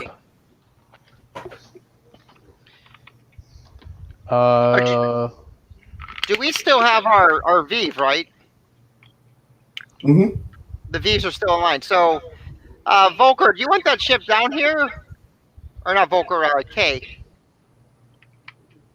Huh. I mean, it'd be nice to just take their fuel and leave, but I don't know that they're going to cooperate with that. Well, I don't know. I could set up a false alarm and they would have to land to pick up their troops. I mean, it sounds like we've got a real alarm, actually. There was just a scream down on the water deck. Mike, could you hack their pretty. communication somewhere? There you Can you hear go. what they're talking about? I could turn it off, or try to turn them off so they can't communicate back home. No, I think we want to listen in if we can. Oh, that way. Well, I could try that too. Subtle. Wow, Okay, yeah. We've got military-grade communication, so it's going to be a -4 to a hacking attempt. But you can use comms gear on the plane that you're on to go ahead and make that test. Oh, okay. Let's see. 3, 4, 7. So 7 minus 4 is a 3? Oh, boy. Ooh. What'd you say strain did? It gave you a +2? No, strain you can use to reroll, or you can 1-for-1 pump up your target number for a single test. Pump. Yes. Pump. I'll make that. Thank you. I'll make that a 5 then with my 1 strain. Okay. This is a mental strain, right? I'm assuming so. Yeah. Yeah. Well, no. I mean, you've got an option: a mental strain and physical strain. So you're using the one. No. It You should be have mental. you're 4 mental and 4 physical, I think, or just strain in general. This would be. It should be marked on your character sheet because everyone's is different. Yeah. What do the numbers by the strain mean? Because there's 4 bubbles and then a 2. Yeah, the bubbles are for counting them, and the 2 is how many you have. Okay. So as you use bubbles them, are not how many you have. No, the bubbles are just scratch them off. Oh, in that case, I did not have that many. Oh well. Okay. So if I'm jacked into the ship, correct? Mm-hmm. So this would actually make it a 7 then if you add that +2. That's better. Oh, good. Thank God. I got a 1. Okay, so you got a narrative benefit. What would you like that to be, or do you want a +2 forward? To listen into their communications. So that was the goal. I mean, maybe they're talking about that was what the roll was for. What do you want extra out of it? Oh, I see. I have permanent access to the communication, so I don't have to roll again? Okay, sure. Yeah, okay. All right, so they have very good radio discipline. Yep. There is constant status reports, and it is clear from listening in for just a couple of moments that they are still looking for specific targets. I feed that into John and Taffy downstairs and Valkov. Okay. And Volkov, I think you said you were headed up, right? No, gun up. Oh, gun Just up. looking around down head here. up. There is another shout. There's a muzzle flash of gunfire. And then several people just start shooting, and it's not even clear what direction they're shooting. You've got a bunch of untrained prospectors with firearms in the dark that are now scared of their own shadows, and it's suddenly a very dangerous place to be. All right, so I'm going to assume I started going up, but I'm still looking down on the water deck for not too high up, so I'm out of their line of fire. Can I see what they're shooting at? Well, once you're inside the stairwells and stuff, you can't really see the water deck, right? I guess I'm coming back down. Anybody listening to the radio chatter from the security team? Mm-hmm. Immediately there is a flurry of orders. Shots fired, and then they give a bunch of abbreviated statements that clearly mean something to the team.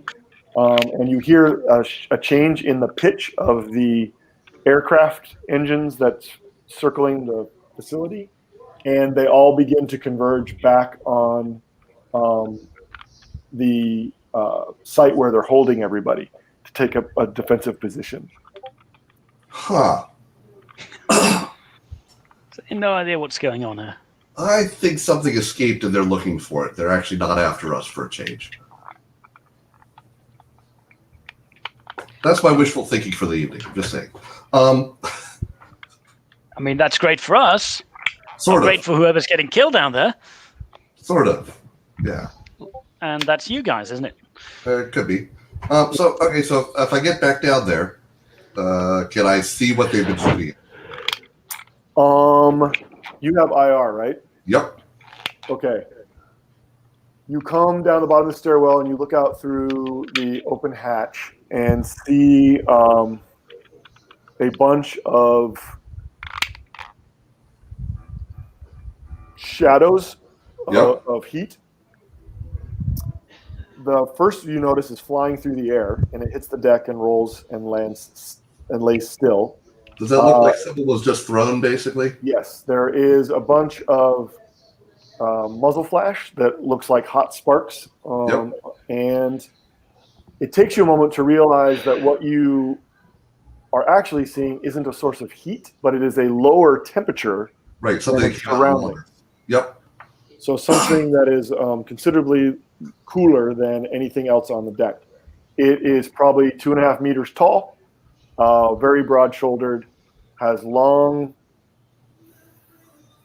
I want to say, like tentacular arms, but it's hard to tell in the chaos. And it is just working its way through a bunch of confused muzzle flashes. Go ahead and give me a psyche test. A what? A psyche test?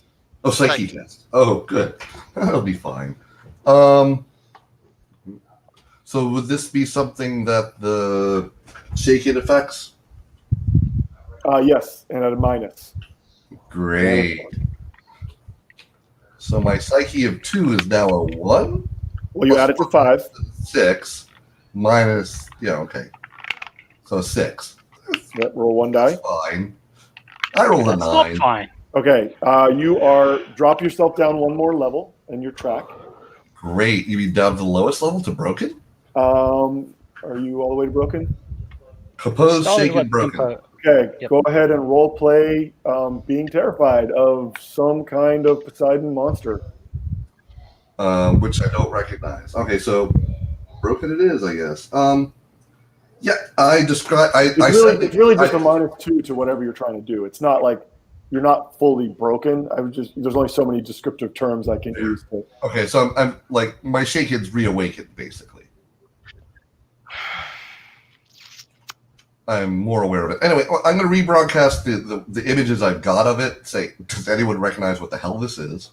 Also, I'm going up the staircase again. I suggest that Volkov join me. So you start to run. Okay. The aircraft has come in close and low as if it's trying to scope out the facility, the lower parts of the facility with some sort of like FLIR or other like sensors. And you can see its landing lights as it takes a low pass past the water deck. Volkov, what are you doing?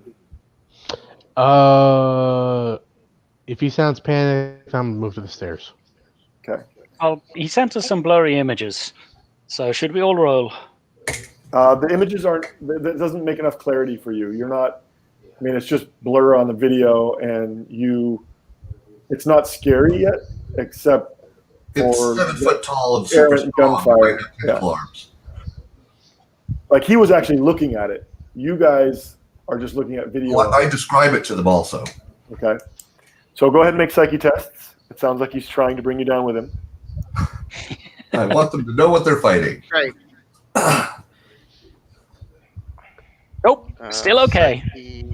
Very much okay. Ooh, sounds like things are starting to get exciting. I made mine. Okay. 6 made mine. All right.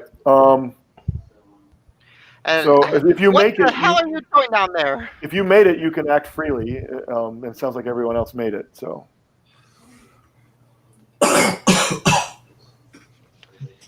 Yeah, I'll work my way up the stairs.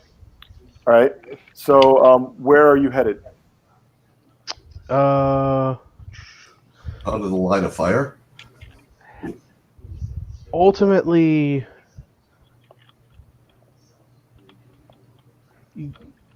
into the habitat deck, I guess. Okay, so you guys are well removed from the water deck. The gunfire has mostly stopped. and then stops altogether. Oh dear. And the team up on the upper deck is now, the infiltration team, the security team, has now, what's the word I'm looking for? Reconvened, regrouped, and is moving with very precise fire and cover actions towards first the main elevator shaft, but then towards one of the stairwells when they realize that that's out of commission. We want to be in a different stairwell than the one they use. Okay, you hear them come clattering by as they go down. It's weird because you are getting their radio chatter, which is really controlled, but you're also getting their heavy breathing and the whispers that they're using to communicate with each other in loco. And there's this patter, patter, clatter, clatter as they stomp, move, and cover, landing to landing down past the level where you are. Does it give us any more information? No. I mean, you're hearing their conversation. So if you want to know something based on what they're saying, you can ask. But it's not. They are clearly headed down, assuming whatever they're looking for must be involved in whatever's happening below the deck.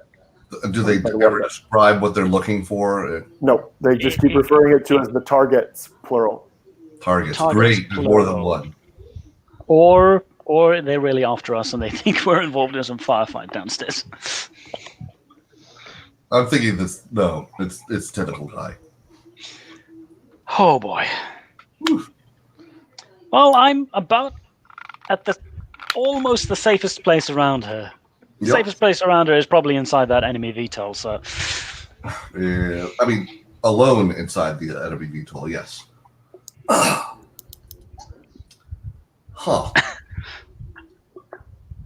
Should I reconvene from the radar and comm array and go somewhere else? I'm going to say I need about a 30-second bio break. You guys can decide what's happening next, and I'll ask when I return. Yeah. Sure. I mean, honestly, that still seems like the best place for the last stand, but I don't know that that's where we are yet. I really don't really want to give up that +2 yet, but or come down really to the also things you guys are finding. I've got an idea. They went past us. I'm gonna see if we can lock the doors and trap them down in there. Ooh, that's an excellent plan. I like this plan. Like we're gonna ultimately, I think what we're gonna have to do is go for their VTOL, see if we can get it down, see if we can hack it, whatever. Either hack it and get or grab the fuel. Is that really a good idea? No. Yes. Because that's a lot of attention we're suddenly drawing to ourselves. Fair. Yep. Well, of more course, often they're... maybe we can help them with whatever this is, and they go away. Also possible. But also, what if they're here to kill us? So yes, that's the risk. Yeah.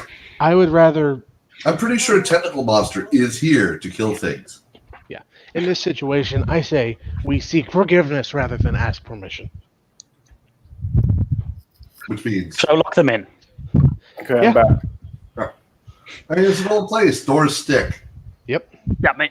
We have our rally points. We'll have you guys set up ambushes in the habitat or come all the way up and set up ambushes. And I'll hang around the radar comm array and we'll lock the door behind the kill team. Yeah, that's my plan, to try to wedge and lock the door shut. Yeah, so basically lock them down below the habitat level? Okay, there are at least 3 stairwells down there and at least 2 ladders. So you're going to have to... I mean, there's lots of different ways to get there. We talked about earlier how it's really hard to secure it against an assault. True, but, we can still make their lives more miserable. Yes, you can. Just the one that we know they went down that they would expect to be open. You can close that door. Yep. Yeah. So would it be a mechanics roll to lock it and get it shut permanently, or? I'm trying to think if there'd be if an intentional way. Yeah, you could do one of those classic, like drop a steel bar or some other piece of detritus through the storm Handle. dog on it. Yeah, Well, good news. There's plenty of just metal crap around here. right. Or shove pennies into Or, the door. well, There would plastic definitely crap. be a way to batten down the hatches on structures like this. Sure. There's a storm door on it, and once this, it hasn't been closed in a while, but you close it and just wedge a bar in the lock. Yep. So I'm doing mechanics plus focused, Okay. and I made it. All right. It is well and truly wedged. They're not getting through it without explosives. I'm also kind of guessing that everyone that was down on the water deck is no longer with us. Well, they're not technically with you at the moment. I meant Right. alive. I get that, but Yeah. I mean, there were like maybe a dozen plus guys down there, Mm-hmm. and whatever this was, it killed them rather quickly. Untrained guys, So but nonetheless. maybe it's more than one, Yeah. or maybe it's really, really good at killing. Or both. Why not both? why not both? Anyway, let's see how the kill team does it. Uh-huh. Well, just as you say that, there you hear. It's far enough away that it doesn't sound sharp, and it's also blocked by the bulk of the facility. But you hear the distinct rattle of suppressed automatic fire from half a dozen weapons. Yep. And the channel that you're listening to lights up with a bunch of yelling and orders that quickly turns to screams of confusion and death throttles as at least some of them are being attacked physically. And more gunfire, less gunfire, less gunfire. What's being reported in? Well, now they're just yelling and something about retreat and something about cover the stairwell and something about Mac's down, Smith's down, Jose's down. Nope, just wounded. And I got him, we're going. And then it sounds like they're coming back up the stairs, and you can hear even more faintly gunfire from the stairwell. Mm-hmm. And they're presumably coming up the stairwell that you have blocked. It's going to be a bad day for them. Let's get the heck away from this stairway. Because that means there's no one guarding the people upstairs, right? Correct. All right, let's get up there and free them. Okay, a bunch of them have already cut their own bonds and skedaddled, and everyone else is in the process. Yeah, they're just trying to hide themselves around the facility. There's not a whole lot of places to go. Yeah, let the locals know that is bad. You could try to have them hide in the storm hangar, which can probably close down against whatever assault or whatever this thing is. Yeah, let's see what we can do with the storm hangar as a refuge. Are you guys going to go in there with them? Yeah. Okay. I mean, I'm pretty comfy up in my sniper's nest. Or before them, just see what's in there. Well, that's where they are. They're in there. Okay. But what I'm asking is, it sounded like you wanted to try and lock them in there. Do you want to lock yourselves in there, or are you going to just? I want to make sure that they can lock themselves in if they feel it necessary. Well, it doesn't look like, they do so. With the modifications that have been made and all the junk that's been hung around, it looks like the hangar door is sort of wedged open simply by the virtue of it not being closed very often. But you could try to pull that stuff down and hope that the the mechanics of it still function. I mean, I'm just going to return to the plane. Make it stand in there with them, or do we want to? Okay, Volkov's in the plane.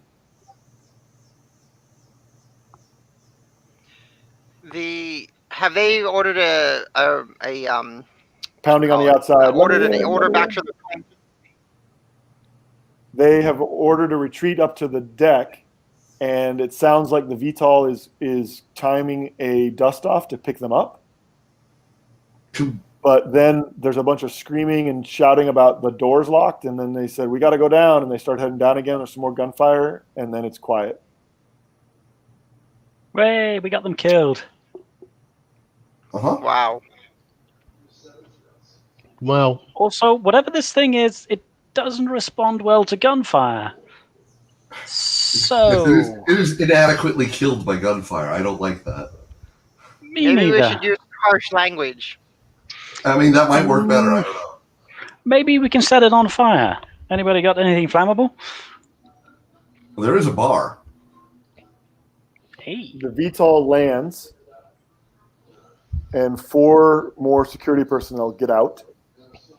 They're Noticeably more nervous. They are very much noticeably more nervous. The hatch stays open, and the aircraft is not dusting off. Fantastic. They move towards the hatch that was locked. And you can just tell by their body language they are not digging the orders they just got. So, I guess the real question with the IR is how many people are left on the VTOL? Well, you can't see through the hull. Sure, but I mean, through the open You hatch. got to imagine there's at least a pilot, maybe a co-pilot, and possibly another person just managing the troop aspects of it. You know, the guy that the guy in the van tells the paratroopers to jump. Yeah. If we have fuel incoming tomorrow, I would say let's grab the guard VTOL. But as it is, as long as we can just hang out and be relatively safe. I don't think we can. well, we don't know that, unfortunately. That's true. And that cuts both ways, right? Not knowing it makes you have to make a gamble. Without them knowing we've taken their fuel. Enough to get to the next stopping place for fuel. Smuggler tricks. Is there any way to siphon fuel off another vehicle? Yeah, if you got the hardware, you can plug one into the other, and it's just a transfer. It's like an intentional transfer. But chances are, while they're actively piloting it, that's going to be immediately apparent because they're going to have cameras all around, sensors on all of the sort of essential systems, of which fuel will be one. So there's 2 things. Do we have the hardware to do that? You don't have it, but you bet Papa does in his hydrogen station. I mean, that's there's another point here. There's a bunch of other VTOLs here, and they're probably not running on fumes like we are. So if we just consolidate all their remainders, maybe we get enough to go somewhere. Especially if we just talk all the locals into staying inside the storm hangar. Also depends where you want to go. I mean, away from here is any direction for any distance, right? It doesn't have to be somewhere meaningful, somewhere where we can get more fuel or redirect our fuel supply to. Yeah. Well, you've got GPS. That could be anywhere. I mean, what's the nearest source of fuel? Your incoming delivery. Apparently. Yes, and we can redirect that. So we just need to get to a rock where we won't get eaten by monsters. This is true. Do we have a seaplane? No, but it does float. Most things in emergencies will float because it's a water planet. Yep. It's not really ideal to spend. Like, it'll be fine if it just floats on calm water. Any kind of rough seas, and it's not a good idea to be on the surface. Yeah. So are there any bits of land that we can land on? Well, you're surrounded, like I said, by this tumble down. There's probably 400 square kilometers of broken rock sticking out of the water. Some of it's fairly large, some of it's tiny, but you could certainly find a place to set down if you needed to.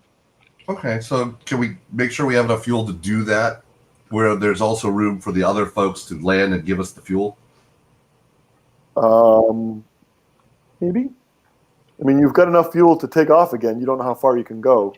Right, that's why I wanted to, help ourselves some donations. Yes.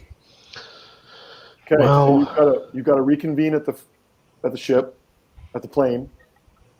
Grab Popsis. Steal some fuel, while avoiding soldiers and potentially some aquatic nightmare. Right. Doable. All right, everyone. Sounds better than the alternative where everyone give me an appropriate test to make it back to the plane from where you are. Urban survival, definitely. Acrobatic. What's the question? You're making tests to get from where you are back to the plane. Oh, I Without mean, encountering intrusion soldiers. and coordination are graceful. So yeah. Yep, I definitely make it. Are you Oh telling my me you're? God. I do make it though. Huh? I needed an 8. I got an 8. Are you telling me to plan over the V? Yep. So Yeah. do you want me to turn off the sensors or give them misreading sensor readings so when you start draining fuel, nothing pops? Yep. I mean, we could. Yeah, I'd rather steal from them than from the locals. So you're going to try and hack a military-grade aircraft. So But, just be aware. Maybe steal from the locals. Let's steal from the locals. Yep. All right. Anybody not make their test? I made it exactly. I Which needed means an 8. I rolled an 8. you have a complication. So we'll get to that in a second. Anybody else not make it? I made it. Okay. So you're all. Volkov? I was already there. Okay. Oh, So you've convened back at the ship. Key. You find yourself working your way through sort of the labyrinth of the the space is a premium here, so there's shit stacked everywhere. Mm-hmm. You're working your way through all of that mess. When you step up behind the soldiers, and they are clearly focused on the top of the stairwell, opposite them, and you are, you could almost reach out and touch them with the barrel of your gun. I don't. Sure. But you find yourself like not even daring to breathe because you don't want to attract their attention. Yep. I mean, freezing seems like the thing to do. Okay. You freeze and they don't notice you. And you hear them chattering, and apparently they're going to go open the storm hatch. Okay, but that's away from me, correct? That's directly away from you. One of them moves over as the others cover the door. He reports that it's clearly been intentionally locked from this side with debris, and he pulls the bar out. Mm-hmm. What are you doing? Leaving back the way I came, at least a few feet to be less noticeable. Okay, give me another stealth test. I will coordinate that with them pulling the loud bar out. Okay, I'll give you a +2 because they don't. The sound, the cover of the sound, but also the fact that they are intensely focused on something. Okay, else. so that time I made it. So wait, a +2, so I made it by by 8. You made it by 8? Yeah, I rolled a 2 out of 10. Okay, what's your narrative benefit? I get clean away, and they go down to die. Well, you're getting away anyway, but what do you want extra to go along with that?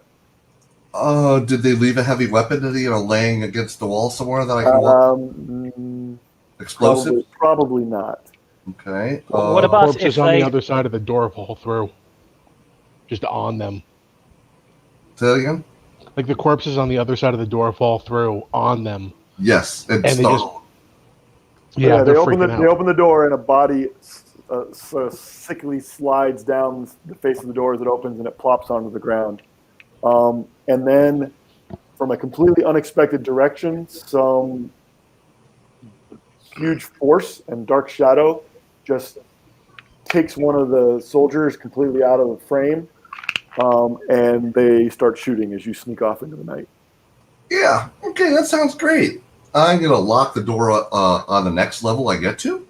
You're already at the top level. There is no next level. Oh, well, that's a shame. All right, I hoof it back to the plane. And now we hurry. Okay, who is going to go look for a transfer hose? Actually, am I coming up near the hydrogen plant? You're already on that deck. You're moving your way. My understanding was you were in the hangar trying to figure out if it could close, right? Oh, yeah. Good point. So you're just moving across the open deck. Well, it's not open, but across the surface deck to that spot. Yeah. Without calling attention from the VTOL. So more stealth or? No, you handily did that previously as you snuck away. But who's going to go after the hose? I'm just seeing if someone can find one. Because it's dark. You don't know the place. This place is not organized as a well-ordered workshop. You need the right fittings and the right connector hose to siphon off. I'll go after the hose. I suppose Poseidon Frontier again. So multiple of you are going to look. Shit. Okay, so several of you are going to go looking. Yeah. I will give a bonus for each person that goes to look. I'll give you a +2 bonus to the person that actually makes the roll to find it. Oh, okay. I mean, I've got mechanics. Okay. So you should I'll know give what you a it plus is. 2 then. Actually, can I say aircraft pilot? Yeah, even better. Yeah. So I'll do the looking. So who's And gonna come with I'll me? do a +2. Okay.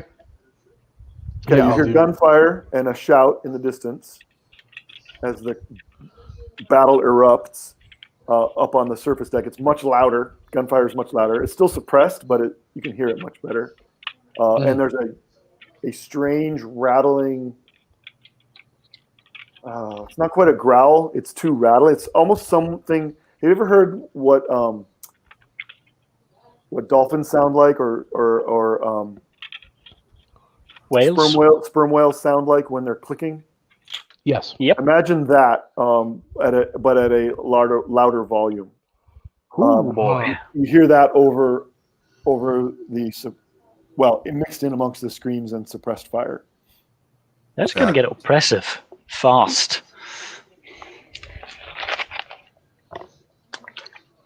I'm trying not to think about that as I look. Okay, did you find it? I got a success. Yes. Okay, so you drag this big hose. It's like large and heavy with these 2 oversized fittings on the end, these quick release fittings, and you connect one into your ship, and then you're going to drag it over and try and connect it to another one of these local vessels, right? Yep. Okay. You initiate the transfer, and it's going to take some time. How much do you want? I guess the question is, how much time are you going to risk to get fuel versus just enough to get to the closest rock? I mean, we've been poring over some maps now, so... Okay, that can be done remotely by the pilot. Yep. So I need a navigation test, which would fall under pilot, or anybody else that has anything related to navigation, like survival or Poseidon Frontier would work. I will already pulling the camo off the plane and into it. Okay. Doing that. Yeah, I guess I'll just do pilot. I'll guard the host. Okay. With my skill mechanical systems while I'm in the ship, can I speed up the transfer process? Probably not. I mean, there's a maximum way to safely transfer hydrogen gas.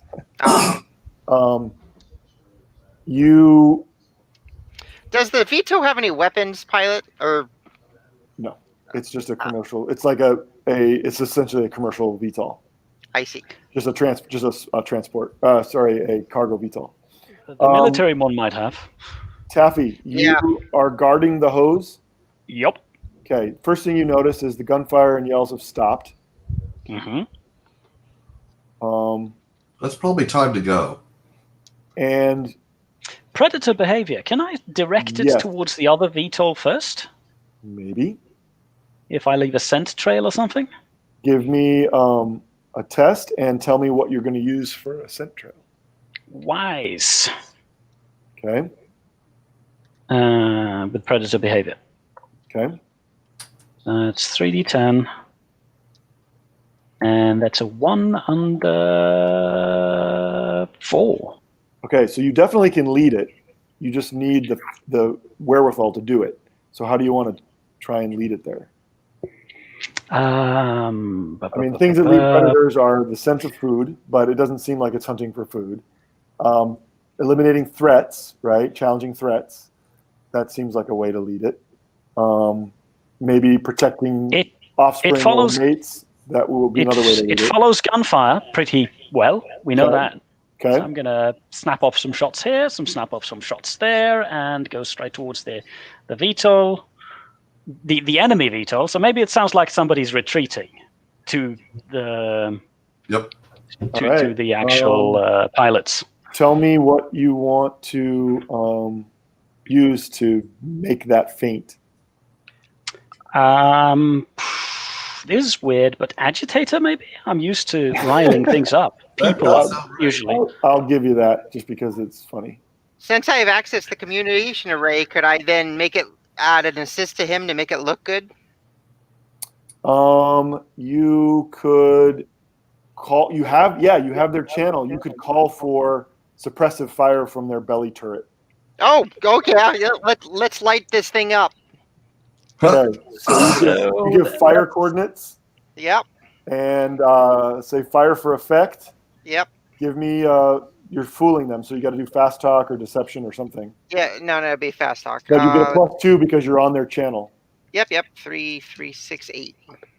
I got a 3 out of 8, so I beat it by 5. All right. Nice. Not only do they just start laying into the surrounding facility with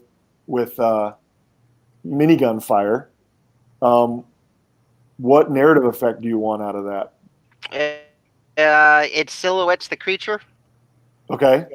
Maybe yes, it does. Perfect. But you're beginning to regret that as soon as you see what it looks like. Yeah. Oh, we found Cthulhu. Yeah, it's not exactly what you'd call humanoid, but it is bipedal. Imagine. So, I've always thought like shark people were kind of dumb when they like were in D&D or some other like comic book or kid's toy. It's not exactly a shark person. It's more like a manta ray person with cephalopod-like tentacles. But instead of being at all stupid, it's just terrifying, like bone-numbingly terrifying in appearance. You see it as it lights up in the muzzle flash. It's holding the remnants of a soldier kind of up, and one of its tentacles has just ripped a limb off of it. And it casts it aside. And you see in the muzzle flash bullets stitch across its chest. And then it kind of, you don't know if it falls or jumps or whatever, but it's no longer visible where you were looking. Oh. Over the V, I think we got his attention. Yeah. Let's go. Thankfully, they got its attention, not Yeah. us. Yeah. Go. Well, keep pumping. Yeah, I got to make my navigation check to see where we'll be going. Yep. And I do. Thank God. Okay. So, Everyone on Make sure your there's goal not is- a single "Here there be monsters." if your goal is to Notes on just that get off of here and get to another rock, some short number of kilometers away, Yep. you're good to go now. Let's do that. Yeah, This screw it. thing Let's is just fast, though. yeah. Well, it's gonna be. It's already taking out all meaningful resistance on this. We are not going to stop this thing unless we have a lot more explosives with it than I thought we did. Okay, we're not gonna stop it. So let's just go. There is a hydrogen reactor we can overload. It's a hydrogen reactor. Just kind of burn and rise. It would Trouble is, there's no hydrogen left in it. We've already established also that. Yeah, well, there's that. Maybe the electrodes we could dots it with, but If you guys want to listen to me, let's try to hold out for a little bit longer and get more hydrogen. If not, let's settle down for a night of praying. yep. Okay, so the VTOL, which has stopped firing because it doesn't seem to have a target, suddenly rocks on its skids. Yep. And you can hear banging sound, and you hear some chatter from inside, like not chatter, like shouts from inside that clearly they are sensing that something is on the craft and rocking it back and forth. But we can't see a damn We thing. can go now, guys. It's pitch black, and those. I mean, Everyone on? you've got You guys just said we need something explosive. Well, it's You've got- on the explosive thing now. You've got a sniper scope with an IR, with a multi spectrum scope on it. If you really want to Two? go looking. Oh, it says optics. Yep. Oh. Sure, I'll look at it. Okay, well, it's a sniper scope, so you get a really close look at this horrifying fish face. It's not even fair to call it a face because you don't even see eyes. You just see this tentacles waving around and what look like, you don't know if they're grinding teeth or if they're just exposed bone in the mouth. It's not, you know what a lamprey mouth looks like? Why not both? Yeah. It's not too dissimilar from that, but it's just horrifying. But you do have a clean shot. Bullets doesn't seem to have done a whole lot to it, though. Yeah, are there any bullet wounds visible? It's not that. Oh yeah, it's definitely been shot. It's just that I mean, in the dark, in the chaos, moving around, like you can assume that none of the prospectors really shot at it very well. Right. The soldiers maybe, and you know it got stitched up by the minigun. You saw that. You don't have to shoot. Just saying, you have a clean shot. If you can hit the brain, wherever the hell that is. It also does. I mean, we're ready to leave now anyway, so it if does it seem all pretty goes to shit, preoccupied with its trying to dig into the VTOL. I hate to say this. The other thing we could do is knock it off the side with the VTOL. I mean, my idea was shoot the fuel tank of the VTOL and watch the whole thing go up. Well, it's metallic hydride when it's inside the tank, so Yeah. it'll burn, but it won't explode. Oh. There's a metallic matrix in the tanks that converted to metallic hydride, and so it's not explosive. Alas. It is I'll flammable. take the shot then. I'm a sniper. What am I here for if I don't shoot things in the head? So we have a dramatic moment as everyone's running up the ramp and you're backing towards the VTOL saying, let's go, let's go, let's go. And you've got one shot. And then Leone says, ooh, I got a shot. We're like in slow motion. No! No, that's fine. Let's see, that's a 2 for whatever that is. Precise? So you get, you get a lot of bonuses with your optics. The optics are +2, +4. Yeah, that's because definite 5, even if it's hard to hit. So given the darkness, its motion, its relative size, the chaos of the moment, and the optics, we're going to give you just a flat +4. Well, even without any pluses, I get you've already 5. rolled. I'm sorry. I didn't realize you'd already rolled. Oh, yeah, no, it's a 2 under whatever I get. Where Sniper is 3, Precise is 4, so that's a 7. And So with a you +4, that's 11. Okay. So it's a perfect headshot. You hit what you aimed for. Whether it's the head or not, that would require an autopsy. But let's see. Go ahead and roll damage. All right. And actually, I'll get a +2 to that. Does 12 with the ammo that you're loading. So you can't miss, but roll anyway because you don't know how much armor it has. That's a 1, 9, 10. And for my narrative effect, can I bump that up to 14? You get a +2, so you get +2 to the damage rating. Yeah. Yep, so 14. But it doesn't matter because ultimately you can't roll higher than a 10 anyway. Yeah. But it does help penetrate the armor.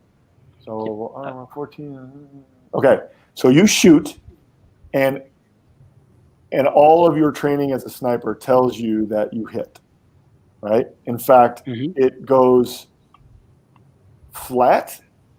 You don't know if it's because you killed it or because it is just responding to the fact that it's being shot. But it does go down, and it's still on top of the VTOL, so it's out of sight for the moment because you don't have the height advantage over it anymore because it's not sticking up anymore. And then you jump into the aircraft. Someone slams the door, and I need a piloting test. Gotcha.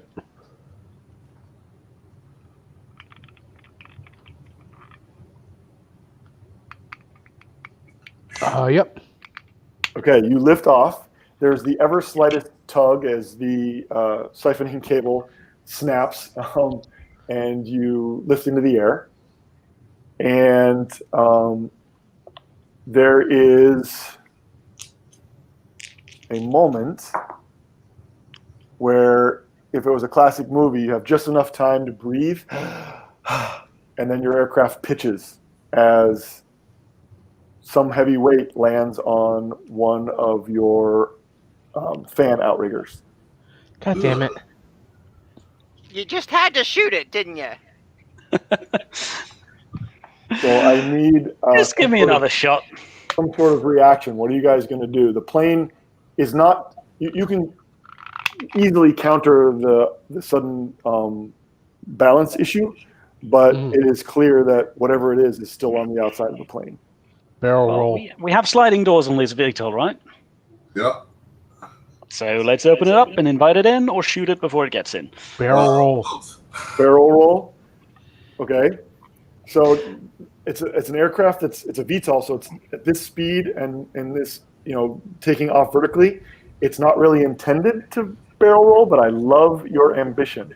Usually it would need some speed to really pull one off, but I love it.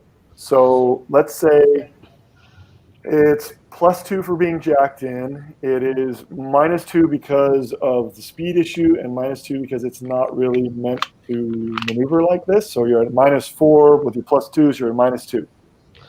Okay. Can I work on the power systems to give him a boost again? Not fast enough. Damn it. He's Okay. just gonna hit. I'm imagining he's just throwing the stick over. Got it. This was a gut reaction. Yep. All right. There is a shout from the cockpit, something about hold on, and I hold on. you guys feel everything pitch. So All right, give me some sort of coordination test to grab a hold. Yeah, okay. This would. I've gone into free fall a couple of times with urban survival and had to grab hold, so I'll roll that. Is this just an attribute check or with a skill? If a skill set, if you have one that you think is appropriate, but use coordination to hold or strength, maybe if you're holding on, you're strong. Coordination and escape and evasion. I'll give you that at -2. I'll take your urban That survival doesn't and actually help. fit. So, Okay, my urban survival at -2 as well. Hand-to-hand instructor. Still -2 because really it's really not directly applicable to either of those, but it is Yep. it is adjacent. I squeak by. Don't forget you So- have strain Strain. if you want to spend. Well, at least if I'm doing it that way, I have. Let's see here. Oh, 3 dice. That's important.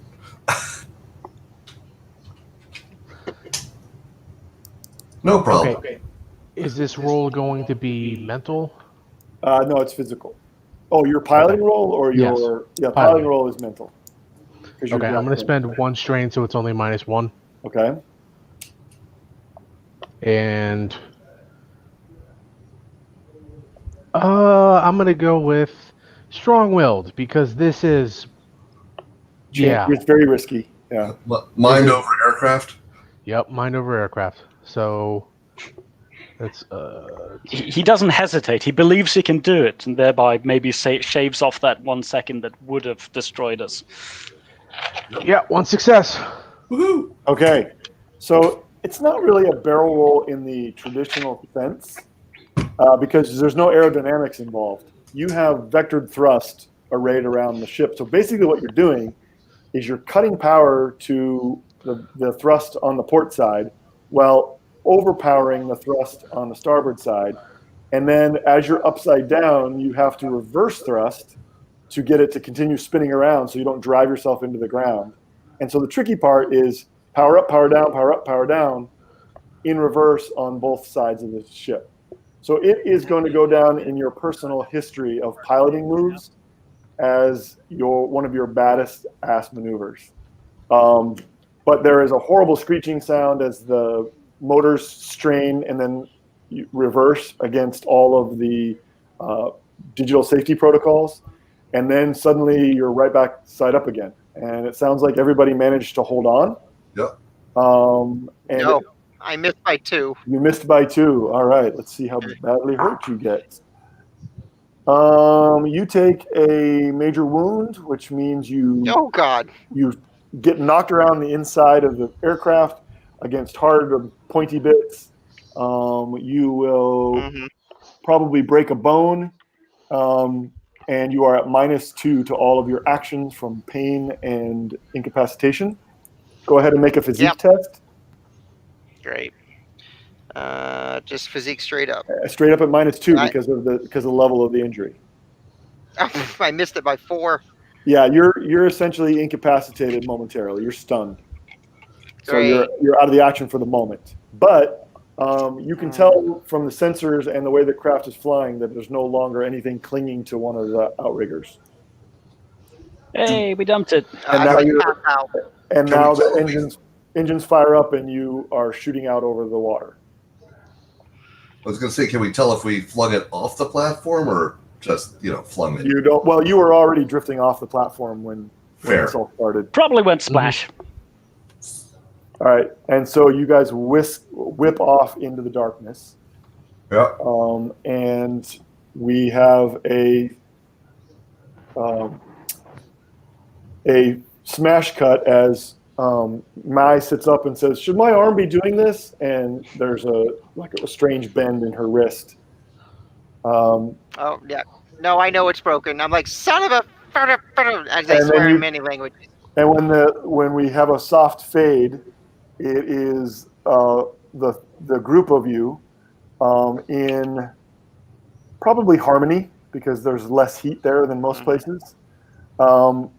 All of you sort of doing the walk away from your aircraft. What kind of send-off do you give your compatriots? Is it the finger? Is it a knowing nod? Is it like until next time? Have we sold the stuff off at this point? You're in phase 1 of this cell, right? It's not here on the plane. You had to dump it where it was safe because you can't be anywhere near it. The heat that's going to come down on top of this heist is going to be huge. Okay. So it would be all over the news if. So you're letting it cool. So this is not our final goodbye. So well, maybe your final in-person goodbye. Because you'll probably never see the goods again. You'll probably just tell the buyer where they are. Nonetheless, I'm going to enter. I'm going to leave as I enter nondescript. So you just wander away. Just wander away, fade into the crowd. Okay, the Hawaiian shirt disappears amongst all the other tourist shirts. Mm-hmm. Okay, Volkov. Well, if I had one regret, I'm sincerely sorry I broke your arm, Mai. But the memory of that will help the bones heal. Uh-huh. Take it sleazy, and I leave. Mai, how about you? I basically, before they all leave, I'm like, I don't know you. You don't know me. I hope I never see you again. And I just give them the finger and walk off. Okay, is it the finger on your broken arm? So is it like a finger sticking out of the end of a cast, or is it? Oh, it's a double finger. Oh, okay. It hurts, but yeah, I know. Yep. And Leone. I'm just gonna be at whatever bar they sat down, order a few drinks, and then type into my phone. Anyway, so about that offer. All right, and then we roll credits. We survived. Yeah, barely. We condemned an entire platform. It's fine. We don't know them. I mean, we did flick it off, so. No, we got it stitched up by the other VTOL's minigun. Yeah, I shot it in the head. It was unlikely to survive what you ended up doing to it. So. Yay! So we saved we did drop it from how many meters up? 30, 40 meters up? At least. So yeah, I think we did good. It might have survived, but it'll take some time to heal. Yep. Maybe it can fly. We don't know. No, we do. It didn't fly. It would have found us again if it could fly. Or glide. Anyway, that was a great, fun role-playing session. Well, thanks for It took a playing. bit longer than I anticipated, but it did. it was I think I should have maybe abbreviated the intro a little bit, but this is only the second time I've run this scenario in this format. So I see. I'll have to take those notes. Yeah. I mean, I got used to my team of role players always stretching it to 6-7 hours, so Right, I'm right. okay with it. But I've also gotten used to like the convenience of only playing for 2 or 3 hours with the RPBR crew. Yeah. So that's been pretty great as well. The ability to just move things speedily along. Some improvement could happen there, but it was still very, very much fun to have the descriptions and the in-character interactions, which sometimes get dropped out of. Those are my favorite RPBR. parts of these kinds of games, anyway. So I gotta have some of that in there. Yes. The crate that we hijacked, it actually had Long John in it. Oh yeah, you guys are filthy rich. And then What was the liquid stuff? Yeah. What was the other thing? That was essentially, in terms of this particular one shot, just a red herring. But it was a sample of a myriad of one of the native sentient organisms. Oh, great! Sapient organisms. That was so we could have MacGuffined that as well if we really wanted. It would also have been worth quite a bit, but not as much as the Long John. Yeah, but it would have taken that much longer. We might not have made it. Yeah, it was one of those tests of greed, right? And you guys actually passed it. Yeah, I mean, we didn't really care. One thing I was considering doing, and I'm glad I didn't do it because the game was running longer than I anticipated, but I was just considering piecing out when you guys ran off with the fridge, because it seemed to me that we were going to get, you'd have something in the wings for this. If somebody actually attacked the super, super valuable transport you were sending, you'd send out jet fighters or whatever. You had you on hand to stop them. Yeah. So I was expecting that, but I didn't really know how. Well, in a one-shot, it has to be somewhat contained, and the intention was that they were mostly security by obscurity was their intention. I didn't really know how sparse the population was and how distant things could be. Right. Well, they were very far from any population center for sure. And I will say, the original version of this scenario I have run a few times, but the opening to this scenario I've run in a different scenario a few times. And the first time I did it was well before the Firefly episode historically, but it ends up being very much that same vibe. I didn't even cross my mind, to be honest. Oh, that's exactly. Yeah, I thought of Firefly too. So, were there transponders in the fridge before I asked about them? Yes, there were, and there were two. So it was very wise of you to have done that. Really? Basically, what they did was they devoted a bunch of resources and called in favors to get some military satellite tracking. Yep. And so it just took them time to sort of sort out your most likely destination from the few hits they got on your. So they were after us. They were after you, for sure. But getting rid of those was what got us out? That they would have been there a lot sooner. Oh, those guys were looking for us. They would have been there. They would have been there immediately. So those guys were looking for us then? Yes. Oh. But we wisely got their entire team killed and their 2 pilots terrified. There's really it's like 2 or 3 different storylines kind of converging, right? There's this thing going on at Kraken that you guys unfortunately stumble into. And then there's the heist itself, and then the aftermath of the actual heist.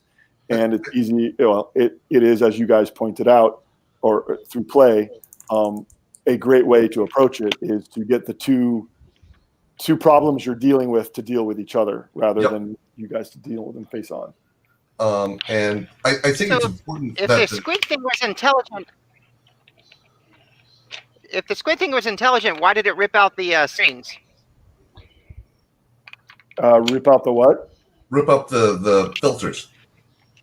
The filters. So the I don't know about you guys. I can tell you the backstory if you want to know it. I know some people like to keep the mystery to help the story, but it's okay. So there's the Nereids, the sapient species that is becoming. They're realizing that humans are more problematic, and they have been doing their own recon, and they have an organic technology. Everything is these biomechanical devices and machines. It's all made by nanotech, and it's all essentially living and biochemical. And so they made they have a cast that they use for sort of as remote drones, like as combat recon kind of. Mm-hmm. And one of them had been sent to investigate Kraken, but had been malfunctioning. Mm-hmm. And it was trying to follow its orders, but malfunctioning. They were actually going to show, had this gone on longer, they, in more of like a 2 or 3 episode story, Mm-hmm. there would have been a recovery team sent in to get it, which would have been like a third point source for problems for you guys. But this thing was basically an errant combat recon robot, essentially, Slash that was Terminator. taking out the facility rather than just reconning on the facility. Gotcha. Interesting. And it was that coincidental timing of a movie plot, you know, like all the other times that these criminals could have come here would have been mundane and normal, but not this night. I have to say, I appreciate how many times I passed my psyche rolls because Leone is supposed to be this loose cannon who goes off at the drop of a pin if he gets pissed off or scared or whatever, but he never did. He just kind of chilled along. And I think that's kind of his survival strategy. It's like, nothing's gonna, if I don't get really upset at anything, then I don't go off like that and hurt people around me, which is, I think, one of the reasons why he's like that in the first place, because he's not a good fit for society. He has these episodes where he gets really pissed off and hurts people around him. It's a great interpretation of him. And one of my so favorite he just tries to be the most chill.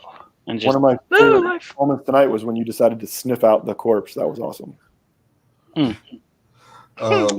I did fuck up on that since I didn't know that it wasn't the round boxes in this strain. It was the number that was how many we had. But right. I mean, spending big on that one was just more fluff. So. Sure. So on the timing, if the transponders would have let them be there when we got there, that would eliminate the possibility of investigation, which would be disappointing. Yeah, they would have showed up just sooner in the day. Okay. Once they figured out that you'd gone to ground, because they're not going to want to take you on in the air, because then they could lose the cargo. Yeah. So they wanted you to go to ground someplace. I'm surprised they just left the plane there when no one answered the door. And they might have infiltrated. Well, that would have been step 2 of going into those. They had to control the population first, and then they would have come back and tried to crack planes open. They don't necessarily know that we are still on the plane. We could have swapped planes and gone somewhere else. But they would have, and they weren't sure. I mean, it's also, I guess they would know probably that was your plane, but I didn't really think about that part in the moment. But they would have probably sent in more of like an operative if they had followed you there and knew that you were still there with by using the transponder. So then it wouldn't have been an infill team with actual armed soldiers. It would have been a couple of agents that would have shown up in a junker to try and suss out where you were and then come after. And then they drop in. Yeah. Right. Versus they realized, like, oh shit, this is where they are. We don't know what's been going on for the last 12 hours. Let's just go in hot. And then we condemn them all to death to a mutant squid thing. Not the pilots. The pilots survived. Maybe. Maybe. I mean, it wasn't inside the plane when I shot it. It's fine. You gave it a love tap. Anyway, thank you, Jeff. This was a lot of fun. I'm glad you enjoyed it. Different game system. I like to try them all. Yeah, it's mostly we've play tested it enough that this is kind of its final form. There's little tweaks here and there that we're still likely to make, but it seems to be doing what we want. So one of the problems I see is why would the criminals interact a lot with the people of Kraken or even help them with their problem? I could justify it because I was thinking mechanically. We're not. Yeah. Self-interest. You could have that too, but you could have somebody on Kraken have a favor owed to them by one of the PCs. You didn't need to interact with them. I was perfectly fine for you to just wait for your fuel shipment. Oh, okay. If you hadn't helped them, they would have tried to, if they had found Harvey before they did, if they had found Harvey, or even if they didn't, they would have been attacked the next night by the drone, and they would have had to deal with it. You guys would have also had to deal with it. And we would have had less warning. It came for you. You just, for some, as individual players, decided you were going to get engaged with them. The last group I ran it through, they left them to fuck off on by themselves. That was one thing I was wondering about, like the face scans thing. Did they know it was us? Had we left some kind of trace? They had cameras and eyewitnesses from and the body cams from the guards at the train. Yes, so I was wondering about that. They knew who we were. They knew. So, They probably had Leone going on was already. It's a surveillance state. I mean, it's like full on panopticon. Given how rare Leone is, so if they really figure out that, hey, it's a composite hybrid, there are 1,000 of these, we can just go through them all. Possibly. So Leone has probably had some work done, to put it like that, in the intervening time. I just use the fiber optic hair implants to mess with it. I just grow a beard. Also, you can have all the body sculpting you want for the money you guys have. You could look like entirely different people. In fact, you could be entirely different people. I don't look like a composite hybrid anymore. That's a really good cover. Yeah. All right. Well, this has been really fun, but I gotta get going. All right. Thanks for playing, everybody. Yep. Thank you. Thanks for running the game. It's been fun. Bye. Night, Internet. Bye. Bye.